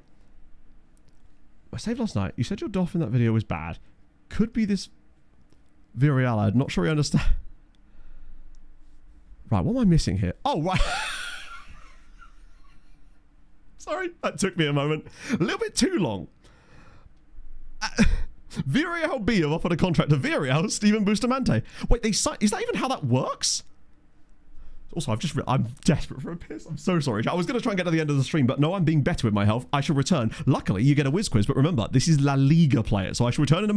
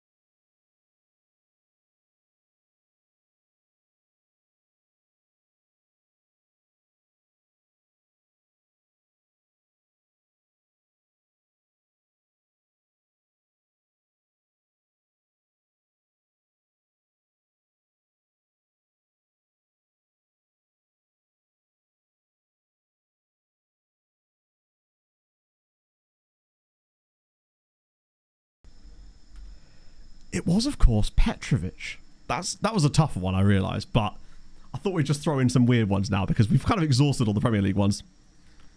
A forward back. Ultimately, like, I know I've made a little couple of tweaks to the tactic today, but to me, that would just be a waste. Like, ultimately, our two strikers are excellent. They're both playing well. I tried to build a system that would allow our more of our midfielders to play, but it just made us worse. Like, and I feel like we just happen to have two good players in the same. The fact is that neither of them are actually complaining that much. So I think I'd rather just keep them playing a lot because they're both just really good and they seem to be okay in tandem at the moment. Because right now, they just do the job. The problem is if they slide back to CM, they have to be able to play DM and neither of them can play DM. And it would just hamper us way too much.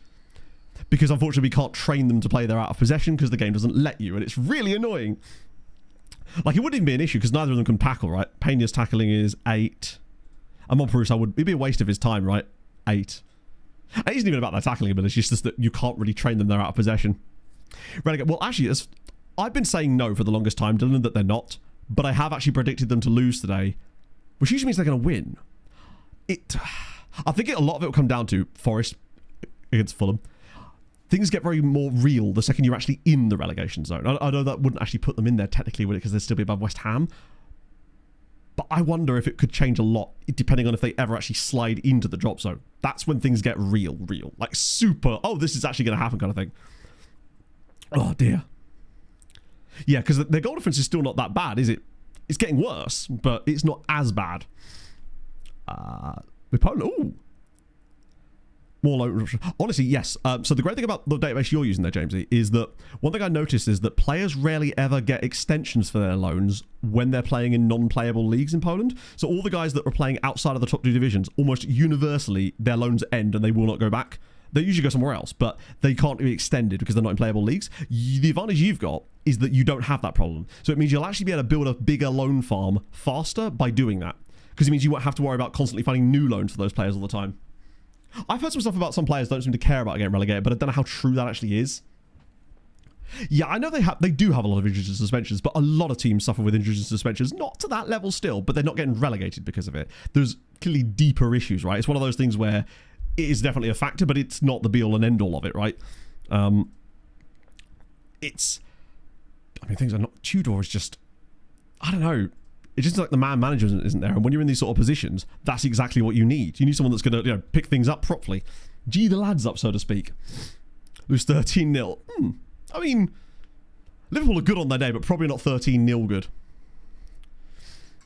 I think every player wants to win, right? I think crazy would be the expectation that any player doesn't want to win a game. Because ultimately, they're all sportsmen, and they don't get to that level without the competitive spirit of wanting to do that, right? I need to stop. Why are they coming round again? I keep clicking keep report, but not extending the scouting on them, and yet they constantly send me the same guys. Not even players on shortlist, weirdly. Maybe they've just got nothing else to do. I need to scout more players. Yeah, I mean, it would definitely be the biggest relegation. I know there's Newcastle and Villa ones, but those were big club historically, but had struggled recently up to that point. Not that Spurs have done well last year either, but they did win a Europa League. I still think it would be it wouldn't even be in the same ballpark, would it? Right. Some high value on some of these guys. At least they're better scouted, but they're just not guys we can realistically sign at the moment. Was that all of the good ones? Just happened to be the expensive ones. Shocker. Oh, actually, there's a guy Slovachko here. Miroslav. Can't afford him, but maybe I'll just shortlist him actually for the summer when we get a bit more money. I can, just in case, because I don't want to end up spending a lot of money before January, then to find that we find someone who's actually really good in that price range that could be the last thing we spend that money on. Derek, he's a bit more expensive. Culture, maybe. I mean, sometimes you hear the sort of, going down could do him good. I mean, I don't think it ever does anyone any good. What I would say, though, is if Spurs did go down, welcome to actually seeing youth prospects play for you. And there is something really nice about seeing your actual homegrown players play for you in the league. Admittedly, it does lose its sheen a little bit when you're fighting for your lives in the Championship as well, like Fulham did. We actually tried that, Rennie. We did a full section of trying to find that, and unfortunately, the simple case is this. The players that we've got are really good. A lot of them developed into being really good too. But it then took the club to a level where the sort of players that could strengthen the first team are unattainable in their current states unless you get very lucky. The only way to really find that strength now is to create it ourselves by signing a bit younger and develop them into those guys. And I fell into that trap massively when I normally don't. And I don't know why I got so... I think it's because the progress was so swift this time around that I just got completely distracted by it. But the only real player that would have ever fit that was worth it was the guy we nearly picked up from that German side. Pass, bro! Thank you for the 27 months. No, no one ever won relegation, right?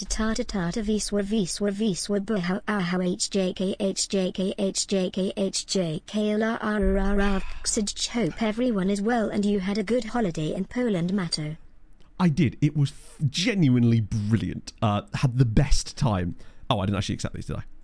God, lads, find a bloody... I think in the summer I might actually have to pick these guys up on contracts because it surprises me that no one's picked up Bear Arst because he's legitimately a very solid player. And he's always got usually interested in him, but he never gets signed. The intake preview has still not come through yet, weirdly. It's usually around the 17th, I think, roughly. In fact, 16th, my bad. It's right there. Perfect timing, in fact. God, I've planned... Look at my timing today, friends. It's almost like I do this for a job.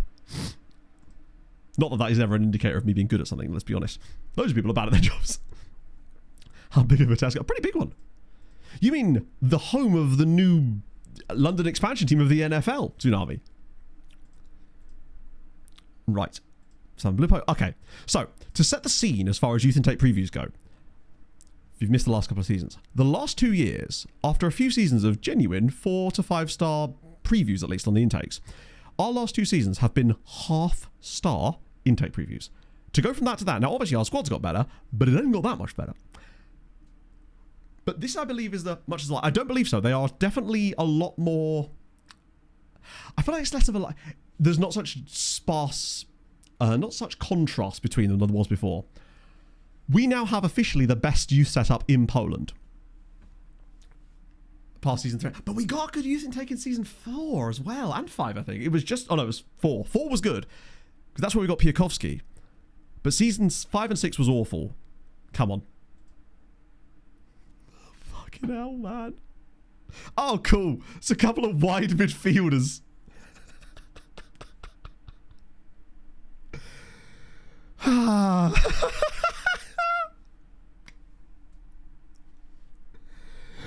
A D isn't a lot to like in terms of wide midfielders. Awesome. What was it? So Zabielski and Naka consistently making effective split decisions in the pit, so he's got good decisions. And this can only improve, apparently. Robert Filipiak's willingness to get in harm's way during matches, that's bravery, presumably. And then knowing when to and where to channel aggression is an important part of the game, and Bukowski has aggression. Right. You're right, that's twice as good as the preview from last year. I respect that. That is an incredibly glass, slightly fuller than it was. That does suck. But think about it like this. We have 3 years of bad youth intakes. They're just building up. We should also be getting the cream of the crop in Poland these days as well, because we supposedly have the best youth intakes in Poland. Yeah, they're all just mental attributes. They'll have no technical ability whatsoever. Yeah, maybe Bukowski is just a really aggressive centre-back who's got good tackling and good heading and is tall, but has crap marking and positioning, and we can fix him. Because that's so easy to fix, isn't it? Stasiak, he's another of the absolute gods that we've managed to get. I say gods. I mean, I think he's on loan in the second tier, actually, now I think about it. Yeah, but he does have 5 Poland caps. So he's decent, but perhaps doesn't quite have that ceiling anymore, unfortunately. Maybe we have just got really good. I think the likes of Montperu, we do have a couple of players who clearly have the elite level PA, and guys like Montperu and Pena are almost certainly those two, and maybe John as well, that it kind of makes everyone else look bad in comparison, so maybe they won't be that bad. Like, Carroll's a good egg. Decent attributes as well. Robotsky, oh man. I got a notification about Robotsky off stream, because he's at Tiki, isn't he? And he's actually been kind of doing okay there. I think I got a notification that he's got a hat-trick or something. Oh, notable players. Okay, maybe not a hat-trick because he only has 9 this season, but he's developed into a completely passable second-tier quality striker that maybe could even have upside potential for another team. Like, he's consistently going to get goals for them. Not that many, but he gets some. He'll get you... Actually, he's sort of improving year upon year. Like, it's his 4th year out on loan. First year got 4 goals, then 7, then 8, then 9... and in 10 games less. I'd say that's a pretty slow progression into something decent, if not spectacular. I'm okay with that. What I'm especially okay... Oh, we didn't look at the Europa League. That's wild. Also occurs to me that actually Docampo has the most clean sheets in the Champions League with 5. Have we actually kept clean sheets in 5 of our 6 Champions League games this year? Clean sheet, clean sheet, clean sheet, clean sheet. We've not conceded a goal since the opening day of the Champions League. That's very impressive when you look at what we were like last year. The Adrian Abdullahi thing has worked for us for sure. I don't know if Abdullahi's the long-term solution there, but he's certainly better than what we had. And Adrian seems to have settled in nicely. And we do still have Thomas Fernandez too. Sorry, Thomas Hernandez. Still maxed out. Recruitment is maxed out. The others... facilities, I don't think they are. Academy coaching is exceptional. Oh, maybe they are actually. I'll check with the board. It'd be very easy to see because we'll be able to upgrade it if we can, right? So let's see. Stadium. Yeah, there's nothing in here about facilities at all, is there? Increasing junior coaching budget can't be done. We can't cut back the... Oh, should I try and get another of those affiliate sites again? So we can try and get a proper one this time. But do it the backwards way rather than like we did last time. So let's try again. Screw it.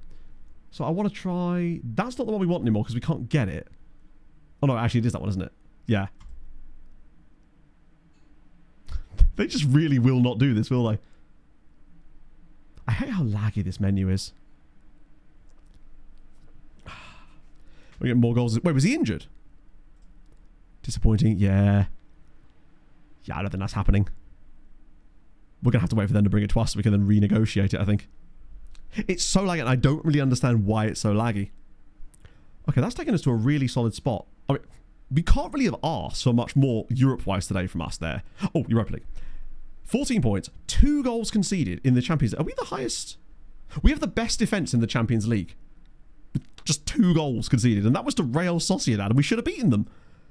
We've got 14 points, which is enough for us to get top 16. Who's our final 2 games after Christmas? I think they're quite difficult, aren't they? Inter at home, Liverpool away. Yeah, very difficult, but Inter at home... I think the board might give us more transfer budget in Jan. Maybe. So we might have a little bit more wiggle room, which we can just spam on like future SARs. For us. Right now, we're actually cooking quite nicely. I think tactically it's really solid too. That's always a good sign. But we've done all we can today. That's exciting news. What about the Europa League, though? That's the real question. I want to see Cracovia. Ooh, they've lost a game. They have, haven't they? 100%. So... Okay. They never seem to be visible on these ones. Bologna, Gladbach. Legia Warszawa, they did it. Oh, he's done it again! Audi Kukanda with his second hat-trick, and he's scored 8 goals in his last 2 Europa League matches. 8 goals! As if he's done it again. He's the only player that can score for them, apparently. As if they've gone and beaten RZ. Now they're on 10 points. They've literally beaten the 2... They've done exactly what we needed. They won both those matches, and they're probably going to qualify now. Well done, guys. They finally worked out what they needed to do. Just give the ball to Audi. I'm guessing Piaskovica lost. Oh, there you go. It's a win. Yeah, it wasn't always the best menu before, but it's definitely got worse, I would say, unfortunately. What a great match day. I'm assuming that Cracovia lost to someone further down. Oh, they're playing Brighton or something. Oh, okay. A little disappointing, but Vittorio Dugumadash are not exactly a bad side, are they? So there is still hope for Piaskovica. It's not a lot of hope. They are going to need to win another game, if not more. But Audi Kukanda must be the top scorer. He's actually not the top scorer in the league. That's August Priska for Djurgården, but he will overtake him, presumably. They've got some tough-ass games. I believe... Yeah, Brighton and... They've got one more to play as well. Brighton and Ajax, they're cooked. Unless they pull off something ridiculous. They've had it. But Legia are going to be going through, which is lovely. They've scored a lot of goals. I say they. Kukanda has, anyway. How many of their goals has he scored, actually, now, in the group stage, at least? Because they've scored 17, and he's got, what, 11 of them? So Partizan... Ironically, he got none in that game. Oh, no, there's more. Oh, that's the playoffs. Then against PSV, he got none of them either. What the fuck? Then against Sturm... Right, okay, so we scored the equaliser against Sturm Graz. Didn't score against Nuremberg. Got 5 against Ludogorets. So it looks like when they win or something, or when they get points, it's because of him. So give the ball to Audi. Andre, thank you for the follow. What's he got on the year now, actually? So yeah, he's got 11 and 6 in the Europa and 17 in all comps. Bro is doing well. I'm a fan. Yeah, the SPL, is this in real life or in the league? Yeah, I saw that Hearts lost to Kilmarnock yesterday. I actually had that in my notes as well. That is a catastrophic result. I just don't... I think that...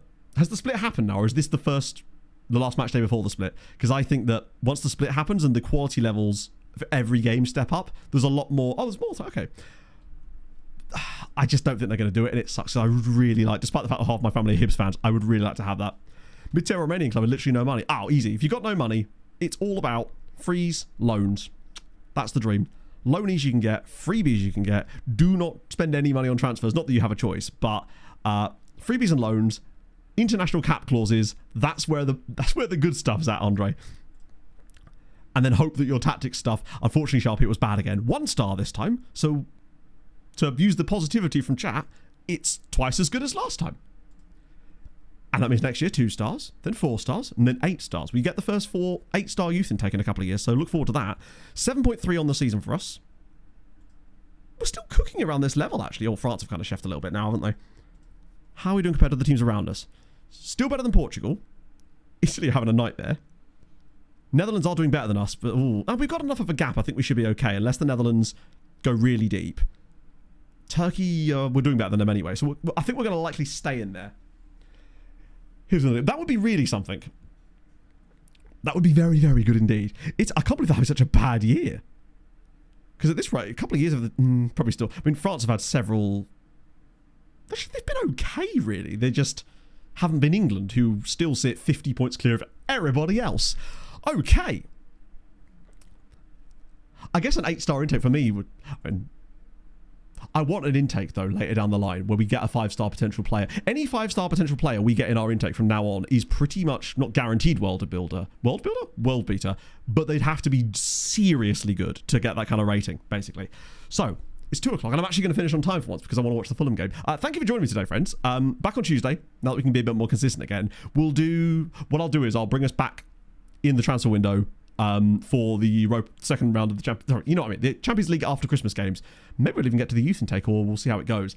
Hopefully we get some more money. If not, it's okay, because we can just sort of take this new strategy of just going for like 18 and under players that we're going to develop into the guys. A world builder is even better, right? Exactly, yeah. Right. Who am I going to raid is the question. Who's live on this fine afternoon? The People's Pundit. I'm not familiar with that person. I don't know if that's... Are they actually playing FM at all, or are they just in the FM category? Forgive me. Let's see. No, let's do Stubo, actually. I think I have raided Stubo before. I want to make sure that I'm raiding over to someone who's actually playing FM and isn't. Maybe they are, actually, and it's just that they're on full face cam at that exact moment, potentially. Fuck it. What raid Stubo, though? There's a face cam in there. Oh, dear me. So, it's nice to be back streaming on Sundays, honestly, chat. I've missed it. I do love a Sunday stream, and I really have missed doing them. So, yeah, we'll be back on Tuesday with the usual shenanigans. And by that, I mean I'll have some nonsense that will have happened or something. So, yeah, enjoy the rest of your day, my friends. Hopefully your team wins, unless they're Forest. And